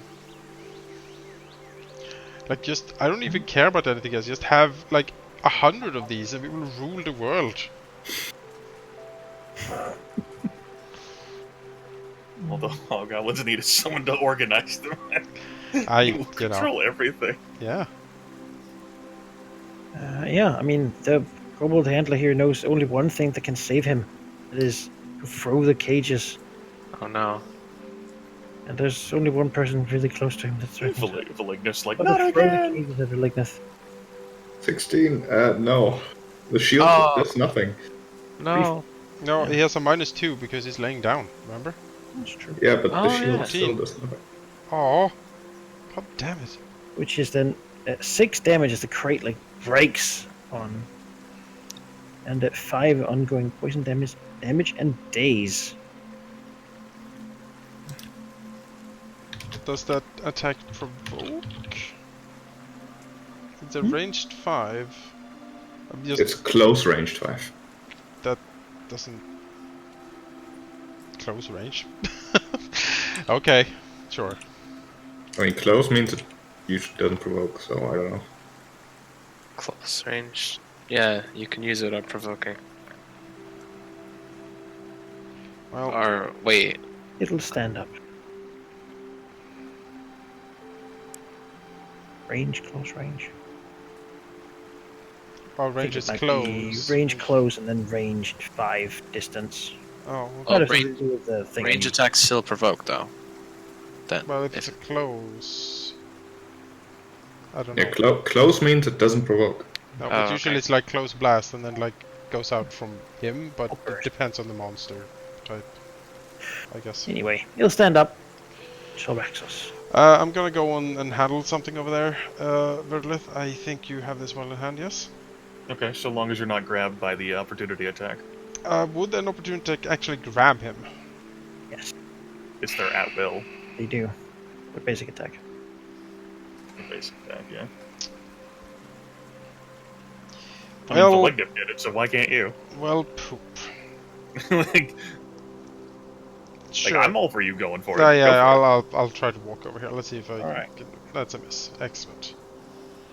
Yeah. I'll try to smack it. Smack, smack, smack. No more crate throwing. 25 Only versus had AC one. for 14 damage. Alright. Excellent. Splat. Now next Uh, next round the other guys will be here. Can Tyraxos, as he like rips apart the goblin handler and is standing like basically over the corpse of Pale Burgle, can he? I would like to try to make an intimidate check to see if I can scare away some of these common orcs here. Basically, spreading his wings, roaring out, just blood and guts dripping from his maw, that Pale Burgle has been destroyed, utterly defeated, and that they can, you know, they have two choices. They throw themselves at Mighty Tyraxos' mercy, or they run for their lives. Anything else, they will die, and they will die in the most horrible and gruesome way possible. They will wish they were back in that cave being sucked on by Sturgis. Sure, you can try. It's going to be a hard save though, or hard. That's Check. okay. I imagine it will be. I just want to. I'm good at intimidation. Do I get any bonus for intimidating? With the blood of their boss dripping from my face? It just makes them really angry. Okay, Actually. well, As the Hobgoblin said, so stupid. It's like, fuck it. I suppose so. Well, let's see if I can do it. Also, technically, it was Velignif who utterly destroyed him. Shush. Tyraxos is having a moment. You know, Details. they seem to be already like having run themselves into a fury. Alright. But wanted to get some fighting done. I try my best. Nothing else they would want to leave without the treasure. That's right. That's why we're here. Zoom over here. Treasure bite. That will not be enough. Restricts.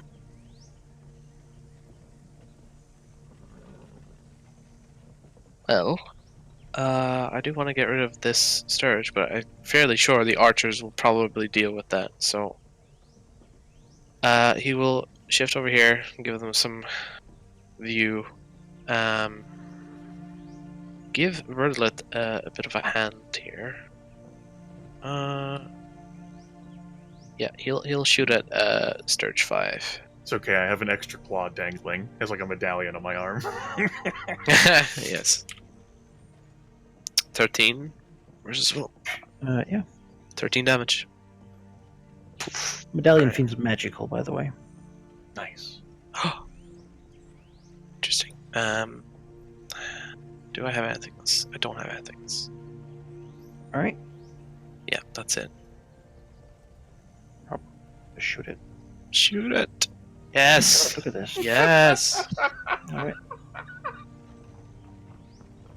Look at this hobgoblin tenacity of never rolling below 20. Mhm. Love it. I don't feel so bad about almost losing the last combat. It's like they took every good roll you ever Fight dreamed of everyone. having, Valky. Yeah, look at Yeah, these I guys. know. Like, Yeah. not that different, but You know, I'm fine they with are. it. They do more damage than me, so go ahead.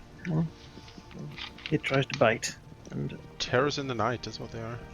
here, try to bite. No. Oh, Did it do it? Did it? It didn't. Did to do some damage. Finally, a drink. Yeah, I mean, 4 damage and grabbed an ongoing 5. Oh, that's all it ever wanted. ow. Someone killed this thing. Hey, I just teleported away from like the grab. I helped you. I scratched your back and killed it. You should help You're me. so far away. You could teleport. Teleport on top of me. Do something. I can't. I'll attempt to hit you, and then you can teleport to me. What? I already used that ability. What good is your steel stance? God damn it. The creatures need to move away from me. They're respecting my mark. I will use a standard action to enact a conductive defense against the Sturge, which will not hit. Move action is... I'm gonna be like glance an eye up. That's too far. Veristrix and the hobgoblins will surely take care of that. She will, her lip will shift here. That'll be the end of my turn. Belgneth. Belgneth will use his only action to retreat. Oh. He'll take 5 damage. Yeah. I'm going. He'll move like here. Ah. Search in his face. And that's all he can do because he's dazed. And he saves, okay. But he does take 5. Save ends both. So That's good. we'll try to shoot the Sturge off of. Yes. Yes. Yes. Hitting it. Fucking... What is that? What the fuck is it with these hobgoblins? crit from the hobgoblin.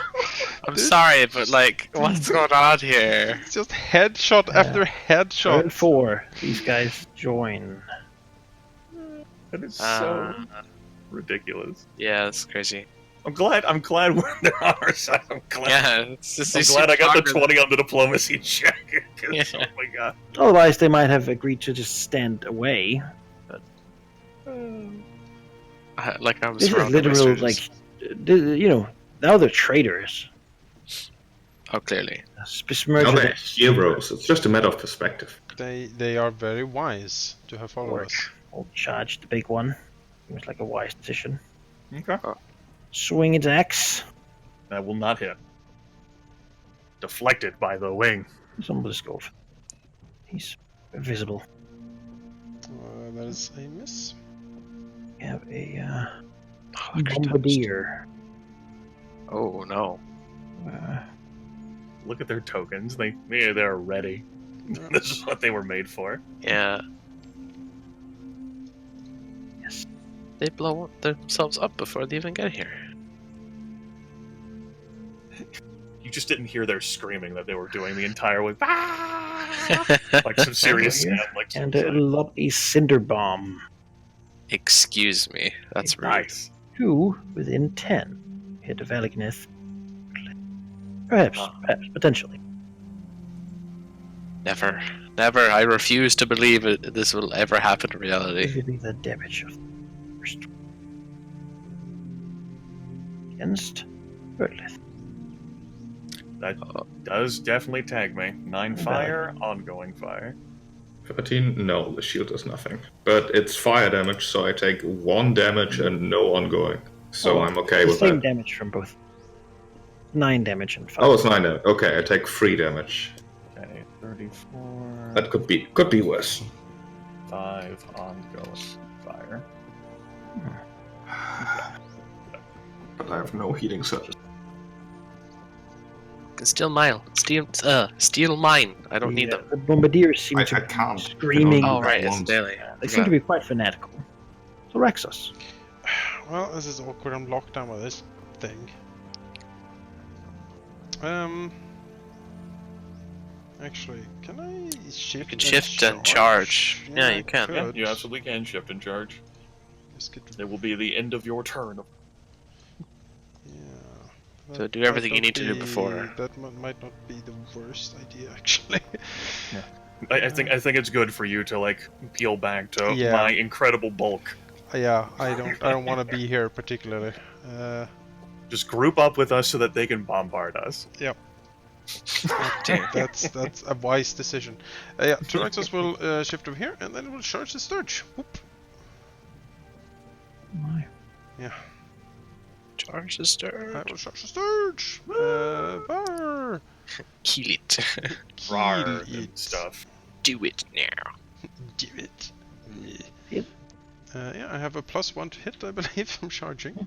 Yeah. Right. You're flanking as well, aren't you? I am, yeah. Crit! Maximum damage! Bye. Is that Sturge a zombie? Off he goes. Sturge must have put this up. The only possible explanation for that. Tyrannosaurus is now a red dragon somehow. Yep, that's it for Tyrannosaurus. Alright. Right here. Just gonna try to. Oh gosh, the time. Yeah, the time is late. Over here. Attack Verlith. Great axe. That will not. This won't last much longer. That's fine. Won't? It's the weekend, No. thankfully. Okay. I refuse. Okay. Hey, back up there. Don't get close to me. No. But dear, try to get the area attacks here. We'll throw various strikes. That makes sense. Wow. There. Air grenade. Can they Oh, throw it that gosh. far? That's a Jesus crit. Christ. Yes, they can throw. If range 10. Range 10. That sucks. Oh, it's a very long throw. Well, Tries to do like a trick shot with the aerial So dragon. that is then 11 damage, 5 ongoing, and you're not prone. what? Oh, it You crit? fall. Oh, God's sake. Okay. 11, you said? I guess I fall on the floor. 5 ongoing. And tumble. Flop to the ground. And how far up were you? 15. That would mean you take a d10 of falling damage. Unless you Right. can make an So if acrobatics you're check. lying on the ground, if you're flying, you safely descend a distance equal to your fly speed. If you It's don't 3, reach the ground, so- you fall. Yeah, I'm fine. Ah, okay. You're That's 5 from up. page 277. Stop trying to kill me! Oh, sheep, why you do this to me? All these rules are all over the place. Good news, I I can reach you know, now. I You're on the... Oh, yeah, Remember definitely. the 5 ongoing fire. You're set Does on that fire. happen? Does that happen now or on my next turn? Or Oh, the just beginning mark of it on your your turn. token. Oh, sure. Uh, No problem. Keep track of your healing searches in your token too, if possible. Oh, I do. I have. Oh, wait, what? Haven't used any? Well, I used the macro, but it doesn't change it, it seems, so... Oh, the micro doesn't change it. Okay, I didn't know that. I have used 2, so... Yeah, the new version of my healing macro does. Very strict. You take 5 ongoing fire damage. Ah, I'm almost Fire. dead again. Down to the ground. Somebody begins to reload. Sure, he'll get up. Well, actually, maybe... No. Let's get up anyway. Right, is second wind, is that a standard action? Yes. It is a standard action. I believe that would be something he should do. So he will second... yes, second wind. So... Spend the healing surge and +2... +2 to all defenses? Yep. Or just... All of them. Okay. And then he wants to save against this...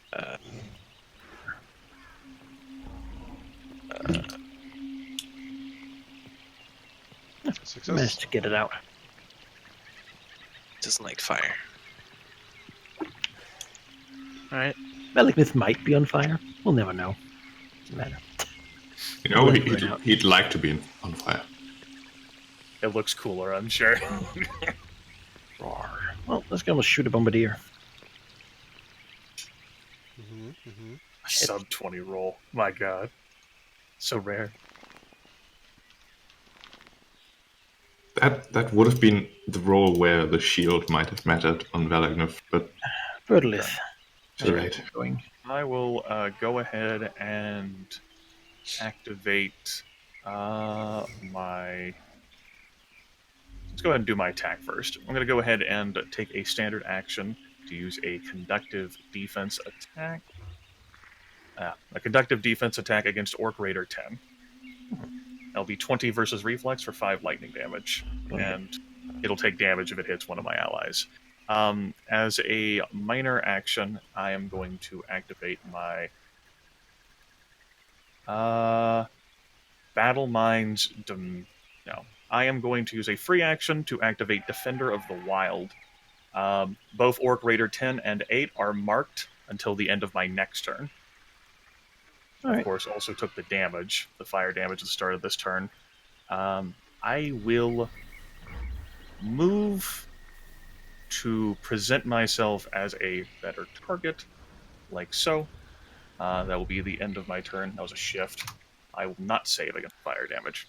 Alright. Okay, well enough. We'll move here. Under the sturge.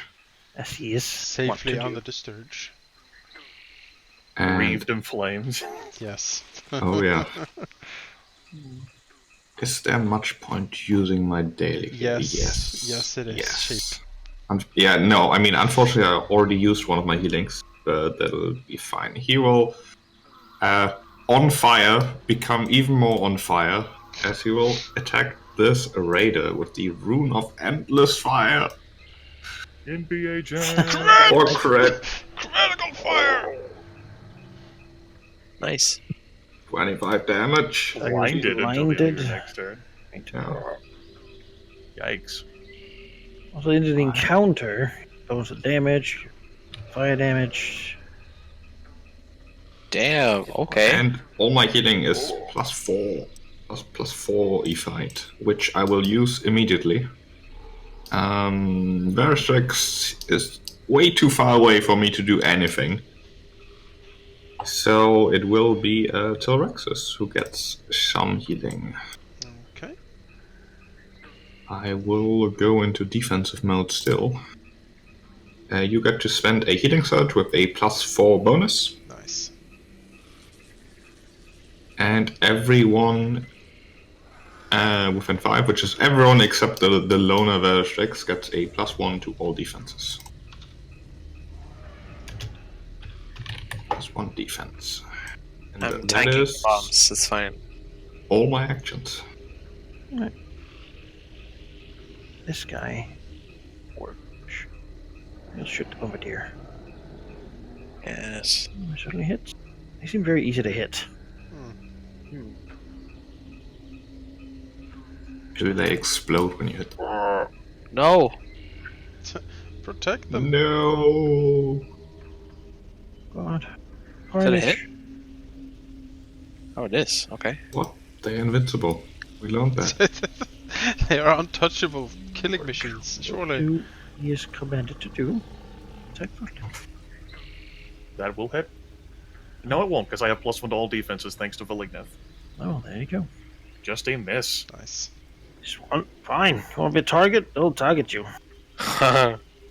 Ring. Oh, that doesn't do it either.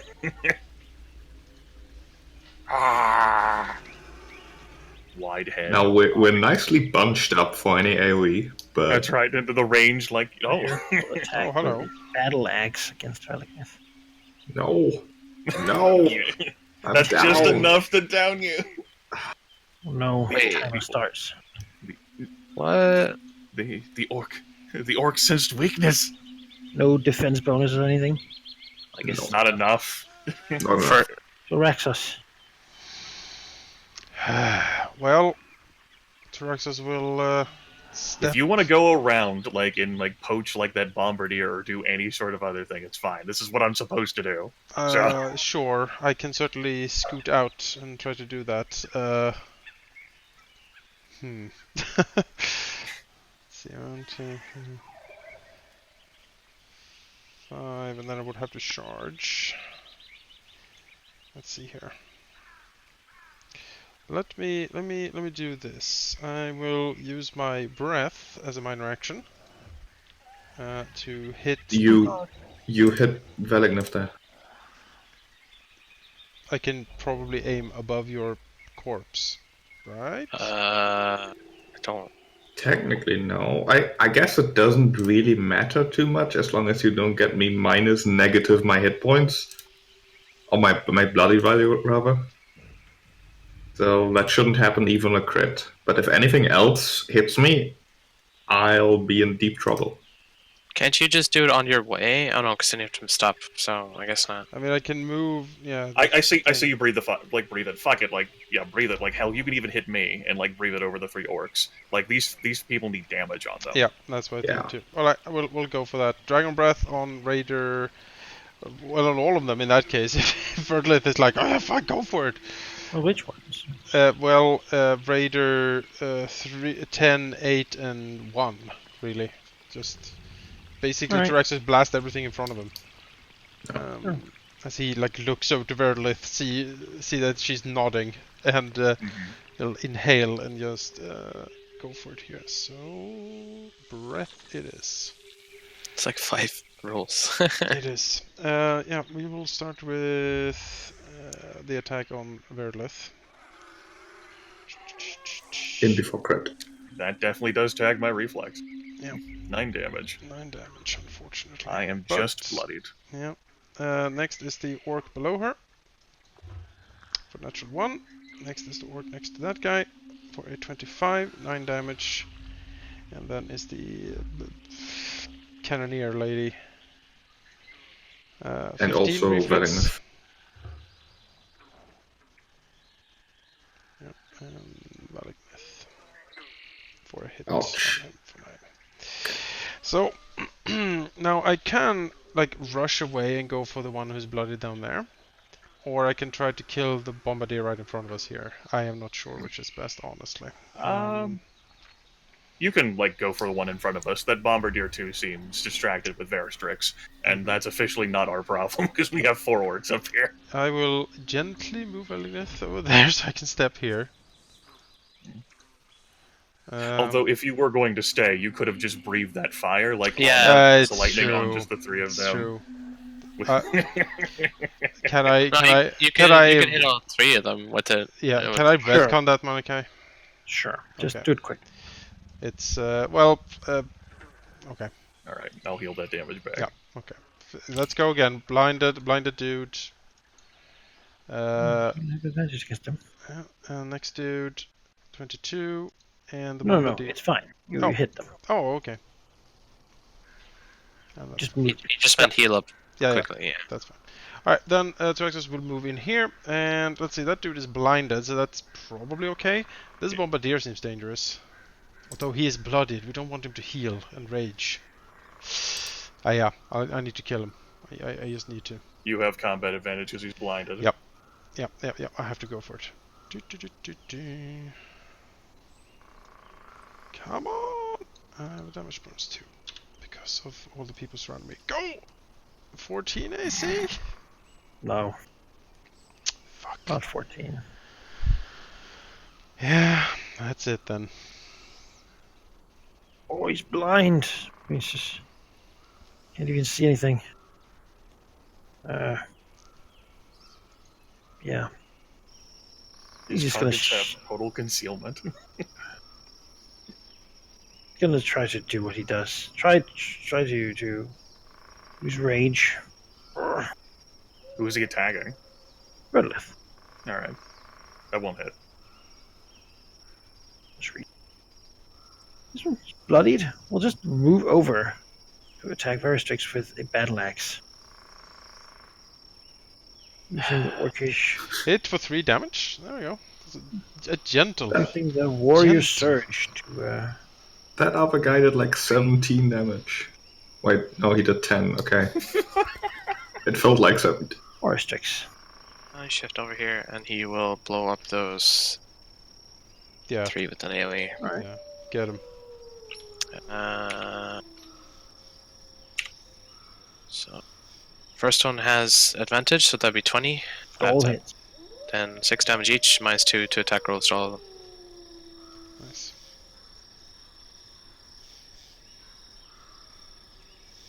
Save us, Archer. He will also. Who's next? Archer. Okay.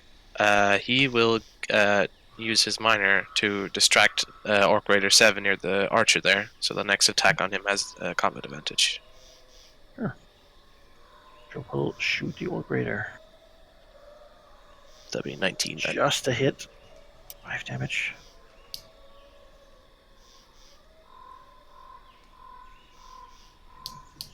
Good. The marking that I use for my Defender of the Wild fades off. As a minor action, I will spend my final power point to activate Battle Mind's Demand, marking Orc Raider 8 and Orc Bombardier 1. Alright. Standard action is going to be to attack Orc Raider 10 with a Twisted Eye, this blinded creature. That'll be 21 versus armor class for 12 damage. I'll do it. Raider 10. Nice. Pounds it down. I also, because I'm tired like everyone else, forgot to take my damn fire damage again. Worth noting that you're still adjacent to Valignov. And I checked, his aura does not end when he's unconscious, so you have resist all 2. Oh, okay. That's That's nice. useful information. Cool. Just carry him around. Just carry him. Yeah, I'll just take that. It lasts until the end of the encounter. That is the end of my turn. I do not save against the fire. Alright. Well, Alright. I presume the aura ends if you die. That is the second failure, yes.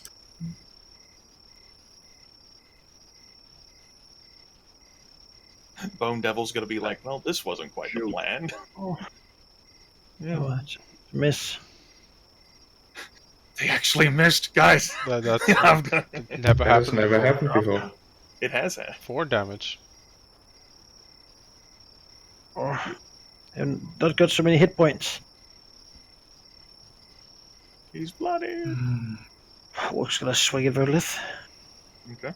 That will not hit. Man, look at this damage rolls too.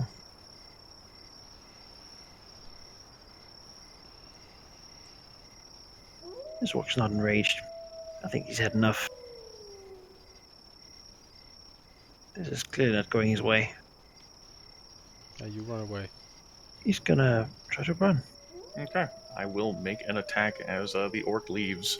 My steel unity attack, because damn it, I used my daily. I'm at a stance. He's moving away. Well, he's not marked by me, so I cannot make that attack. That's the one enemy I didn't mark. He's good. Oh, He's home free. he is basically escaping. Hmm. It seems like the enraged orcs are not so inclined. And we'll swing it. For a natural 20, so that is not 3 damage, that is 12. On me? Yep. 12 damage. So you have 2 resist. 10 damage. And 2 I'm- My mark cannot defeat the natural 20, Joe. Yep. It's fine. Tubraxos will swing at her, I suppose. That seems wise. Although I could try to save Valignut. Does anyone have healing at any? Like, so, We don't have perception. You think we have heal? No. I mean, I believe medicine might be literally the only thing that can save Valignov's life here. No, you can Hey, do a heal DC 10 heal check, yeah. Yeah. That will stabilize you. DC 15 will let you use one of Okay, your surgeons I don't will- have. I so. will try then. We use what little I have. See, stabilize the dying. Make a DC. Can you throw a kobold? Do you still have kobolds to throw this? No, we don't. Then- I will throw a my draconic essence on this though. However, Yeah. because we need Valignut to live, so I'm gonna burn my essence. How much plus do I get for an essence? Equal to 1. what you burn. Oh, okay. Little you burn. Oh boy. Well, here goes. 16. That's just enough. Okay. AC. Everything If you burned. succeed, the character can stop making death saving throws until he or she takes damage. Okay, yours. There's a problem though. That there's no stable state. There's only dying. Well, you will have to figure that out yourself. I guess I'll be unconscious. T-Rex, let's see, that was my standard. I could shift, but that seems not like something I would want to do, and I don't have any minors left currently, so I suppose that is it. What happened to them? They've all been spent. Yeah, well Or spent. swing a battle axe. No. Oh. Or strikes. Goddamn. Alright. That orc is gonna kill all our hobgoblins. Looks like he knows how to deal with artillery.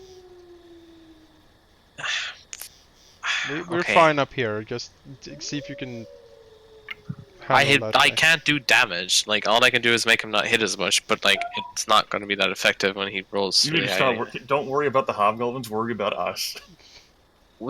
Jonas just said you're fine, so I have conflicting reports here. Do you want help or not? Us includes you. I'm fine. I'm fine. I used to be fine. He's Yeah. bloodied. He's fine. Don't. He's ignoring it. Yeah, I'm fine. Sure. If I kill him faster, you get down here quicker. So, move over here, That's one interpretation. and he will do the same thing on these two. All right. 26, Those 12. are both hits. Orcs have 5 damage. not great will, turns out. -2 to attack rolls. Not great. All right. I will shoot at the orc. Oh, he can't hit. What? Goodness. How's this impossible? Why can't we have any of our allies stay alive okay. longer than a combat? Yeah. Conductive defense attack on Orc Raider 8 will be a 12 versus reflex. That hit 12 versus reflex. No, that doesn't. All right. Then at the end of that, I will use a move action to shift here Oh, and forego the resist all. I, of course, have also taken the 5 fire damage. Woo, spring break. would have taken that while you were in range.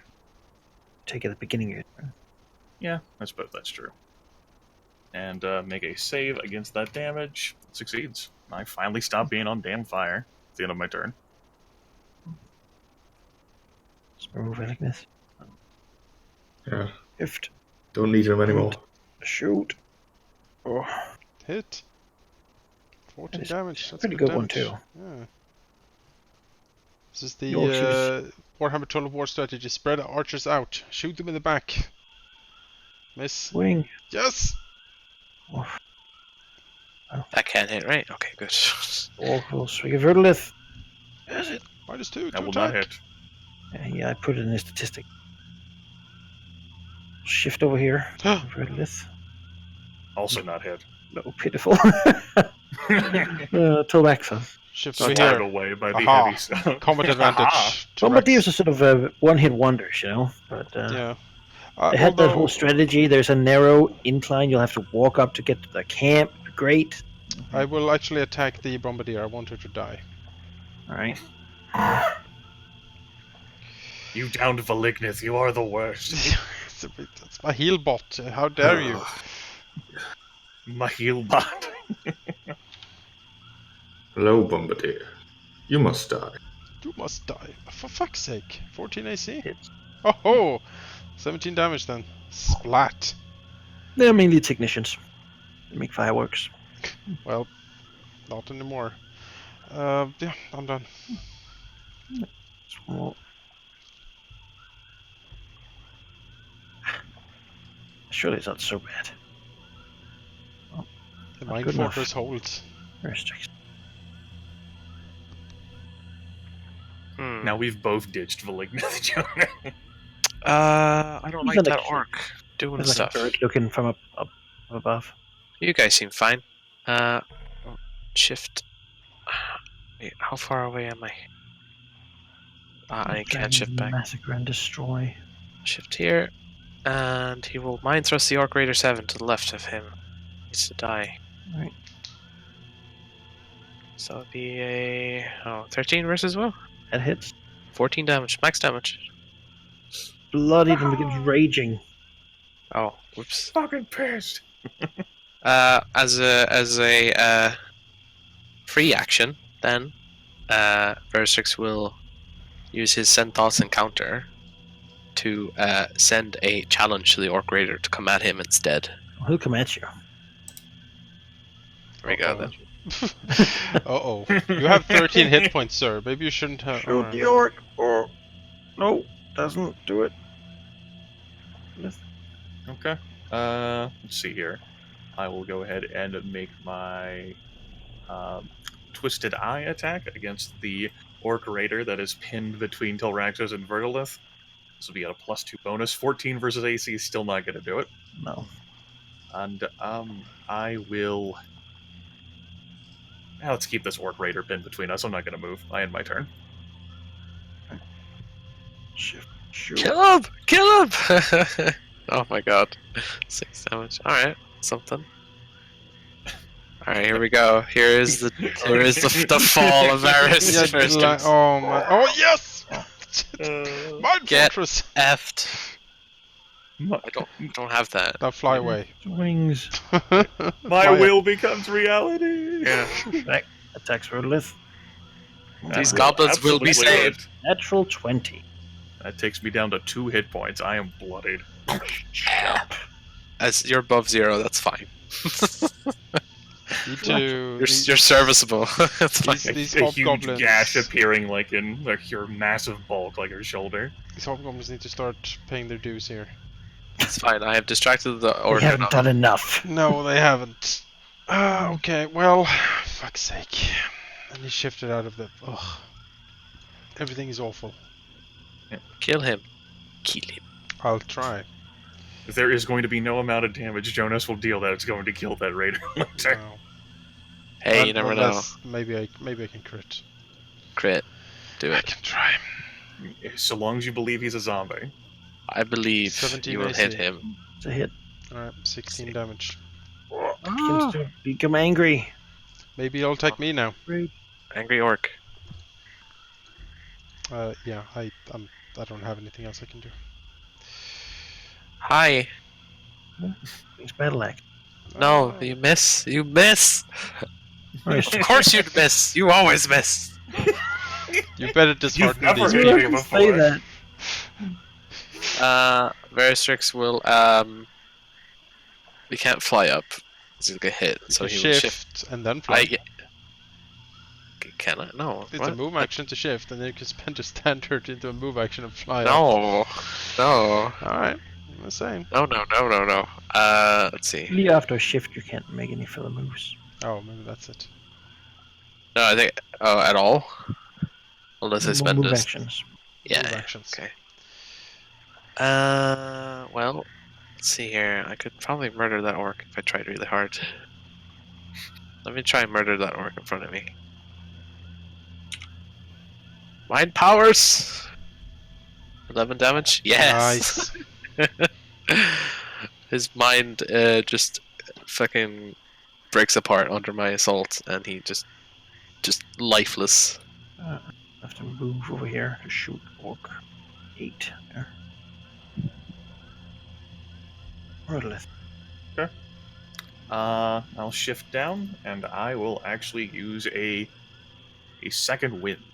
Alright. Will give me Good idea.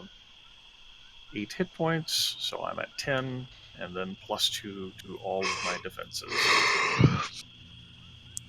+2 all defenses. That's a move and a standard for me. My minor goes to charity. I end my turn. How does how much movement does a shift use then? Cheap and All like. of A move action, but then you can use your standard action to convert that into a move instead. Oh, of course, yeah. Then move.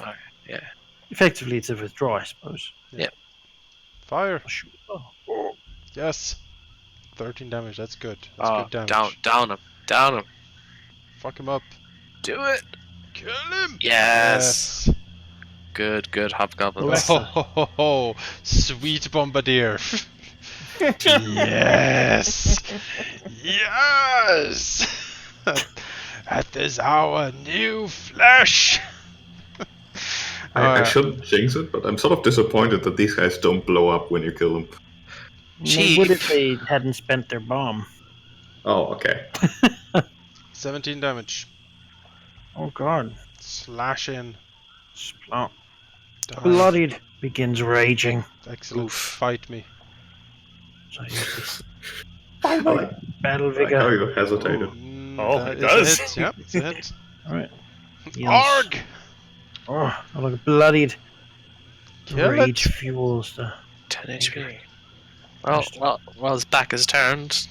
Assault the blind. 6 damage. I thought you said assault the blind. I was like, oh. No. Alright. No. These people hate handicap too. Man. Very strict start beating on blind people. Oh, the Jeez. humanity. Re-bloodied. Could I entice you to move in to flank with me? No. Okay. Oh, It's gonna die, it's fine. That's 10 damage, yeah. you know, this is why we weren't allowed to play Archer Dragons. Yeah. Look at this Yeah, map. Could have used throwing weapons, those spines or whatever. This will be Oh, yeah, my sure. move action. Do-do-do-do. As a minor action, I will mark this bombardier. And as a standard action, I will use Twisted Eye on the bombardier. 25 versus armor class for 9 untyped damage. Splat. Rip into the creature's mind. Yes. The rage ends. Victory. The Hobgoblins look after the way the orc that fled. And they think that they chose the right team. Yeah. They did. Yeah, I mean, I lay any down team my. they would have well, chosen would have won. So Vertilith says to the Hobgoblins, it is for the best that that orc is not able to survive and report back. If you think that is a possibility, you should go shoot him. Yeah, they look at each other, nod at the Tyrax. order, and then they slink away. They are used to taking orders, it seems. Tyraxus can go with them if they believe that will help them considerably. Do you have ranged They think they attacks? can do it. They have bows. Okay. The guy does not. Very well then. Don't die. Yeah. I got hit for almost got hit for you. Oh, they died. Well, They're off. Don't They're off scare me doing- like that, Manaki. turns out. I was about to cry dragon tears. Victory! Vertilith, looks up at Valignus body, who is stabilized by Dilraxos. Can't be asked to move next to him. Lays down. What we need to do now is to loot everything here. Then we move friend Valignus into one of these cozy tents where he can rest and recuperate. You hear the screech of some sort of great bird. Yeah. Circling above. Yep. Hungry. Tyraxus will loot the bodies. Is there any Steal valuables on these bodies? Sure, he will look about to loot and find that probably most of the valuables are stashed in the cave. Uh-huh. Doesn't seem like any of these guys really did much, though. Burgle did have something. Mm-hmm. Oh. It is first cluttered in filth, but he has a fancy helmet. Oh.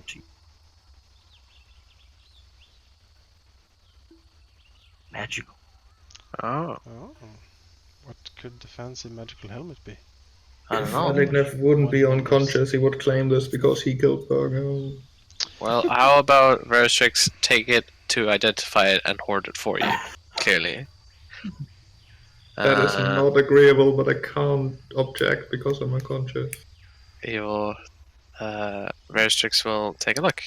What is this thing? Sure. I mean, you can do a check during a short rest. Sure. We will move. Check. We will move back into the tents, and we will put Valignith on a comfy pile of furs or something. They have those. Yeah. You live here now. Oh. We do. It's a new. It's a The, new the stronghold. cave mouth smells Yeah, horrid, we need to clean that at some point. like a rotting throat. Or I mean, we don't need to clean it. I mean, they have to clean it, obviously. Gonna make the Hobgoblins clean. Yeah, hobgoblins. Guess what? 4 Hobgoblins. They thought life was gonna be better I for them. would have the kobolds do it, but they're dead. So We don't have to stay here. No, but it's a good stronghold to have. Like, it's another base of operations, you know? It's fortified, it's It a is. cave. I like it. Might be better than the tomb. It's central. It's a central location. The only downside is that the evil Earl knows what this is and will come here and alert. We can get your dwarfs to clean it. Yeah.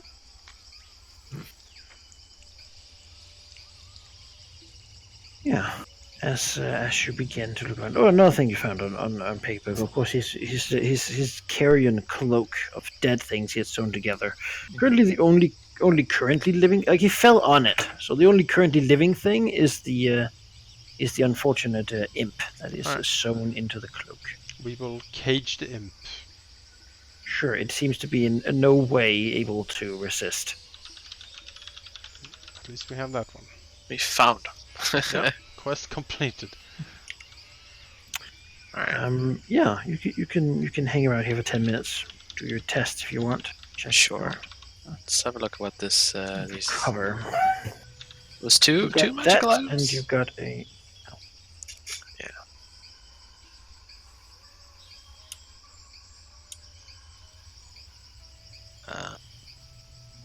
As Arcana check. All right, it appears to be a horned helmet. The fancy barbarian thing that they like. Oh, I love these. And it simply you can charge, and it hurts people when you do. Oh, that's cool. I would really like this helmet. You have to roll on it, clearly. Press need. I mean, you could buy it off us. Yeah. Yeah. You want to do another one for the other item? Sure. There's no take 10 thing in 4th edition, is there? There is, but you generally roll. Okay. For a net buy. Yep. Nope, that certainly does it too. Yes, it is a talon amulet. Mm. Which can hurt things that attack you. Oh, okay. Give good for defender. Give that to Velgneth because he gets attacked the most. No, that's like Verdulf's amulet. Yeah. I don't think she should do that up. Oh, okay. I missed that. God, stop stealing everybody's things. I didn't even give that dude identify, damn it. No, I just have to look. I can sense it from afar. I don't even have to look at it. Look at that roll. I can just sense it from like miles away. Well, since it is very late, my suggestion is that we take either our dragons take an extended rest at this place, or we get our hobgoblins and stuff to just loot stuff in downtime and move it back to the lair. Or perhaps we just discuss that next time. Right. Yeah, I prefer that. My faculty, my brain is not doing well right now with decisions. I'm tired. That amulet is good. You cleared up a gold slot, certainly. Found the imp deserter. You found the imp deserter. Sewn into cloak. Hilbert. That was a hard one, too. Yeah. Liberate the cats for the dwarf caravan doesn't qualify, huh? I mean, probably, but not quite yet, I suppose. Let's see.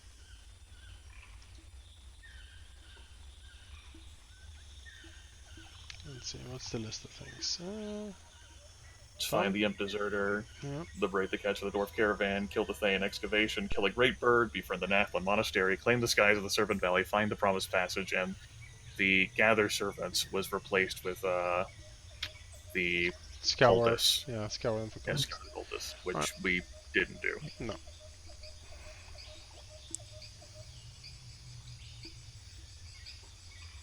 Shame we didn't decide to go for the goal to find a fortified lair, because we just did.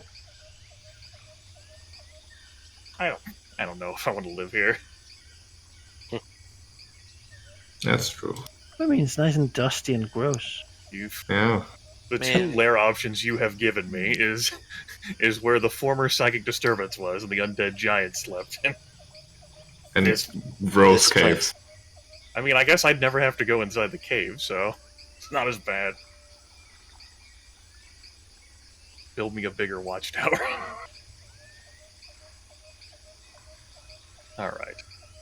It is time for us to depart. Yes. We did it. We survived. We did. Great victory. On the backs of kobolds. Yeah. Got 938 P each. Is that Almost doubling your total amount. 900 That is enough, I think, to level us up. Quite sure. We will have 2,331, I believe. I thought we needed 3,000 to get to level 3.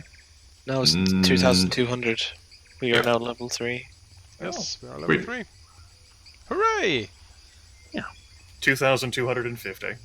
And we have 2,331. That is level 3. That is level 3.